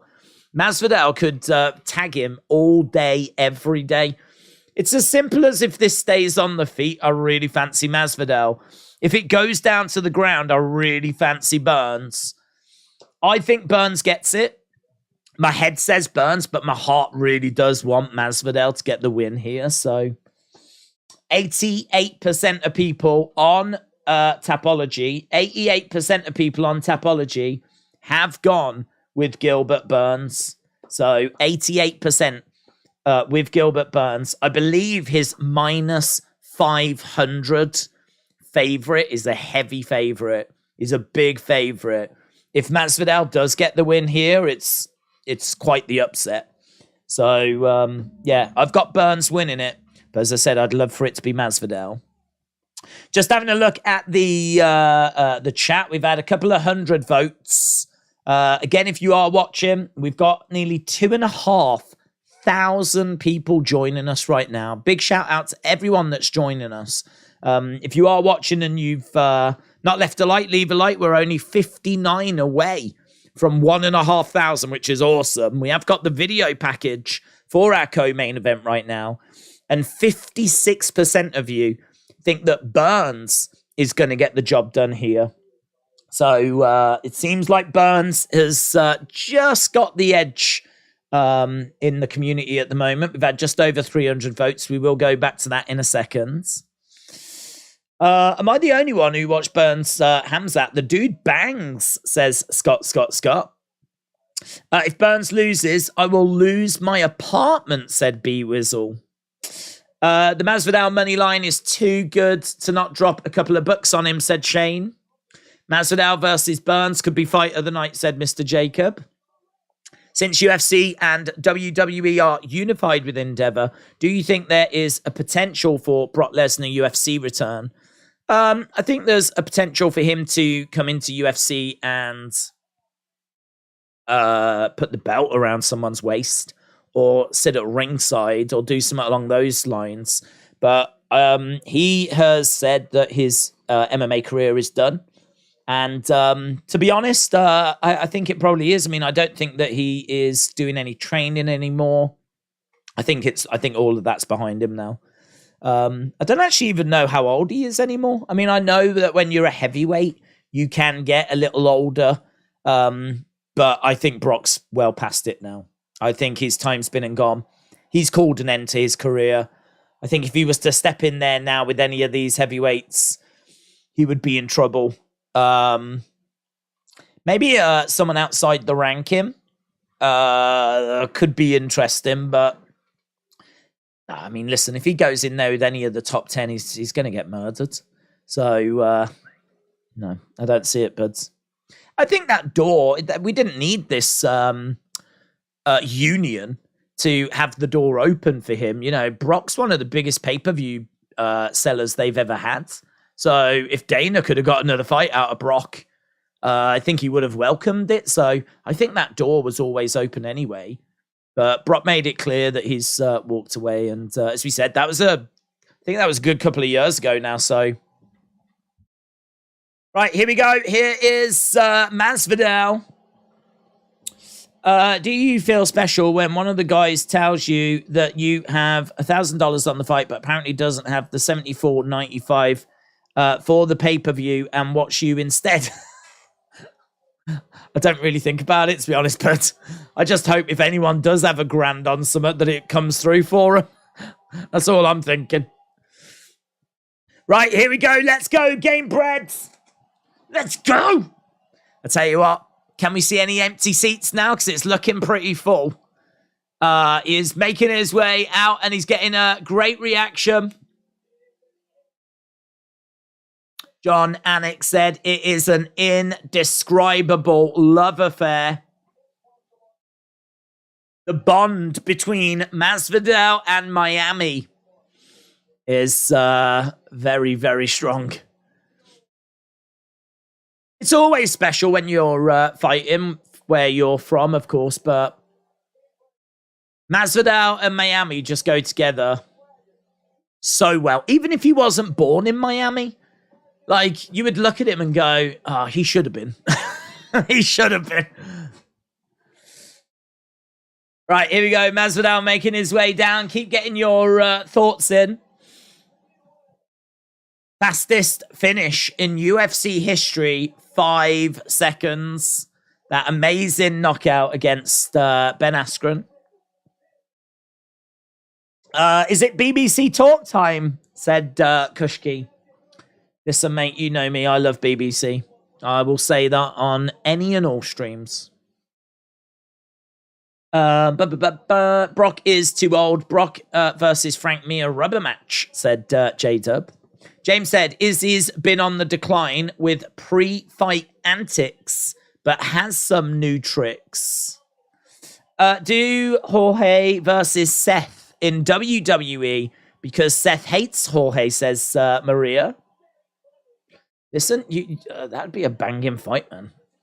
You'd have to like spend time with Masvidal to go through professional wrestling. I don't know that he would have the athleticism of Logan Paul. I don't know if he'd be doing leapfrogs and all that kind of stuff, but he would bring an amazing legitimacy. This is why I love UFC fighters coming over to WWE. I know they do it for a payday, but it does feel to me like they do bring like legitimacy with them. And I mean, you know, we're sat here like talking about Brock coming back to the UFC.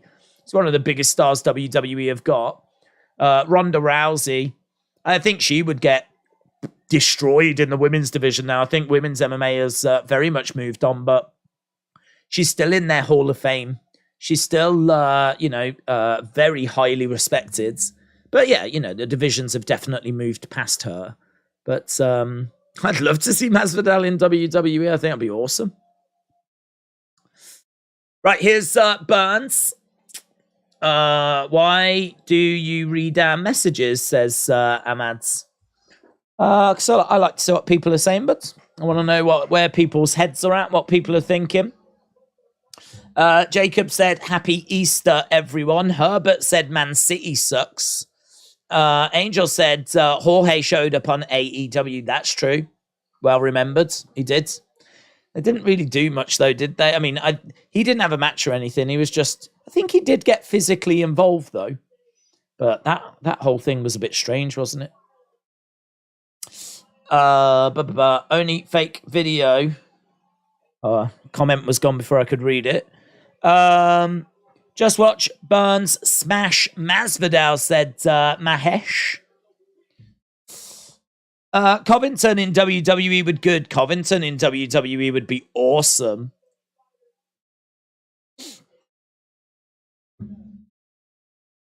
Okay.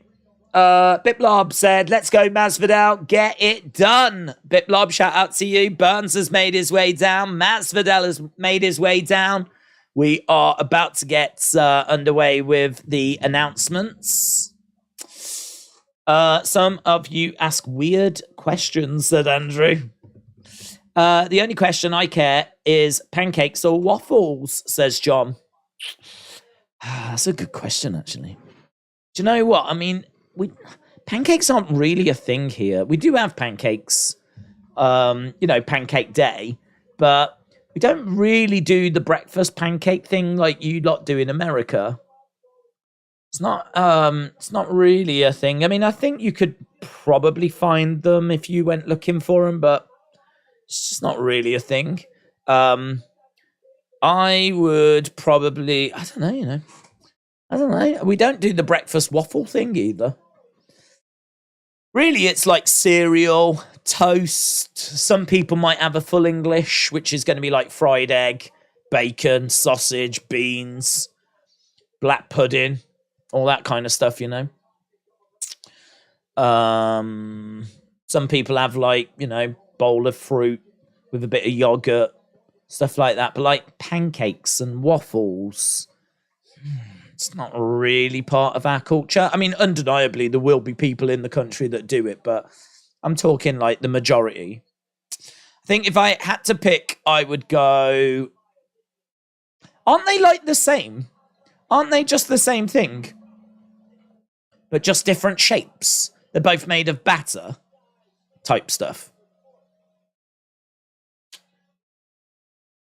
I'll go waffle. Thing with a waffle is it's got the indentation, so if you put sauce on, it's going to hold that sauce. You put sauce on a pancake, it's dripping off. It'll stay like on there a bit, but like you can get a pool of syrup in a waffle. Waffle's the correct answer. Baked beans on toast. Oh, I had that tonight, for dinner. Love it. Baked beans on toast, man. All day, every day. Right, here we go then. Bruce Buffer. Waffles are pancakes with built-in syrup cups. That's what I always think. Listen, same page, you and me. I agree. Coffee for breakfast, says Gleam. Yeah, a lot of people have coffee for breakfast. My dad starts his day with a coffee. Doesn't have anything else, just a coffee. Because of the fact that I live on American time, because, I mean, right now it's 5 to 5 in the morning here in the UK. Because of that fact, my breakfast is my dinner. So I tend to wake up and have dinner. It's all kinds of messed up. Right, Masvidal getting announced and getting a great reaction. Let's end the poll. Boos, loud boos for Burns. 53% of you think that Burns is going to get the win.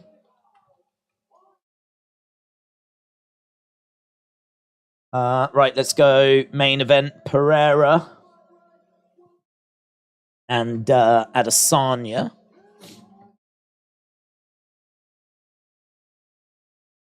Loud boos, man. Loud boos. Look how fired up that woman was.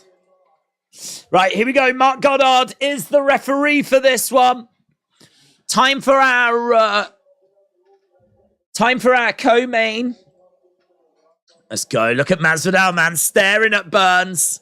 They touch gloves. If you are watching and you've not left a like, leave a like. Masvidal backed up against the cage, smile on his face.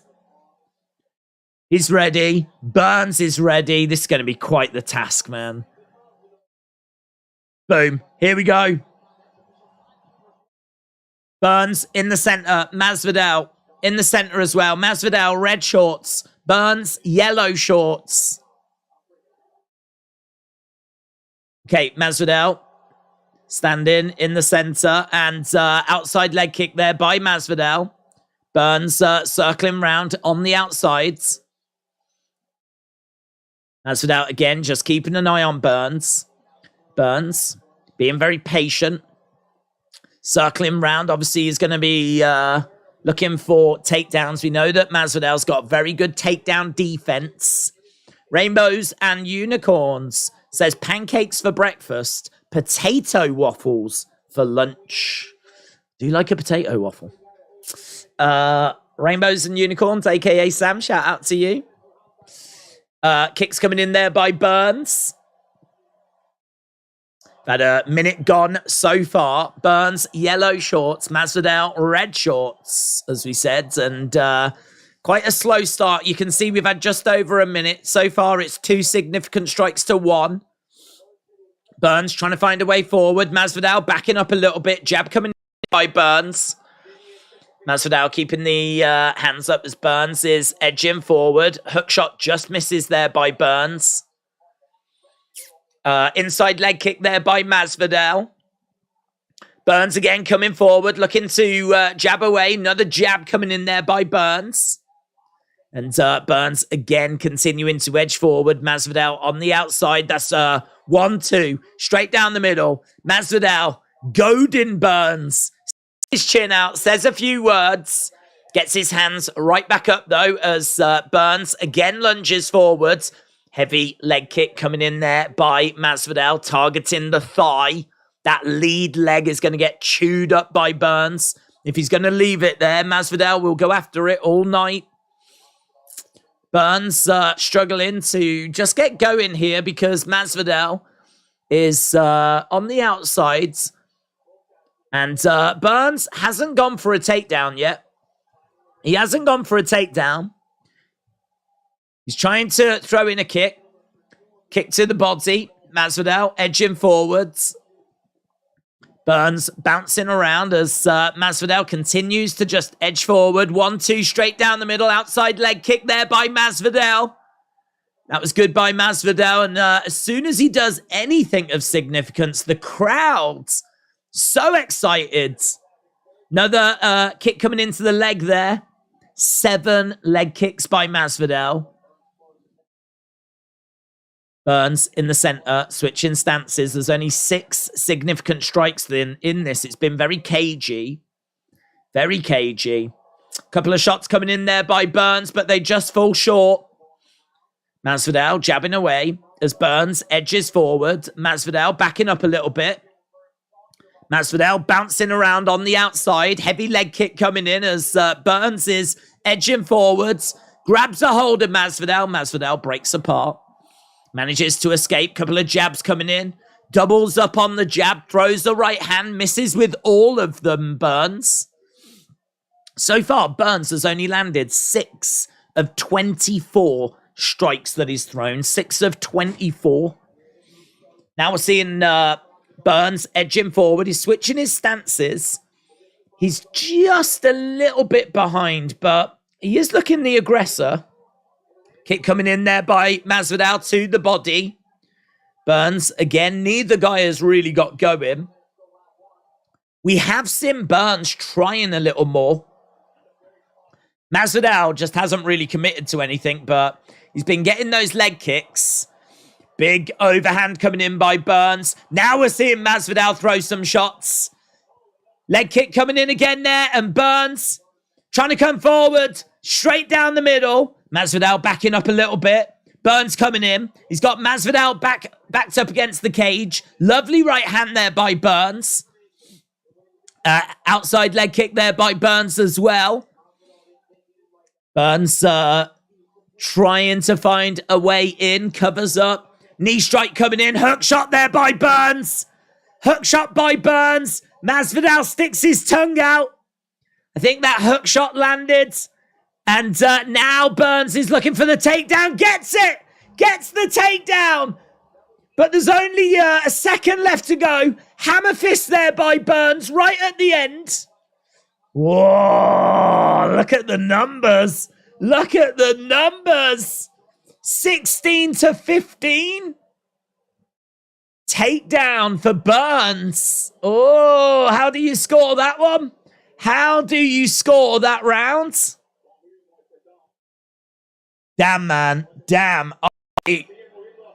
Damn. One significant strike in it and the takedown. Little flurry of shots at the end. Burns might have stole that.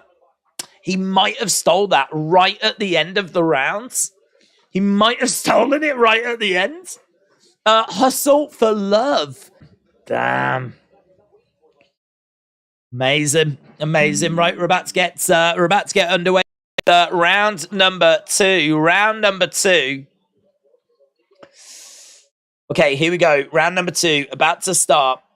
If you are watching and you've not left a like, leave a like. We've gone past 1-5, 5-6. Round number 2 about to get going. Mitchell said, I can't score it. Okay, here we go. Burns edging forward. Heavy outside leg kick there by Burns. Burns coming forward again. Oh, Masvidal down! Masvidal down, but he comes right back up again. Burns unloading. Swinging. Big hook shot. Masvidal goes down, but immediately gets up. Burns picks up Masvidal. Slams him down. Wow. Burns has come out a man possessed. A man possessed is all over Masvidal at the moment. That was, I tell you what, he's learned that if you're going to get Masvidal down, you've got to go big. He is not diving in for like double legs. He is grabbing him, picking him up and slamming him down. He knows that just going for like double legs or whatever, Masvidal's got a great defense. Right now, Masvidal is on his back. Burns is on top. Big moments in this round already, and we're only just over a minute in. Absolutely incredible. Absolutely incredible. We've seen Masvidal get dropped right at the start of the round. Then he got back up. He gets grabbed. He gets slammed down to the ground. And right now we're seeing Burns on top of Masvidal. Burns is throwing in some shots to the side of the body. Burns doing a great job at the moment of just keeping Masvidal down. He needs to make sure he's working, though. We know that the judges don't care about this. You've got to work. You've got to work. Throwing in some shots to the side of the head. And again there by Burns. Burns just throwing in a few shots. Masvidal trying to get back up to his feet, though. He's not just lying there. Masvidal's working as well. But he's still down on the ground, and he's been on the ground for a while. Shot coming into the side of the head there by Burns. Almost approaching the halfway point. And the crowd are booing. They don't want to see. They don't want to see Masvidal in this position. Yeah, Burns doing a good job at the moment. Hustle for love. Says, good luck, everyone. Good luck, everyone. Right now, we've got Masvidal over by the side of the cage. Burns throwing in some shots to the side of the head. And Masvidal has managed to get over by the cage. He's using the cage to get to a seated position. He's using the cage to get to a standing position. And he rolls. Masvidal rolls, but Burns has got the back. Managed to get back up to the feet, and Masvidal is trying to break the holds. So Masvidal back on his feet. Crowd are booing as Masvidal is dragged right back down again, but Masvidal trying to get back up to his feet. He's in a seated position over by the side of the cage. 3 of 4 takedowns have been successful for Burns here. 75% success rate. Come on, Masvidal, said Samantha. Masvidal deserves to retire, says Clemo. Get up, you loser, said Asaya. Right, Masvidal just taking a deep breath there. Masvidal seemingly feeling the effects of this round. He's having to work so hard just to get back up to his feet. Minute left to go in this round. Minute left to go. But got Masvidal up against the side of the cage. And we are seeing Masvidal trying to throw in some knee strikes. Another knee strike coming in there by Masvidal. Another big knee coming in by Masvidal. But Burns reversing the position. He's got Masvidal up against the cage. And they break apart. They break apart. Burns in the center. Masvidal needs to crack him hard. Swing and a miss there. Kick coming into the body. And Burns catching the leg. Both fighters in the middle. There's only 15 seconds left to go. This is a Burns round. Oh! And Burns catches Masvidal. Burns needs to make sure this doesn't become a scrap. Doesn't become a firefight. That's what Masvidal wants. And that's the end of the round. Wow. First round, really close. Second round, Burns round. We're going into round 3. It could be 2-0 Burns. Let me know in the chat which way you think it's going. Do you think it's 1-1? Do you think it's 2-0 Burns? I don't think anyone's got this 2-0 Masvidal. 1-1 or 2-0. Smile on the face of Burns there. Cool Daddy Project said that round was definitely a 10-8 for Covington. Jay said 2-0 Burns. 52 fights Masvidal has had. He's done a lot for UFC and kids around the world. A lucky KO would be awesome here. 2-0 Burns, said Mahesh. 2-0 Burns, said SoCal. 1-1, says Troy. X-Music's got it 1-1. 1-1, said Mr. Jacob. 2-0, said Anthony. 2-0 Gilbert. Chrome's got it. 1-1 Lewis. 1-1 Darren. People firing in their thoughts as we're going into the third round here. Third round. Certainly, if you if you've got money on Masvidal, you need him to win this round at least. And he might even need a finish. We don't know yet. That first round was really close. We're in Miami. Don't forget, we're in Miami. Heavy leg kick by Masvidal. Crowd right behind Masvidal. We've got Burns on the outside. Oh, coming in with a beautiful right hand there, Burns. Jab coming in by Masvidal. Inside leg kick there by Masvidal. Some good work here by Masvidal. He's keeping it on the feet. You've got to do that. He cannot get dragged down to the ground. This is number 5 against number 11. It's on the feet. They've kept it on the feet for this first minute. Kick coming in there by Masvidal. Masvidal just looking a little slow. I think he's used a lot of energy trying to get back up to his feet. Heavy leg kick there by Masvidal. And Burns trying to bounce, trying to get into this. Switching stances, moving from side to side, using that lateral movement. Circling round at the moment. Masvidal is up in this round, but only by one significant strike. Lovely spin kick to the midsection by Masvidal. Inside leg kick there by Masvidal. Good work so far. Couple of jabs coming in there by Burns. Jab coming in there by Burns. And again, good work this by Masvidal. And that's a lovely right hand there by Burns. Burns coming through. Oh, right down the middle by Burns. Lovely work by Burns. Hook shot just misses. Burns is pouring it onto Masvidal right now. Masvidal responds with a kick on the insides. Burns has really pulled ahead here. There wasn't much in it. Right now it says it's 11-9 on significant strikes. Masvidal's had moments in this round, but Burns has just had a lovely little sequence. Lovely straight down the middle. Masvidal looks defeated. Oh, uppercut there by Burns. Masvidal goes back against the cage. Jab straight down the middle by Burns. Oh, God, that right hand. Big overhand right. Masvidal up against the cage, telling Burns to bring it. That is a big shot, man. 21 significant strikes to 13 for Burns. This feels like it's Burns. It feels like it's Burns. Hook shot there by Burns. Oh, man. Big right hand by Burns.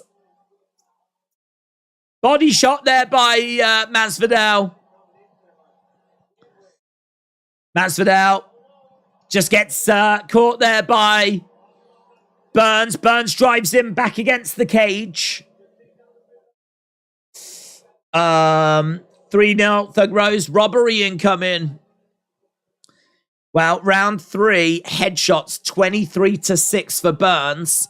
24-16 significant strikes here. Burns has landed some absolute bombs and he's got the takedown. I just, there's no way. There's no way. I mean, it's got to be 2-1 Burns. It's got to be 2-1 Burns. Big forearms raining down.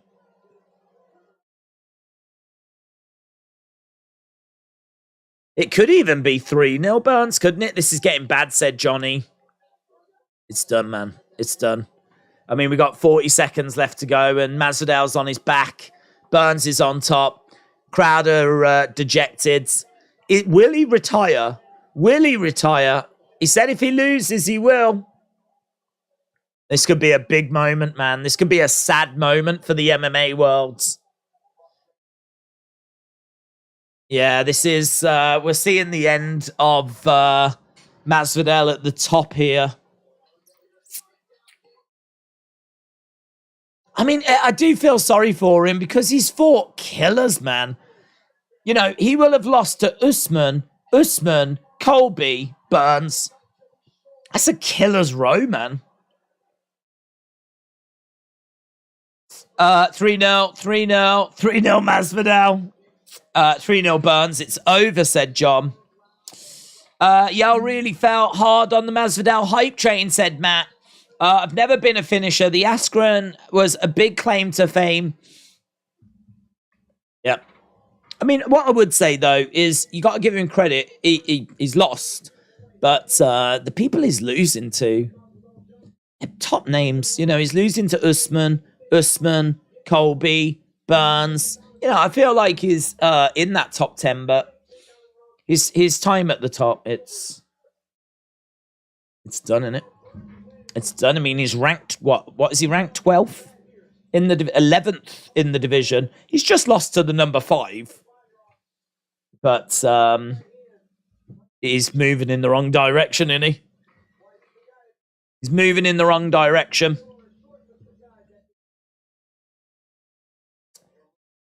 So, yeah, we've got to the end, and we're just waiting for the decision. It's really just a case of how many Burns won by, if it's 2 rounds to 1 or 3-0. Joe Rogan is in there. We're just waiting. Disappointing, innit? Don't let that disappointment sting too much, though, because it is our main event next. Okay, one more fight to go. One more fight to go.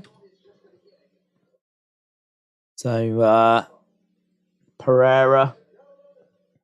Here we go.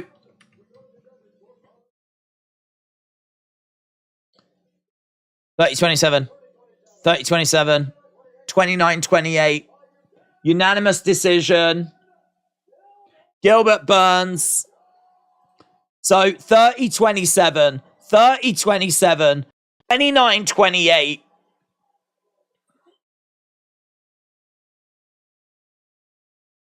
Go get the belt, I think he says to Burns.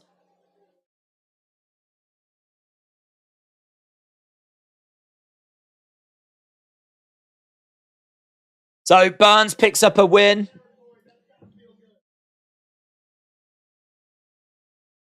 Burns said it does feel good, but shout out to this guy.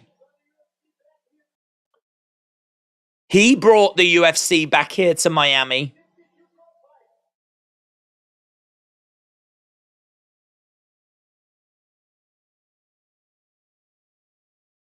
Give it up to your boy.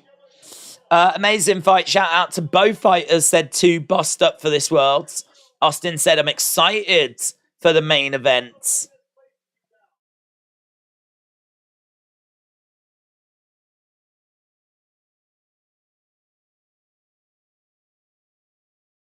I'm the only guy that is willing to fight anyone at any time, says Burns.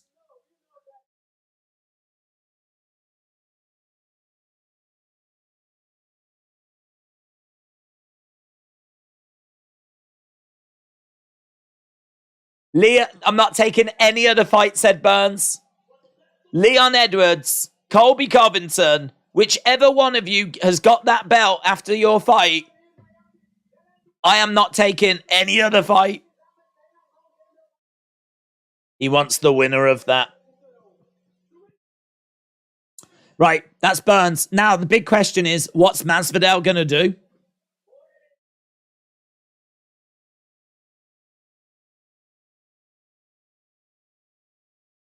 Yeah.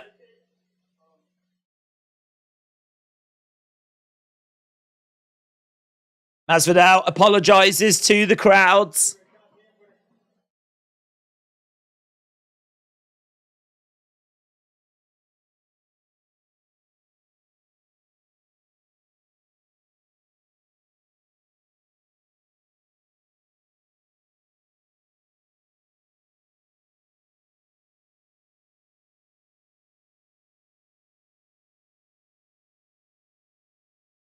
I don't feel the same when I get in here anymore.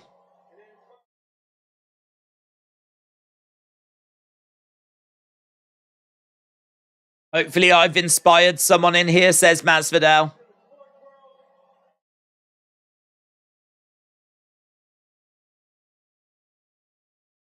It's done.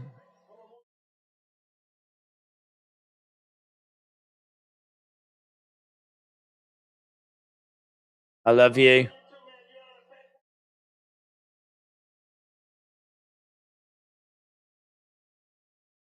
Joe Rogan said he's a huge fan. He appreciates everything Masvidal has done.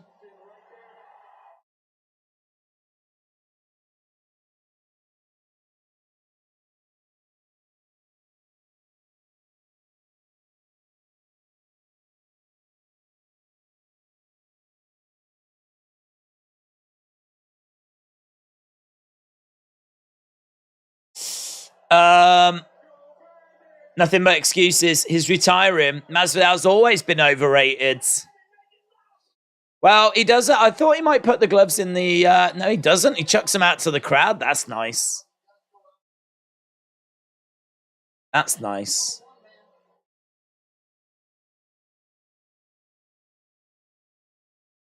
So, Masvidal.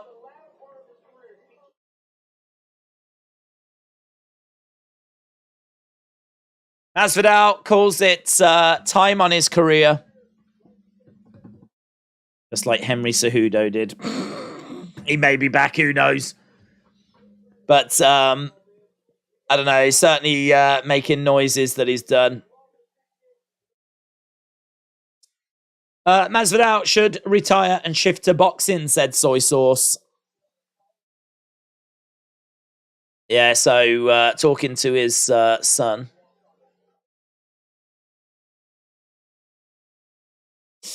Right. Bye, George. Right, main event time. Wow. I mean, that's if that is him calling it time, then that is, quite the thing to witness. Love him or hate him, he definitely made an impact. He said he is one of the 2 cover stars on UFC for the video game, and I think we'll always remember that knockout of Ben Askren. Absolutely incredible. But main event coming up next. There's Amanda Nunes. She fights at UFC 289 against Juliana Pena. So, Alex Pereira then. Confident. He's beaten Adesanya twice in kickboxing, once in MMA before. He's 4-0 in the UFC. He's got great combos. He's got huge power. He's got fast hands. He does lack grappling, but he's been working with Teixeira. So we do expect there to be improvements in his ground game. He's strong. He's got great Muay Thai. He's got knees. He's got elbows. He's got huge left hooks. He's going to be the bigger fighter as well. He's technical. His leg kicks, you just never know when they're coming, where they're coming from. He's got really good balance. He does lack experience. His record is 7-1. So he does lack experience. He has got really good striking variety, though. And he's got monster power. Like, he has got so much going for him. But Adesanya is a fantastic mixed martial artist. He is someone that just loves the sport, loves to improve, loves to, make those adjustments, sniping, striking, manages range well. Obviously got that kickboxing background as well. He's had a lot more fights, 25 MMA fights, winning 23 of them. The only 2 that he's lost was against Pereira last time out, and then when he moved up to light heavyweight and he lost to Jan Blachowicz. So outside of that, he's won all of his fights. He has got good pace, good pressure, great footwork, switches stances. He is someone that has got great cardio. He's got the ability to go 5 rounds. The thing with Adesanya is I genuinely believe he's the better mixed martial artist. I do think that Adesanya is the better mixed martial artist. I think that what we're seeing is a lot of mental kind of games. I think that Adesanya really believes that he can beat Alex Pereira, and so he should, because I think he can as well. I don't think Pereira is GSP. I don't think he's Khabib. I don't think he's a GOAT. I don't think he's John Jones. I think he is beatable. And we know he's beatable. I mean, he got rocked in the first round last time these 2 faced. It's just that Adesanya couldn't capitalize on it. Adesanya has definitely got the ability to hurt Alex Pereira. I think he's got the ability to beat Alex Pereira. And for me, what this comes down to is, if they face 10 times, would Alex Pereira win 10 times? And I don't think he would. I don't think Alex Pereira wins 10 times out of 10. So then the question becomes, well, at what point will Adesanya win? Because they've faced 3 times already, and Adesanya hasn't won yet. And I don't think there's loads between them. And we're talking about one of the best MMA fighters we've ever seen, to be honest, in Adesanya. I mean, his striking is fantastic. He is maybe not in the GOAT conversation, but I think he is someone that definitely MMA fans have got a lot of respect for. So I love this fight. I'm really excited to see how it's going to go down. I think this is the time that Adesanya gets his win. I think he gets his belt back. I think that he knows how to beat Alex Pereira. And I think that they faced off loads of times. I think it's just frustrating that he's not been able to do it. But I think you put him in there a few more times. I think Adesanya will definitely get that win. So is it this time? Maybe not. Maybe not. Maybe it's not this time either. But I think at some point it will be. So I'm 60-40 Adesanya. I'm 60-40 Adesanya.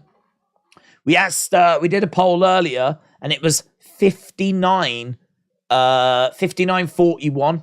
And for Adesanya, right now, it is 51-49 for Alex Pereira. How weird that it's so close.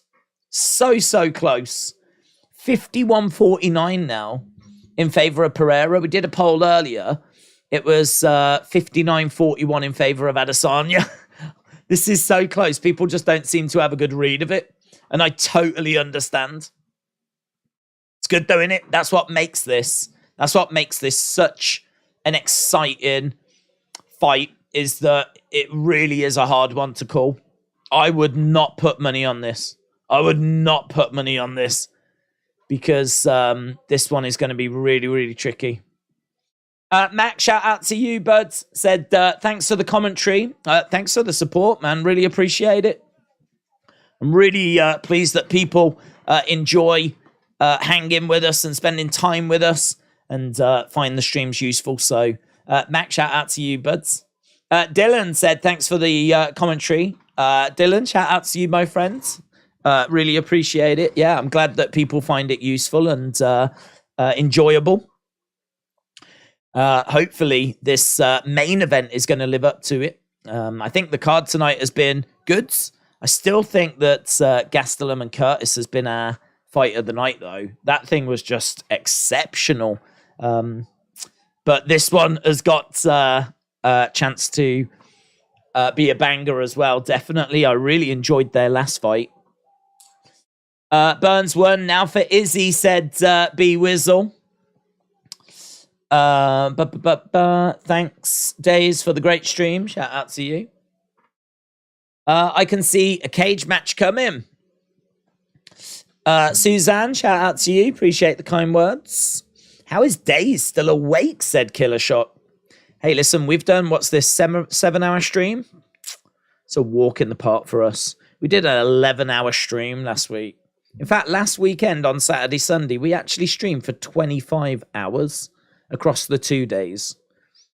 So, this is nothing, mate. This is a starter. That's what this is. 100% Adesanya's winning, says Fatima. Gastelum was fight of the night so far, said John. 3-1 Izzy, said Mr. Jacob Goat. Mr. Jacob Goat, shout out to you. Burns hit Masvidal with that Fio surprise and shut him down. Shakur Stevenson won. X-Music, thank you. I didn't know that, but I thought he would. I've got 1,000 on Izzy, said Michael. Jeez. Good luck. Good luck. Right, here we go then, friends. Ring walk time. Ring walk time. Let's go. So we've got our main event coming up now.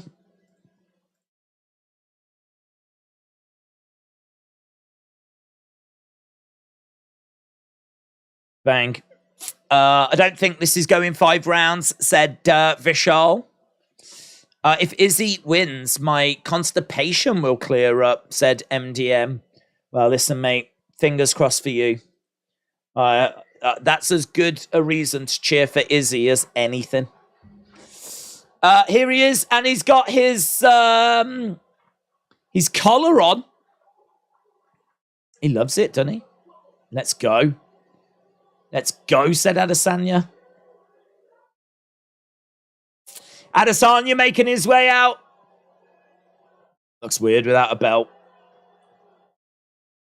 Adesanya making his way down to the octagon. You know, sometimes we see like these big kind of showpiece entrances. Do you remember him coming out with whole Undertaker vibe? And we got the gongs. He came out with the urn and all that kind of stuff. We're just not seeing that now. We're not seeing that. He comes down. He's like getting fired up. He's talking to himself.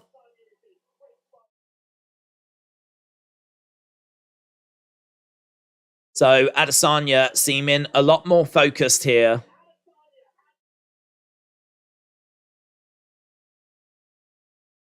Joe Rogan said Adesanya has got the opportunity to silence the doubters tonight. The dude that was about to put on the Vaseline. He was about to go over and he could tell Adesanya was not quite ready. Adesanya just screams and the dude's like, okay.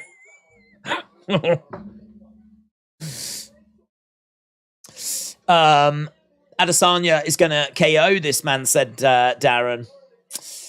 Yeah, look, he's a lot more focused here. There's no dead man or anything along those lines.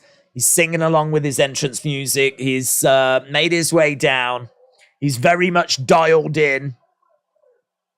This is big. This is big. Where does Adesanya go from here if he loses? Izzy hasn't got good enough wrestling to use it, said Jordan.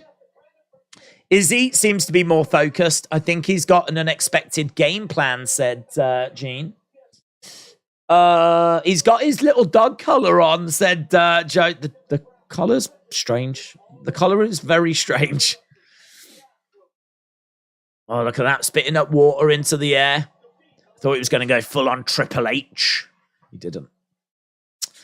Right, Adesanya inside the octagon. Keep putting your thoughts in the chat. Which way do you think this is going to go? This is big. It's the biggest fight in the world right now, said Gizad. Biggest fight on planet Earth. Okay, Pereira making his way down. Adesanya's going to win by knockout, said Eric. Pereira has Izzy's number. He'll win again, says MBH.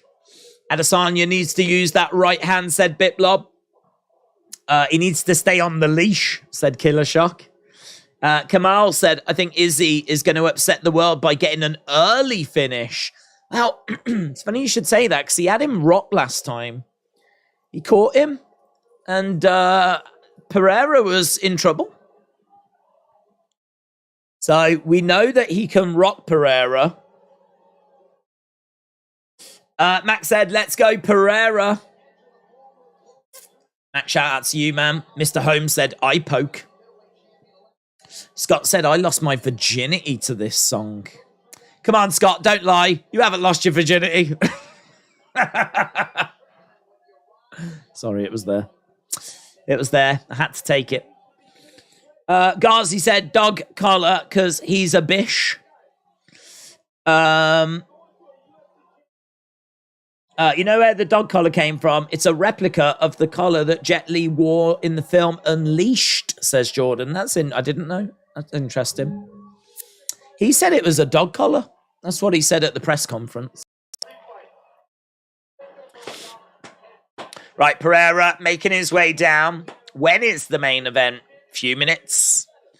Adesanya's in the octagon. Pereira's come down. Pereira, very emotionless.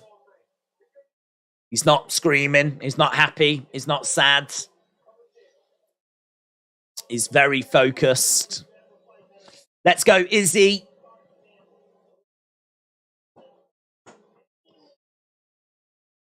Yeah. Joe Rogan said, when you're stood in front of this man, any mistake you make has got grave consequences.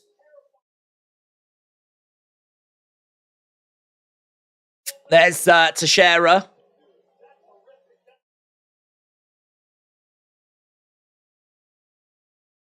UFC Middleweight Champion, 7-fight win streak, one of 4 flying knees knockouts in UFC Middleweight history. Alec Pereira, just about to step inside the octagon. Then we're going to get our introductions.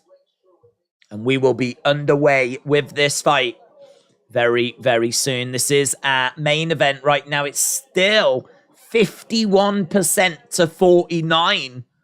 That is mental. That is mental. Nearly 2,500 votes as well. And that poll's only been up since it's only been up 39 minutes. 51-49. We've had loads of votes. And it's just Adesanya that's edging it now. Pereira inside the octagon then. Donald Trump is at cage side with Kid Rock. Izzy is going to win this one, said Intersport. Pereira is ripped more than last time, said John. Let's go, Alex, says Benjamin. We need a dog collar match, said Legend Killer. AB said, my heart says Izzy, but my head says Alex. Biplob said, I'm not even an Adesanya fan, but I'm still concerned for him. AK said, did Alex bring a dog leash? I don't think so. I don't think he's really interested in playing those kind of games. He seems very focused. This is... Can we just say Bruce Buffer as well has got a gold jacket? He's broken out the special stuff for this one. How's your night, said X Music? Good, dudes. Good. It's always great to have a big event to enjoy with you guys. And, well, here we are. Doesn't get much bigger than this, does it? Alex Pereira against Israel Adesanya. The community don't know which way it's going to go. 51-49. So the community are like, not sure. I must admit, I'm like, not sure. I just can't believe that Adesanya's going to lose again, to be honest. He is such a great striker, sniping striker, great mixed martial artist. But Alex Pereira is bigger. Here we go, Bruce Buffer. Doing Bruce Buffer things. We're going to be underway with this very, very soon. We've already seen Masvidal call it quits tonight. That was a big moment. Are we going to see Adesanya getting his middleweight title back? Or are we going to see Alex Pereira say goodbye to Adesanya for the foreseeable future? Because if he wins here, I don't know what Adesanya does, but it's clearly not going to be another shot at the title. Bo Nickel, Izzy is going to roll on his back like a good dog, said Killer Shark. Joe Rogan is going to win by knockout. R.I.P. Joe Rogan. Joel, shout out to you. Eduardo said, I can't. Alex is going to move to heavy after this loss. Right. Adesanya is currently minus 130 favorite. Minus 130 favorite. Let's go, said Jay. This is going to be epic, said A.B. Jobson.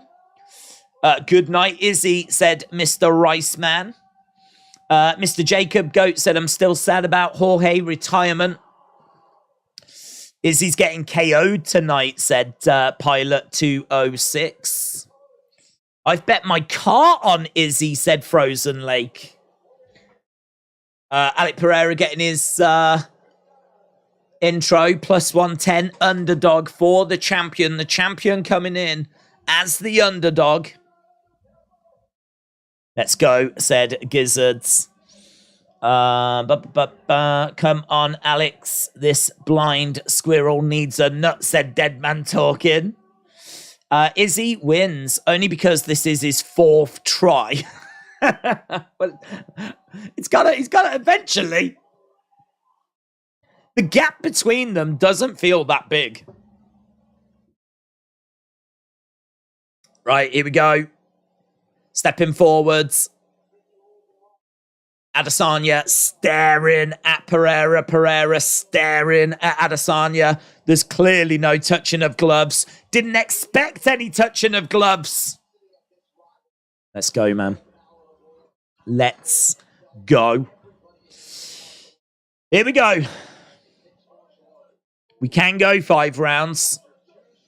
And we are underway with round number 1. Adesanya in blue. Pereira in black. Both fighters in the center. Outside leg kick there by Pereira. Leg kick by Adesanya. Jab coming in there by Adesanya. Adesanya looking to throw in a kick to the body and kick to the legs. Switching of stances there by Adesanya. Adesanya's going to be very respectful of the power of Pereira. Adesanya staying back a little bit here, trying to come in with a jab. Leg kick coming in there by Adesanya. Pereira standing his ground in the middle, trying to come forwards. It is like chess, man. These two, you can see they're just operating on a different level. Pereira is definitely in Adesanya's head. Definitely. How can he not be? Pereira in the center, and he's being very watchful. Leg kick there by Pereira. Jab by Adesanya. Leg kick there by Adesanya. And it's a slow start on this one. Of course, we can go 5 rounds. Adesanya just watching Pereira's circling round on the outside. Adesanya being very watchful, switching his stance. Leg kick there by Pereira. Ooh, switch kick there by Adesanya. That was nice. Looking for a jab there by Adesanya, as well as Pereira is edging forwards. Adesanya backing up a little bit. The cage is just getting closed down, but he takes a few steps forwards. Both fighters in the middle of the octagon. Outside kick there by Adesanya. And Pereira, again, quite slow. We haven't got off to a barn burner here. You can see that Pereira has landed 6 significant strikes, all of them leg kicks. To Adesanya's 4, all of those leg kicks as well. Jab coming in by Adesanya, but just not connecting. Again, just waiting to really put the foot on the gas here. 6-4 at the moment. Halfway through the rounds. Cagey stuff.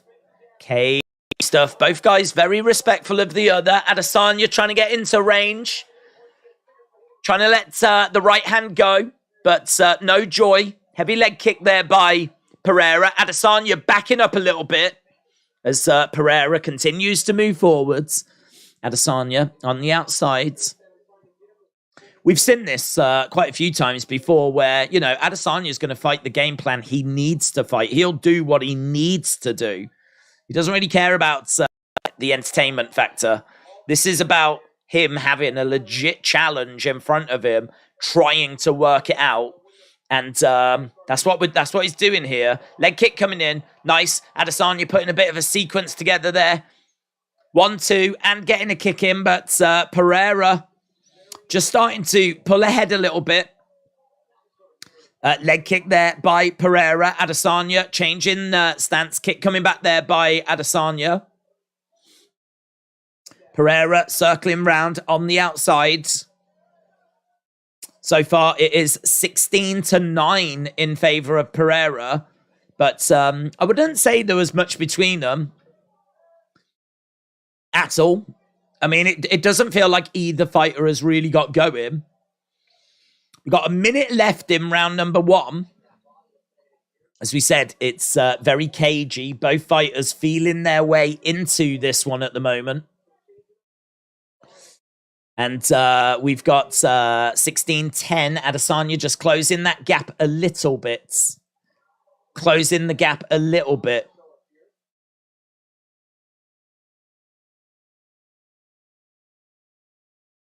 Izzy on the outside. 30-odd seconds left to go here. 30-odd seconds left to go. In this round, if it's going to be at this pace, then it feels like we're going to go all 5. Izzy. Come on, Izzy, said Killer Shot.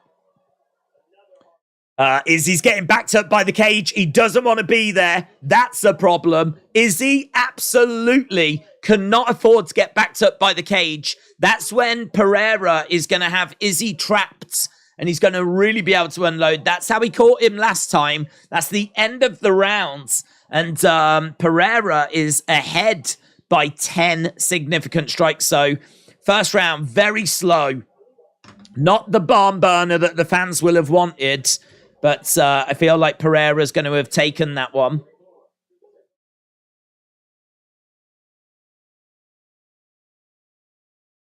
Right, Pereira, round one for me. Let me know how you're seeing it so far. Cagey.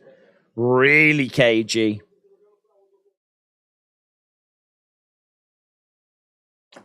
Uh, 10-9 Pereira. Austin said, not sure who I would give it to. I guess Alex. Sajad said, let's go. Iron Mike said it's an Alex round. No Way Jose said Alex 1-0. Johnny said 1-0 to the champ. So he said, Izzy Shaw unleashed his inner dog, a lap dog. Yeah, there wasn't much dog on display there. It was a lot more cagey. Right, here we go then. Round number 2, and we are underway. Are we going to see the pace quicken a bit now? Pereira on the outside, Adesanya edging forwards. And Pereira circling round, leg kick coming in there by Pereira. Adesanya going for a kick to the body. We do need to see things go through the gears a little bit here because leg kick there by Adesanya. Need to see this volume just increase a little bit. Ask a few more questions. Kick coming back there by Pereira. And Adesanya gets driven back. He's back against the cage. Kick coming in, jab coming in. Ooh, Pereira unloading. Adesanya in trouble. He can't get caught by the cage. Get out of there. Get out of there. Get out of there. Izzy getting kicked to the body. Pereira, low kick. Izzy takes a few steps forwards.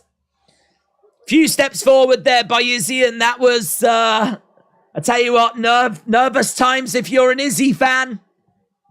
Izzy coming forward, though. It's Izzy that's getting a few shots off. Pereira, low kick coming in. We're starting to see some action now. This is better. This is better. 11-8 to Pereira in this round. Optics look better for Pereira so far, but we're still early in the rounds. Kick coming in there by Izzy. And Izzy has took too many leg kicks already, said Scott. Izzy needs to get some takedowns, said Hassan.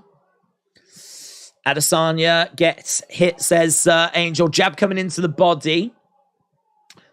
14-8 in favor of Pereira in this round so far. 14-8. Jab coming in straight down the middle there by Adesanya. Switching stances, goes to the body. Great jab there by Adesanya. 15-11. That gap just closing a little. Both fighters in the middle right now. Nice. Lovely right hand there by Izzy. Lovely feint there by Izzy as well. Hook shot coming in. Kick coming in by Izzy. Izzy is driving Pereira back. Outside leg kick. And again there by Pereira. High kick coming in there by Pereira as Izzy takes a step forward. A lot of this at the moment happening in the center of the octagon. 2 minutes 20 left on the clock here. 39-23 overall in favor of Pereira. 18-14 to Pereira in round 2. Kick coming in there by Izzy, but just falling short. Pereira constantly moving around. Both of these guys are moving targets, but Adesanya getting backed up a little bit again against the cage. And we're seeing Pereira putting that pressure onto Izzy. So far, 24 leg kicks by Pereira has beaten his previous best. He's definitely using that as a strategy. Lovely body shots there by Izzy. 1-2, going upstairs as well. 2021. Izzy has just managed to get the slight slender lead here. 1-2 straight down the middle by Izzy, looking for a kick to the body. Nothing too big landing at the moment, though. Izzy having a little look, bouncing around on the outside as Pereira is edging forwards. Pereira trying to throw in a left hand. Oh, heavy right by Pereira. Heavy right. Izzy gets out of there. We got just over a minute to go.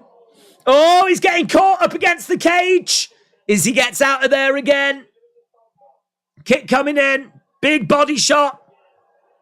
This feels like Izzy's in trouble, man. Feels like Izzy's in trouble. He's trying to throw some counters. Pereira down. Pereira out. Pereira out. Izzy wins. Izzy wins.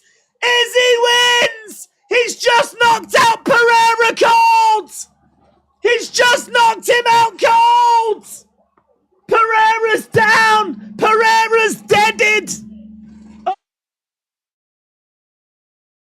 The last style bender is...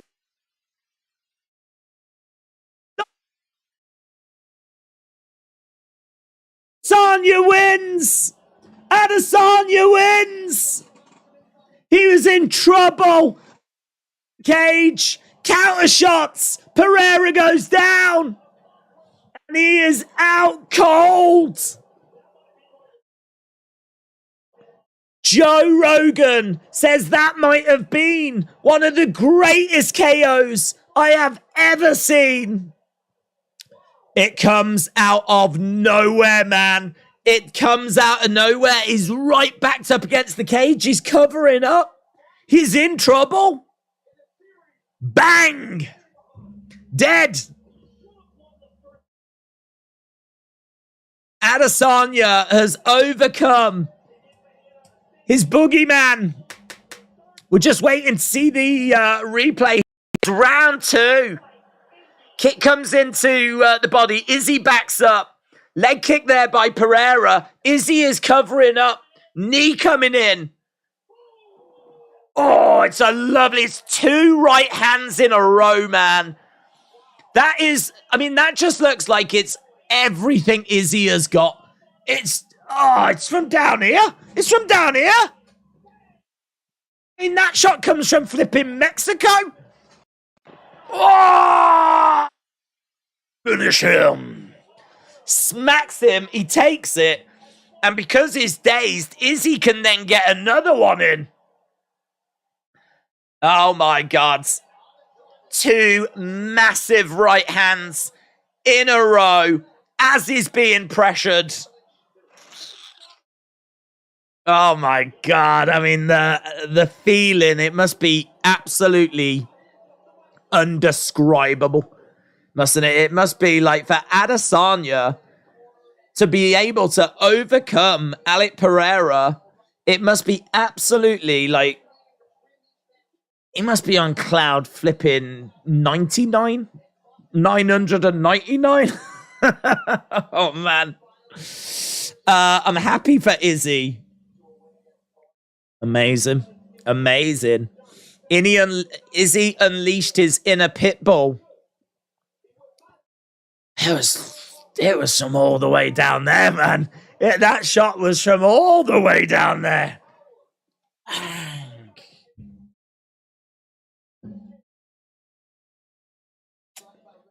Wow. If you are just joining us, you haven't heard the news. Adesanya victorious in round 2. I don't know what that means now for Pereira.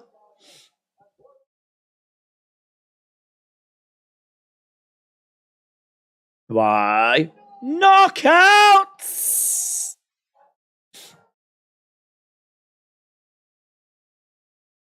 And he's got the belt back around his waist. Israel. Scout. Hello, Scout. Shout out to you, buds. I'm glad Izzy got that one back, says Scout. Scout, I hope you enjoyed the action tonight, buds. And that was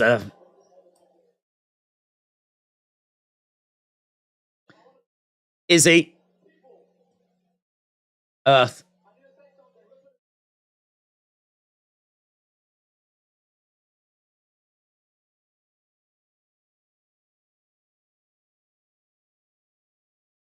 I hope you can feel this level of happiness just one time in your life.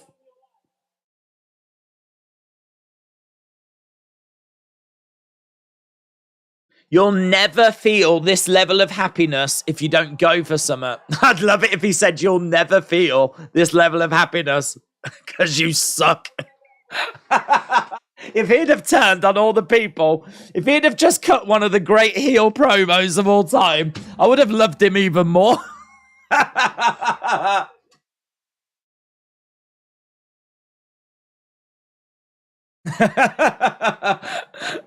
Oh man, I'd have loved it if he'd have said that. Joe said, this has got to be the sweetest of all the successes you've had. This has got to be the sweetest.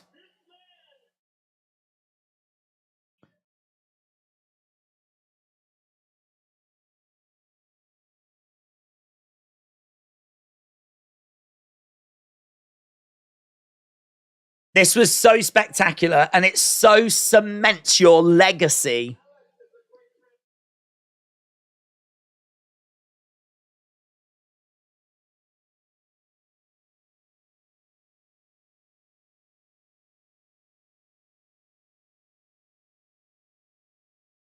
Tonight is my story.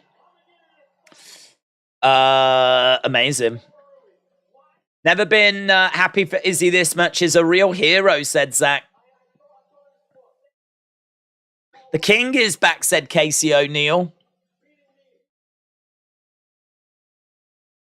Adesanya said, when he beat me, he made me a better fighter. I can believe that. I mean,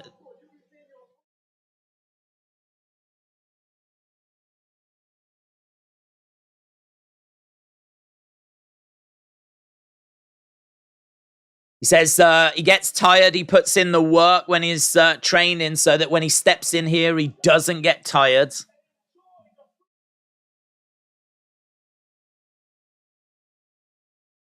Oh, he said I was playing possum.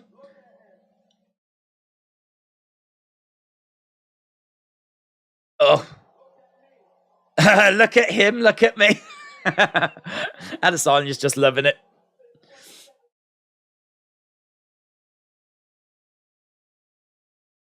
That last hammer fist was from the gods, says Adesanya. Yeah, amazing. The mic broke. This is awesome, but I'm also upset, says G. Golly.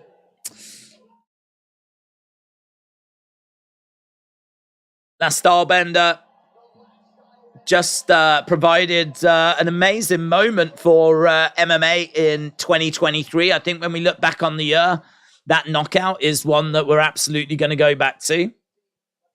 It's an amazing finish. I mean, in all fairness to Adesanya, look at what he's had to overcome there. Is the smaller fighter. He's standing opposite someone that's bigger than him. He's standing opposite someone that has defeated him like 3 times. There's plenty of people out there saying that Adesanya just can't do it. That this is the person he just cannot do it against. But yeah, man, look, he is so happy. He is dancing away, man. Delfino said Adesanya wins, lose the hat. Nah, man, I had Adesanya. I didn't have it with confidence, granted. But I think I was like 60-40 Adesanya. Oh, man. Amazing scenes. Amazing scenes. Jacob said, I'm quite happy. Hamzat's gonna strangle Adesanya. Those are haters. Well, they haven't spoke to Pereira. Adesanya is literally dancing with the fans right now. He's jumped outside the octagon and he's got the belt around his waist, is celebrating with the fans. He is absolutely loving it. Man was on the ropes. That was crazy. Well, I mean, look, Adesanya said he was playing possum. I don't know if that's true. The fact that he just delivered those monster shots makes me think there could be some truth to it. But equally, those shots, you could make the argument there was a bit of desperation in him. I mean, he is backed up against the cage. He absolutely does not want to be there. It's where he got finished last time. And, you know, that shot, it's just like, it's a bit of a Hail Mary.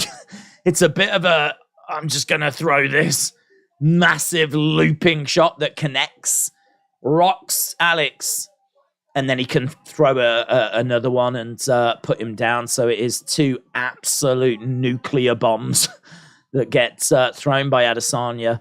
Whether he was playing possum, whether that's something he's worked on, and that was a bit of a trap, I have no idea.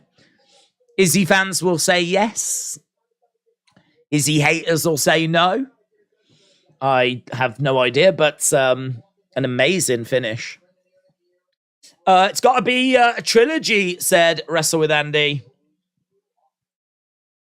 Izzy did it, said Lanell. Tim said, thank you, Jorge, for all that you've done. Congratulations for coming from nothing and being a legend. We love you. The 305 couldn't be any prouder. Wish Ferg was here to see it. Yeah, man. I mean, look, all stories like that have got to come to an end at some point. I think it's a shame that he couldn't get to the title, but he gave it his best shot, didn't he? I mean, he don't forget, not that long ago, he was struggling as well. He was well away from the belts and everything. And then he went on that run and he got himself in the conversation. So depends how you want to look at it. He did a great job of getting himself relevant, getting himself in the conversation, making the money that he made. And he can walk away now with no disgrace. He can walk away with his head held high. And he's got plenty of other opportunities, money-making opportunities ahead of him. So, yeah, it's one of those, isn't it? At his age, at the age of 38, I think if you... he could have stuck around and had some other paydays. But to do it in Miami and walk away and then pursue like all the other opportunities that are going to come his way, why not? Why not? Mr. Unfamiliar said, we need to do Summit to get to 2,000. We're so close.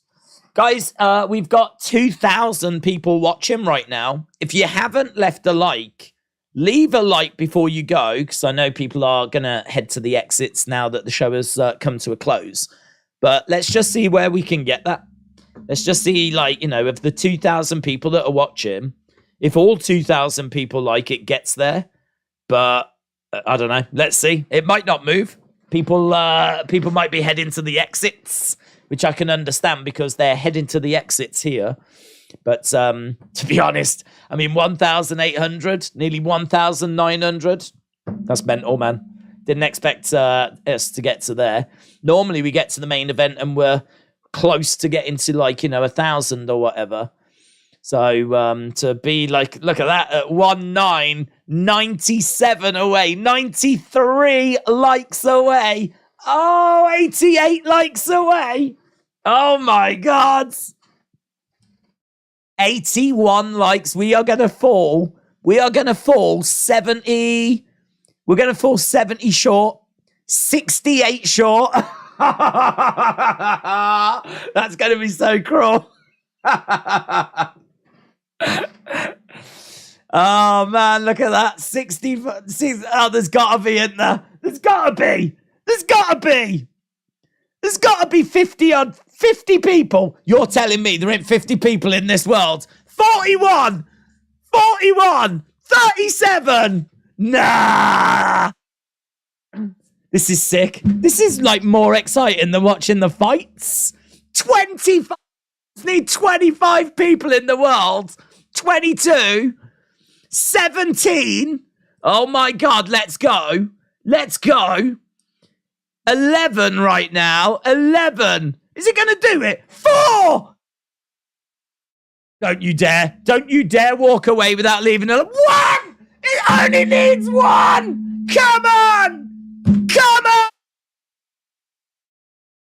Hey, that is sick, man. That is sick. I tell you what, people proper went out their way to do that then. People proper went out their way. Because normally, at the end of a stream, whenever we would wrap it all up, when we would wrap it up, like people are just heading for the exits, man. To actually get 100 and something likes well after the fight has finished, and as people are heading to the exits, people proper went out their way there. That's amazing. That's amazing. Thank you so much. If you left a like, you just did that. You just did that. That's amazing. Let's go. Let's go. Yes, man. Absolutely. I can't stop rewatching your reaction. I screamed as well, said X Music. Man, that is so good. That is so good. A big thank you to everyone that just left a like. A massive thank you to everyone that joined us tonight. It really is appreciated. I am fully aware that there's so many channels that do watch-alongs and everything. And I'm sure they're all great. I mean, obviously, I don't get a chance to watch them because we're here doing it at the same time. But I know there's so many other places and everything. So for people to stop by, even if they don't stay around like throughout the whole thing, it's really appreciated. And that's really cool, man. The light thing is really cool. Jerry, shout out to you. Tim, appreciate the support. We are going to wrap things up now. The broadcast has come to a close. Heartbreak for Masvidal, but as we said, you know, nothing to be ashamed of there. He has had a great career and he can go on now to do some amazing things. Heartbreak for Pereira, but wow. I mean, honestly, I don't know that I actually expected him to even be champion. So for him to not only get that opportunity, but to win the belt, amazing. Couldn't get past Adesanya, the second time of them facing in MMA, but Adesanya overcoming what he had to overcome to get his belt back. Amazing, right? So much there to appreciate tonight. And that Curtis Gastelum fight, that was a banger, man. That was a lot of fun as well. Obviously, the 18-year-olds just coming up short. Rob Font showing that he's still got it in the tank. A lot of good stuff tonight. Really good cards. And I hope you enjoyed it as much as I did. So thanks a lot for joining us. Really appreciate the support as always. And hopefully we'll see you again next time. Bye for now.